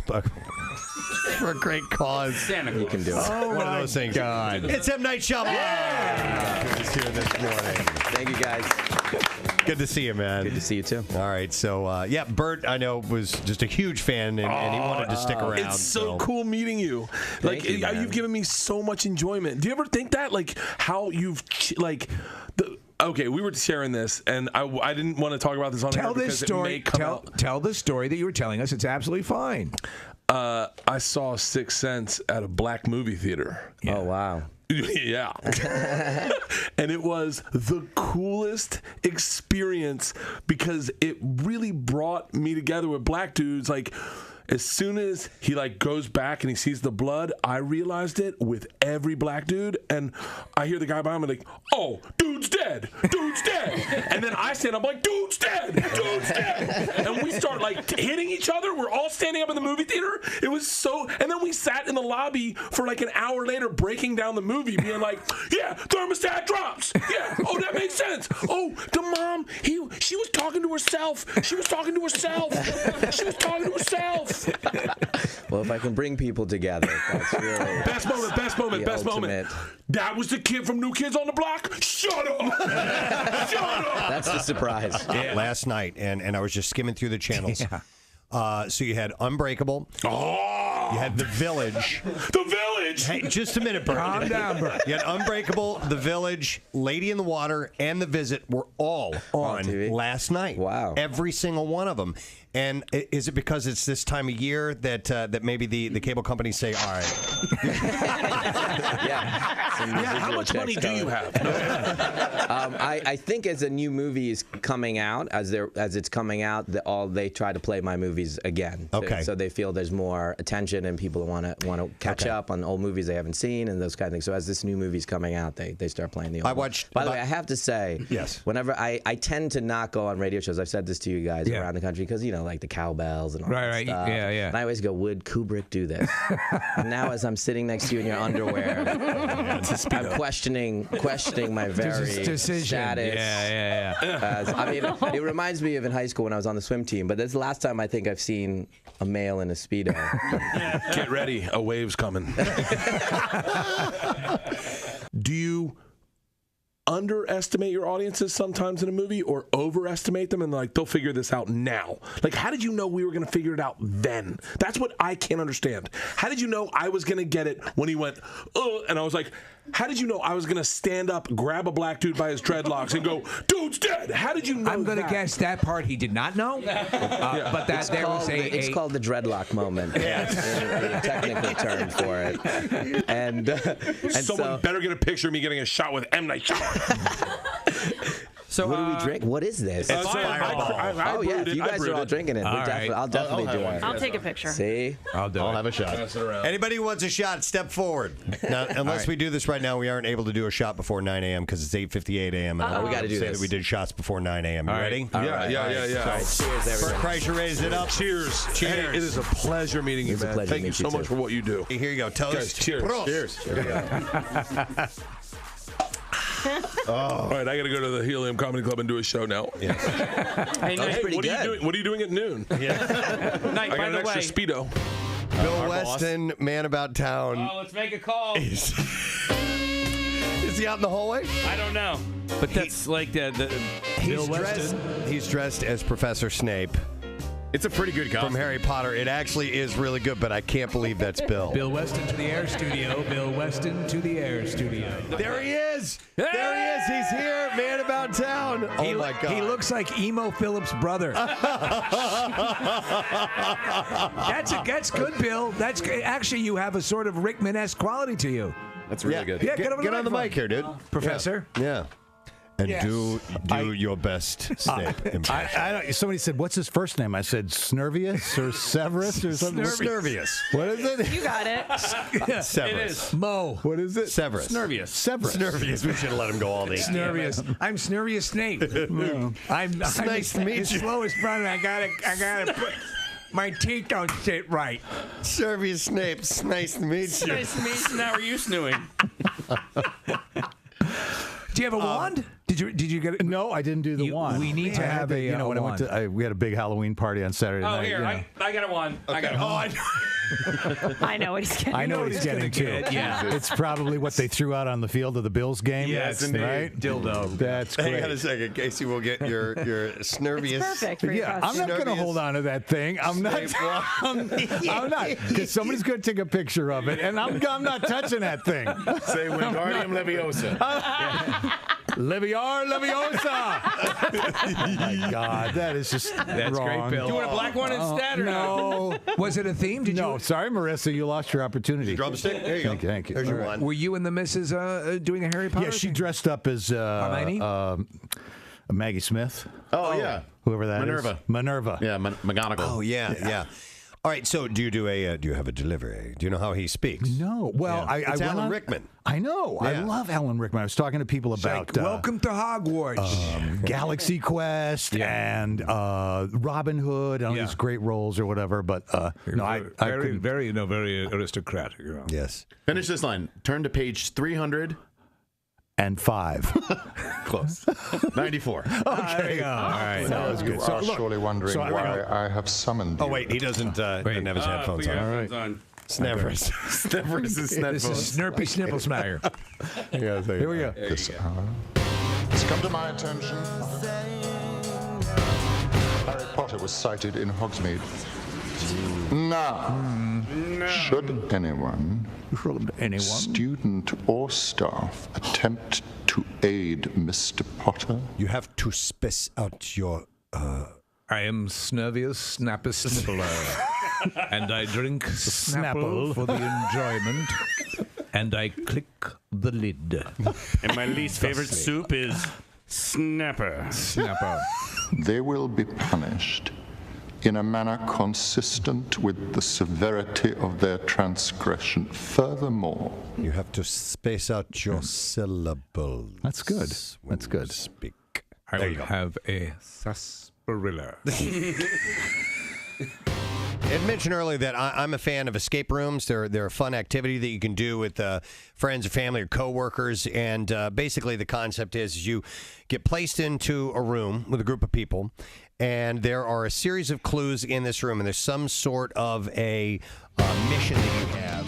Pardon me, Incubus 93.3 WMMR. It's everything that rocks, and we are the Preston and Steve Show.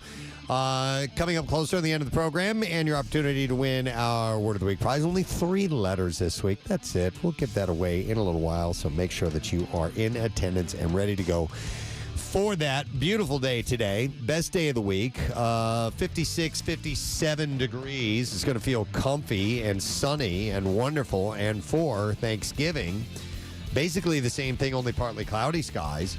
Friday, a little bit cooler, high 52, and some rain expected. And then Saturday, low 50s and sunshine. Sunday, a little bit of rain, high near 60. So, a little back and forth, but not too bad. We get a nice stretch of days leading into the holiday, which is wonderful. We're going to ask a lesson question today. Going to give away a 4-pack of tickets to experience the magic of the season at the Tinseltown Holiday Spectacular at the Expo Center at Oaks. The question, I'm going to paraphrase what Nick sent over to me. If at Thanksgiving meal you compliment the food by taking a dump on the floor, you are from what country? 215-263-WMMR, okay?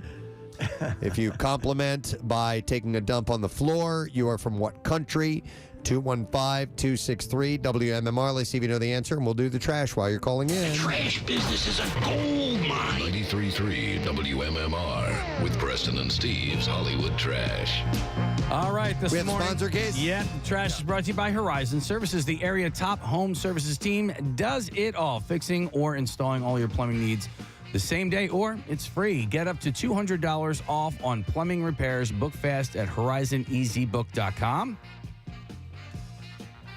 And what's going on this morning, Steve? Well, Liam Hemsworth comparing his current girlfriend, Gabriella Brooks, with former wife, Miley Cyrus. Liam says the biggest difference is after sex with Miley, he often had an overwhelming desire to dip his penis in Clorox. Oh, my God. On the heels of her split with NBA star Devin Booker, Kendall Jenner is explaining her attraction to basketball players.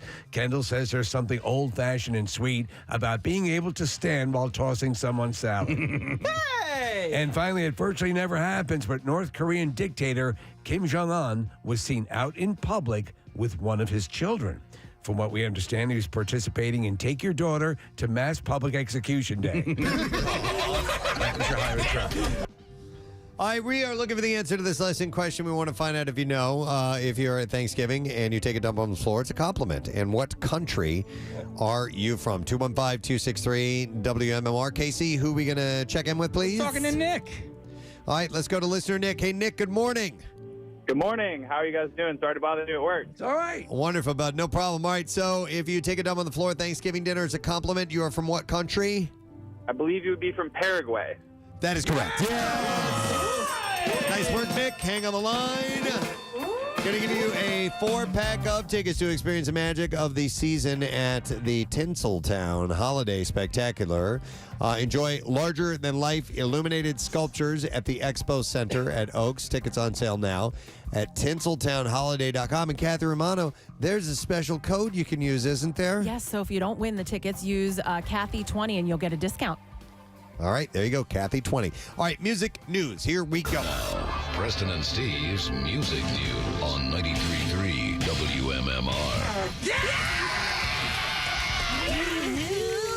Music news this morning is brought to you by Liberty Safe. It makes great gift or a way to store the very special presents Santa leaves under the tree. Visit them in Bordentown or Mount Laurel online at libertysafesnj.com. All right, Black Crowes members Chris and Rich Robinson had to take matters into their own hands on Sunday during a show in Melbourne when an audience member ran on stage during a performance of Stare It Cold. When the man ran onto the stage, Chris attempted to slow him down by swinging his microphone stand in the man's direction. He is then chased by security over towards Rich Robinson's side of the stage, and then Rich smashed his guitar into his chest. Wow. And I don't know what level, but that's how it was written in this It was story. pretty aggressive. I saw the video, and the guy, I guess there've been people running up on stage to stage dive, but they don't know security-wise. They don't know what's going on. So did he take it off and grab it by the neck and swing it like an axe, or what did he do? He pushed it out like a javelin. Okay, Yeah. all right. And Rich apparently said, "Hey, you throw that mother effer out, right? Get the F out of here." The Crows then restarted Stare Cold, and they performed without further incident.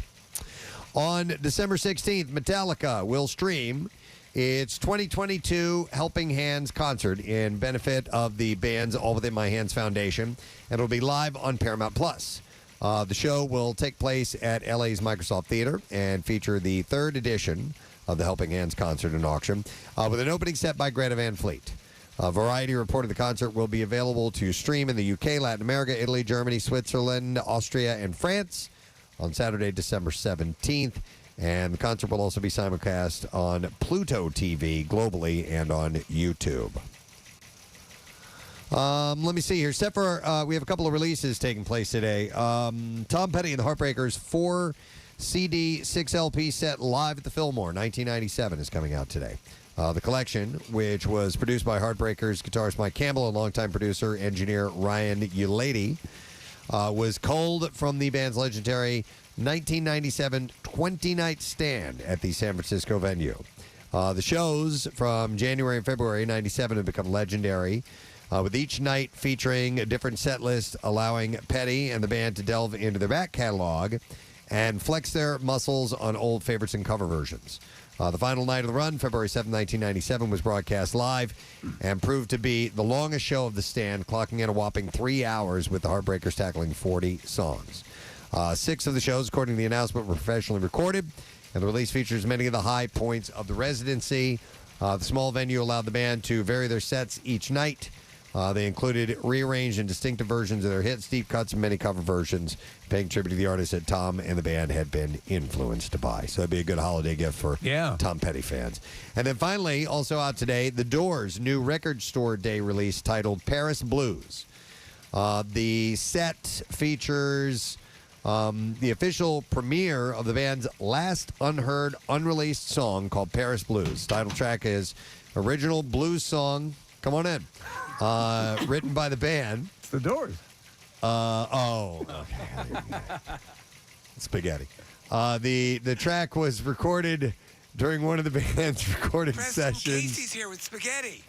For either The Soft Parade or L.A. Woman, no one seems to remember.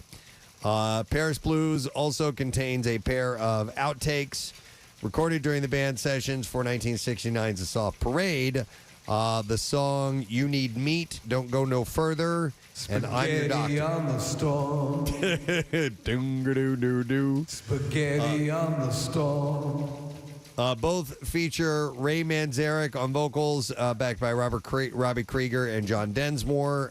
Bass by Robert DeLeo of Stone Temple Pilots was added to the song, which were included on the Rhino's 50th anniversary edition of the album. So that's out, and there's some other special releases on that that are cool to any Doors fan. And that's what I have in music news. That's the final item. All right, that means that we can take a break, but it also means we need a winner of a secret text word. All right, so you've been texting in this morning. We have a Bonefish Grill gift card. Kathy, what number caller you want to take? 7. All right, let's do that now. 215-263-WMMR. Let's even know the secret text word. We'll come back. We'll get a winner. We'll give away a Word of the Week prize. We'll get a winner for that, too. And we'll turn it over to Pierre Robert. Stay put. We'll be back in just a moment. Preston and Steve. On 93.3 WMMR. We are happy to pass along the puzzle situation. And you're usually given a time limit, about an hour, to get through all the clues, work together, and achieve the mission. And then you're declared victorious. If not, then, well, you didn't make it. So we decided to incorporate that. I think we're going to go to our main man, who helms he's got the keys to MMR. He's the man about town, of course. Bill Weston, can you hear me? Hello. Hey, there we are. Hey. How you doing, Bill? I'm okay. All right. All right. We see you standing in front of it says 1313. Oh. Which is like the Munsters, yes. So it's I've been told it's the Bates Manor. The Bates Manor is the whole deal, and it's a mansion, and Mr. Bates apparently has a lot of cash on hand, and you guys are going to have to get in there and get it and get out. There's a safe somewhere in there that you need to crack. Get in, get the loot, and get out before the cops get there, which I assume is within an hour right after it starts. He's the patriarch. He is Master Bates, right? Yeah, he is Master Bates. No. Nice. So, Bill, we were going to set you up with Jackson and Matt Cord. Are they handy? Are they there nearby? I have not seen them. Oh, you're kidding me. I don't know. It's rather strange for a disc jockey to be late. Yeah, that's true. Well, you know what? Maybe we can help you out. Let's see. Is there anybody else we might be able to substitute for? Because we got to get this underway. Last-minute replacements? Is that even doable? I don't know. I also hear that there's going to be other members, like a couple other people besides Jackson and Matt. A newspaper reporter is going to come along with us because we act as a team. Okay. And you got to have at least 4 people to kind of figure out all the clues and try to advance into further rooms. And well, you know what, Bill? I think we sent Nick down there because we wanted Nick to make sure everything ran smoothly, and Nick should be on location. Nick, could you see if there's anybody else that we could scare up because we do need to get this underway? We can't be waiting fully. I mean, when they get there, they get there. Yeah, if you've got, I think Nick can hear us. Nick, if you can bring, if there's anybody like cast members or whatever, if you can bring them on out. Sorry, I'm now down the hallway. Hey, Bill, here's this is Pitchuation. Oh God! Here, come on in, Pitch. Intern Pitchuation. Yeah, he's here with us, and this guy. Who else we have? We got a really tall guy. Jackie Bam Bam. Jackie Bam Bam. Yeah. Oh my God! Who else? Last but not least, come on around the corner, young man. It's Gary Lauer. Oh my God! I mean, he's locked in a room with Gary Lauer. This is going to be the most cacophonous sounding radio bit with Nick's booming voice and pitch like glass shattering. There's nothing but loud people in here. Well, you know, it works out, Bill, because just by happenstance, the people we believe you'd most want to be locked up with are there around you right now. Oh, and Bill, if you haven't figured it out, Jackson and Matt were never going to be down there being a part of this. We had this set up. I thought there might be some type of prank going on here because Jackson never gets up for anything. So we were wondering who Bill, and it's all about teamwork for this, and we thought, well, who might it be difficult for Bill to corral and get? So as much as we love Jackie and he's the most amazing overnight guy ever, he is a bit scattered. He's a little, all over the place. I got microphones on me and my pants are falling down. He told me to wear pockets. I didn't wear underwear, but there you go. Any underwear? Of course you didn't. And Pitch, he never wears underwear. Pitch, can you hear me all right? Yeah, this is great. I can hear everybody back in the studio. Hey! Everybody. Hey! How's Billy doing? All right. I know Bill Weston's having the time of his life. Oh my God! Do they say this is like a really great team building exercise? I'm really wondering what the outcome is going to be. Last but not least, all of these people. Let's see how the mayor of Juniata Park is doing. Gary, can you hear me? This is going to be a blast. Oh, yeah? Kindergarten for adult males. I think we're going to have a wonderful time, children. I think you painted the best picture simply by saying kindergarten. Yeah, and by the way, Gary, we've elected you team captain. Oh, it's going down. It's going down.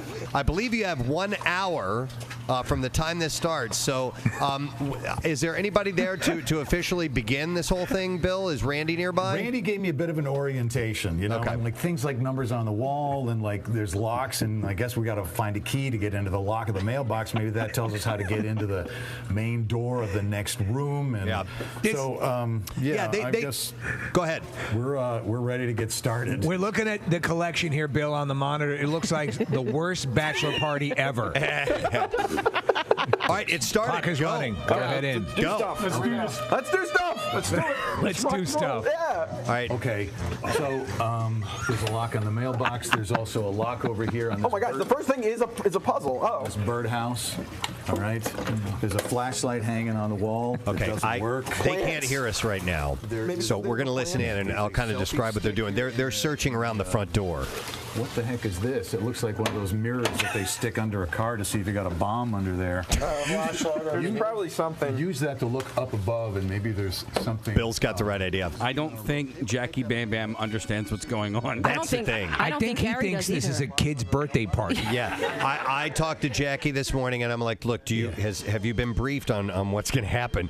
And he kind of sent me back, I don't know. It's kind of, I was just told we got to get out of a room or something. So he doesn't really understand the whole concept of it all. And Gary looks like he's just like he's picking things up and looking at them, but even if it was a clue, he's putting it back. All right, let's listen in. Hang on.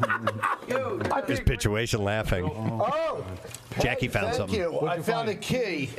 Nice going, Jack. Key? Under the mat. Under the mat. All right. Catch, Peg. You're welcome. How about the Is it small? It's probably this one. Yeah. Okay, they're about to open up the mailbox out front. Let's see. We got it. Okay. All right, Jackie got it open. He found the key and he's getting it open. Unlock the mailbox. All right. First, we have a letter inside the mailbox. Let me try that key in this other lock. What if Jackie's like a Manchurian candidate? Like he's been programmed, like he's Jason Bourne and doesn't know it. He has no idea. Yeah. It's as requested. We've set your alarm code for a 4-digit number.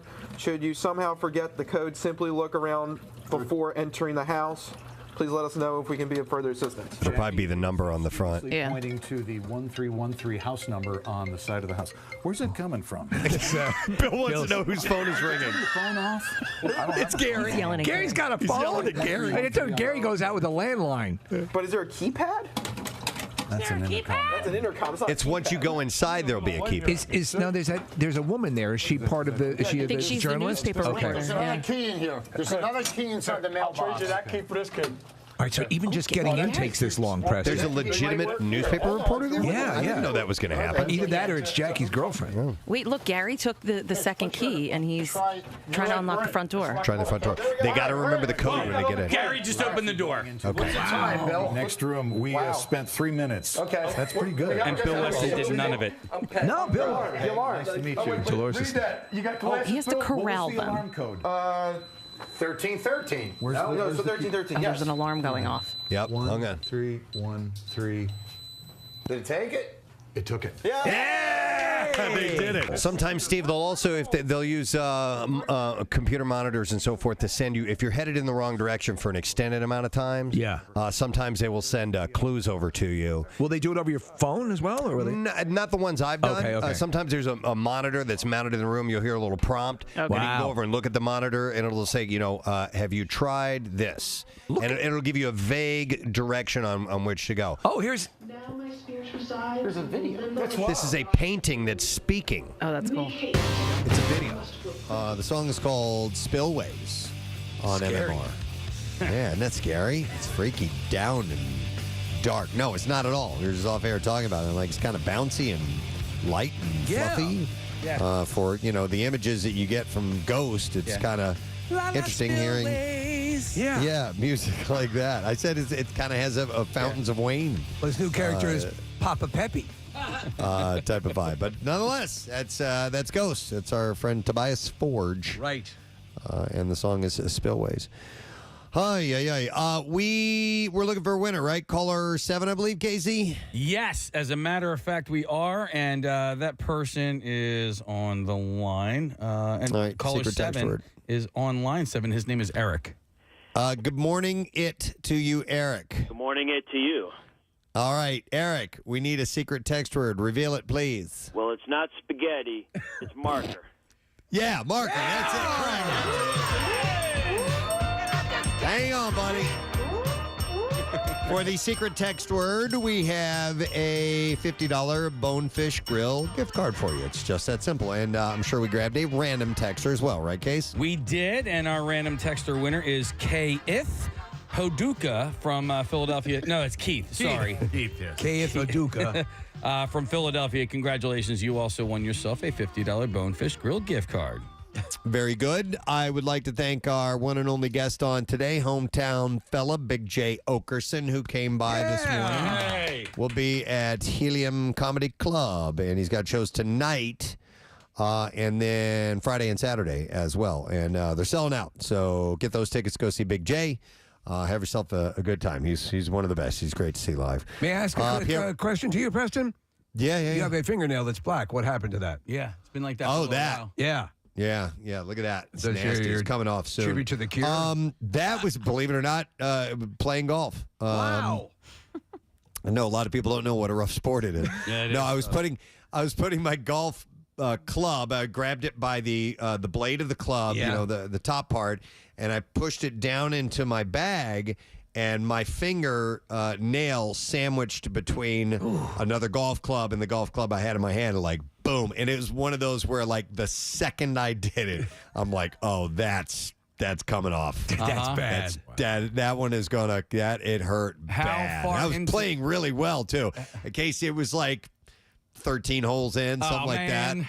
I was playing really well, too. It didn't really, and I hit a great drive right after I did that. I thought it might have been a return to Captain Blackfingers for a second, but no. No. Yeah. No. But Preston, I keep kind of picking at it. It's probably going to fall off in the next month or so. I'm going to ask you like a stupid question. What's the difference between playing golf and going golfing? Like, I don't believe in going golfing. And why is that?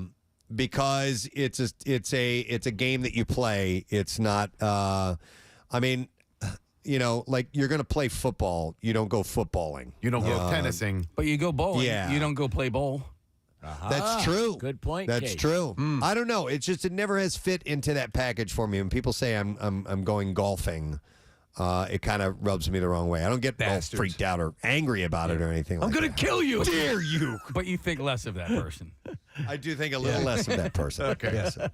Playing golf is what I prefer to use. All right. No, it's good to know. Anyway, we can ask the sports aficionado, Pierre Robert. I is don't here. know. What you call it, whatever you want to call it. Just chew tobacco Sorry, and guys. drink and smoke some filterless cigarettes and get out in the goddamn field and work for once.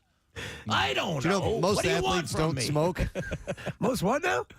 Most athletes don't smoke. Oh, especially yes, they do. filterless The good cigarettes. ones always smoke. That's it. Camels. The good ones. The ones who go golfing. The ones who go golfing. for Dude, I'll God's tell you sakes. what. There's a picture of Len Dawson, like halftime at the Super Bowl, just sitting in the locker room Yeah. smoking a Really? cigarette. Yeah. He's done. Yeah. Casey, you remember Lenny Dykstra would he'd have all the chew spit and he would leave it in center field, but in between innings, he would spit the chew spit out, the tobacco out, and then go and have a cigarette in the dugout, and then come back out and put more tobacco in his mouth. So They trained him right back then. yes, they did. Those were the days, I tell you. Right. You kids don't know nothing. Yeah. Nothing, I tell you. I'd love to see Pierre swing a golf club. That would be fun. Have you ever We played? should do that sometime. Once. Yes. We had Your a dad tournament played. years ago. My dad hit 2 holes in one when he was 80. Wow. He was a great golfer. He grew up on a golf course in Vermont, so he was a great golfer. But did he tried to get you into the game a little no, bit? He couldn't care just less didn't about work? taking me. And my mother always said to me, "Now listen, when you get married, you take your wife out. Unlike your goddamn father who's left me behind every Sunday." And she would go on to say, "To go on that goddamn golf course." And then she'd say, "And when you get married, when your wife comes home from the beauty parlor, tell her how nice her hair looks. Unlike your goddamn father, goddamn nice word to me in his life. And when you get married, you buy your wife a pretty dress. Unlike your goddamn father who goes golfing and doesn't buy me a dress." So golfing was clearly some sort of issue. Well, when you want to escape from that, Oh, here's the golf club has just been handed a putter, I believe. It's a bad idea to hand him that indoors. Yeah. that's exciting. Makes my putter stand up. Grab the He shaft. went one. He just almost knocked himself out. One time, and 7 people died in that horrible accident. They played It golf that wasn't one day. easy. So I guess we do have a word of the week prize. And we have one letter to add to the other 2. You ready to go? Yes. All right. Preston and Steve on 93.3 WMMR. Now, the Daily Letter. All right, the Preston and Steve show is brought to you today by the letter M as in Mauricio. All right. Caller 4, 215-263 WMMR. That's correct. Oh my God. Did he swing it? Pierre, there's a camera right behind you. Yeah. All right. Coming dangerously close to hitting that camera. Caller 4 at 215-263 WMMR. Whoa. Yeah. I told you, bad idea. You have a chance to win the prize. God. Actually, that swing didn't look too bad, Pierre. I'm looking at you on the monitor. Hell of a game. Whack that ball. Nick's going to get hurt. Let's wrap it up. Yeah, hurry up. All right. So it is this time of the program where we ask you what you have on your show today, Pierre. Yes, well, we'll have another pair of tickets for that Hooters show next May. We've got Workforce Blocks of Hailstorm, AC/DC, Fleetwood Mac for John McVie's upcoming birthday. Again, I remind you that tomorrow is the annual Thanksgiving Welcome Home show, and we will have a lot of fun with that, and hopefully you'll be able to tune in. Many folks are already home. If so, welcome home. If you're getting ready to journey here, flying or otherwise, keep us on for the drive. I don't know if you can keep us on during the flight or not, but if they allow Sure you can. web content, yes, right, absolutely, right. not a problem. Yes, yeah. yes. So keep us on. We will bring you home. I will land the plane. Yeah. Flying Air Pierre. That's the way to go, baby. You and I got to go golfing, bro. Yeah. I mean, Oh my God, Preston would murder you by hole two. Yeah. You guys wouldn't be friends anymore. Dude, afterwards. when the dude and I went hunting, man, man, we shot us some pheasant geese. At what point did I become the great outdoorsman? That's what I want to know. For some reason, in the past few years, I have become this manly man among men, and I don't know where that happened. It's the golf. Because you always go golfing. It must be it. I don't know. Golfing, I don't you know go how hunting, this happened. you go shooting. No, I don't. You go rocking, you go climbing, you go flying. I will rock. Yes. I do exactly. rock for Well, sure. That's an You do outdoor escape sport. rooms? Yeah, you skate the boom. You do all those booming things. Escape the boom. Well, we're gonna go to a phone call now Okay. and see if we can get a winner. We were looking for caller number 4, Casey. Who does that happen to be? That's Emily. All right. Let's go to Emily. Good morning to you, Emily. Good morning. All right, we have a 3-lettered word for the prize. What is it today? That word is BAM. Birdie! Yes! Bam, bam, bam. Thank you, ma'am. Jackie, bam, bam, bam. To tam, tam, That is correct. tam. And we are going to give to Emily I think it was Emily, wasn't it? Yes. $250 gift code to squeezed.com, the best juice cleanse on the market. So, Emily, you can feel great, lose weight, look better. So, congratulations to you, okay? Oh, I already hung up on her. All right, wonderful. 20% off site-wide this week for you, by the way, if you use the code Black Friday.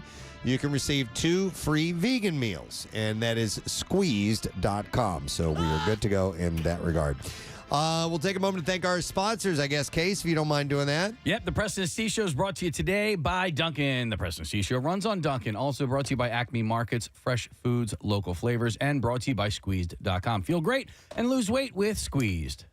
All right, thank you very much. And so that ends our broadcast heading into the holiday weekend. It's been a lot of fun, and hopefully you and your family and your friends and everybody who will be spending time together will have an excellent time. And as Pierre Robert said, he's got you completely covered for Thanksgiving tomorrow. So make sure you tune in and make us a part of your gathering. So that is it. We are done. Ray John, all you guys back in the studio, miss you, and have a great Thanksgiving. Happy Thanksgiving. Thank you. And we'll see you later, gang. Bye-bye. Have a great one.